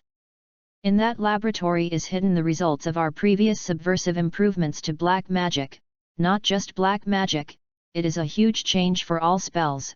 We try to remove the wizard's emotions and release it. Although it did not succeed, it is not far from success. It is an old house. You can unlock the door with an unlocking spell. After entering the house, go to the kitchen and unscrew the faucet. The faucet will not flow out, but it will make a wall appear on the innermost wall of the second floor. The second mural shows a humpbacked old witch with a hooked nose. When you stand in front of her, you must say these names in order: Antonin Vigo, Gareth Landrock, Isaac Mays Laxey, Adolphe Chalet, Eliza Bolte. After reading the name, the old witch will ask who they are, and you tell her that they are dead. A door will appear on the wall at this time. You open the door and go in. Inside is a large room. There are a lot of books and parchment in that room, but those are not important. You just have to say to the empty room and someone can do it. Do I sing a song? There will be a teapot, cup, and spoon singing a happy birthday song for you. All three things are known from the research materials. You want to know what you want to know after they sing the song. Just ask them. Originally, I didn't want to leave that laboratory to you. At that time, my friend went crazy because of those researches, but since you came to the Forbidden Forest and found me, this may be your destiny. You can see those researches in the future. It's best to understand. If you don't understand, just forget it. Even if you succeed in the end, it's not necessarily a good thing.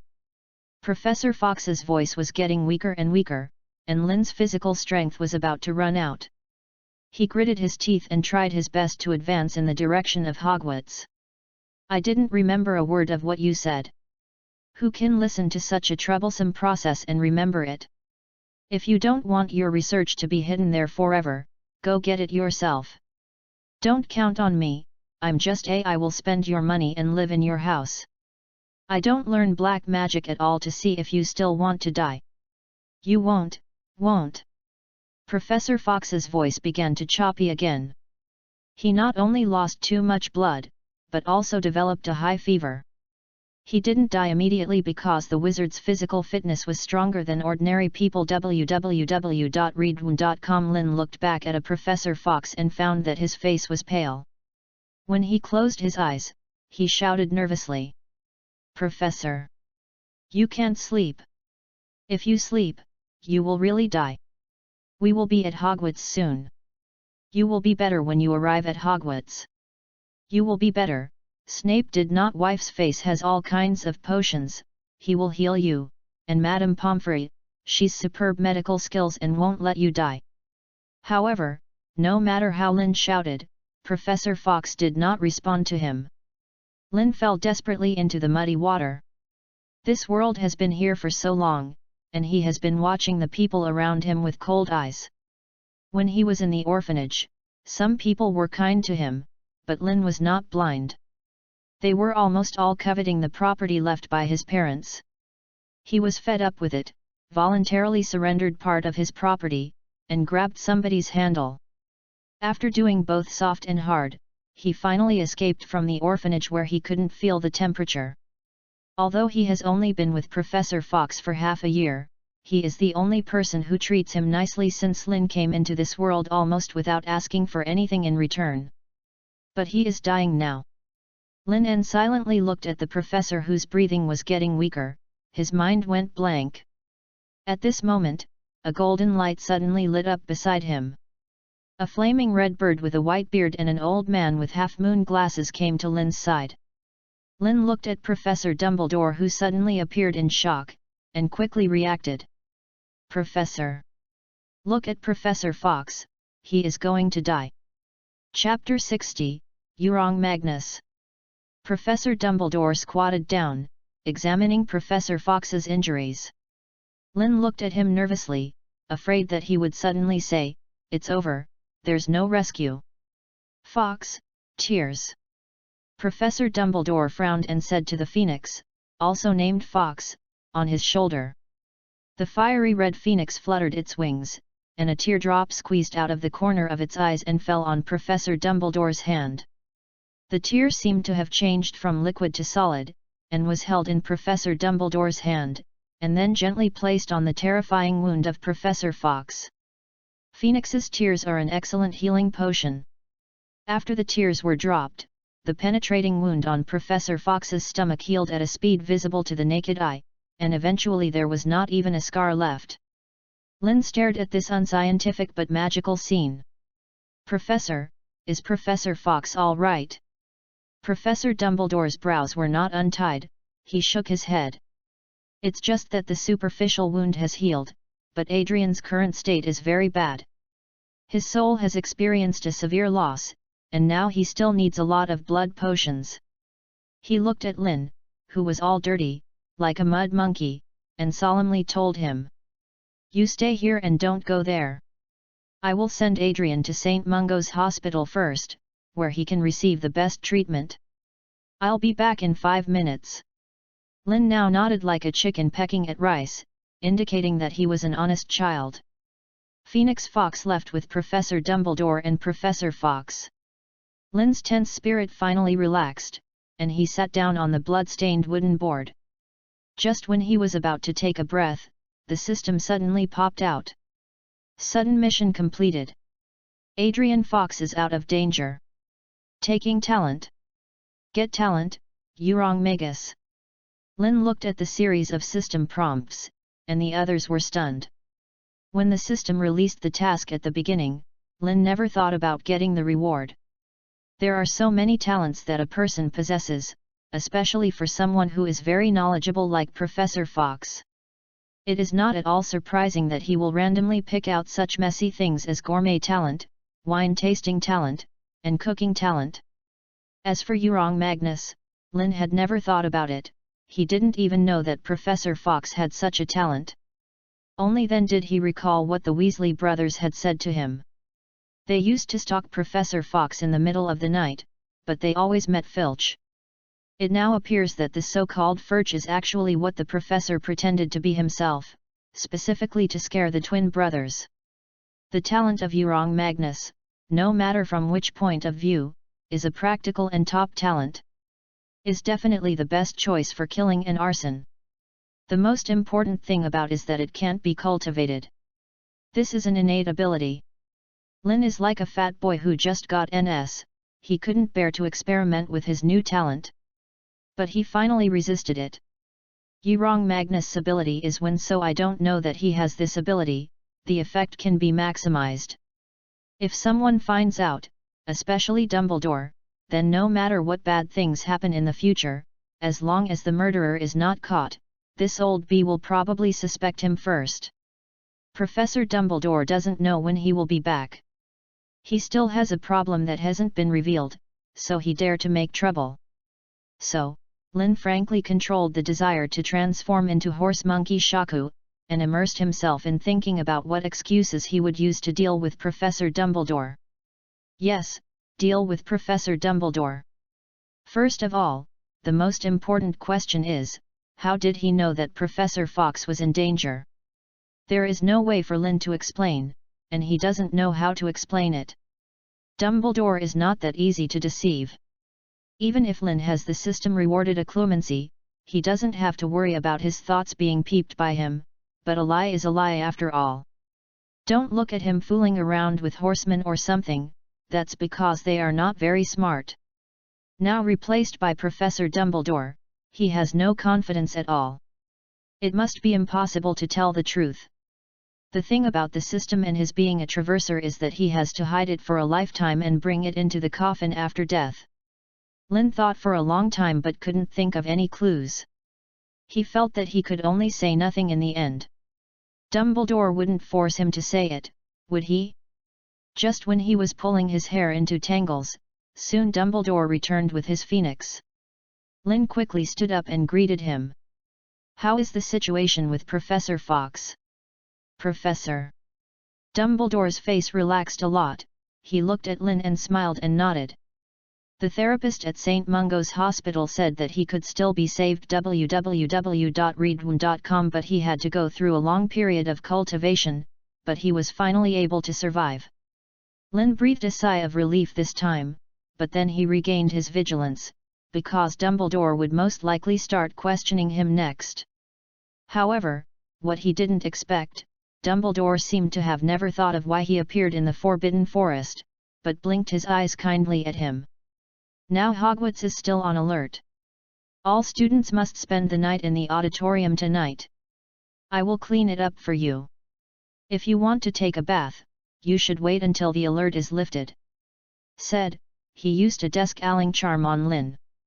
Professor Dumbledore's desk-alling curse was very powerful, and the muddy water that was covered in Lynn's body disappeared completely, not only became white and white again, but also had a fragrance on his body. He grabbed Lynn's arm again. Let's go, I will take you back to the castle now. Lynn said hurriedly. Professor, Hagrid is still fainted in the Forbidden Forest. There is also a Death Eater who was killed by Professor Fox. The horsemen in the Forbidden Forest are also there. They face Professor Fox who saved their people. It's not saved because Professor Fox used a spell to chop off their compatriot's arm. Professor Dumbledore listened carefully to Lynn, and he nodded. Don't worry, I will take care of these. You still think about how to explain to Minerva. She is almost mad when she knows that you sneak out. When Dumbledore said that, Lynn also became nervous. In some cases, the consequences of Professor McGonagall's anger are even more terrifying than Dumbledore's anger.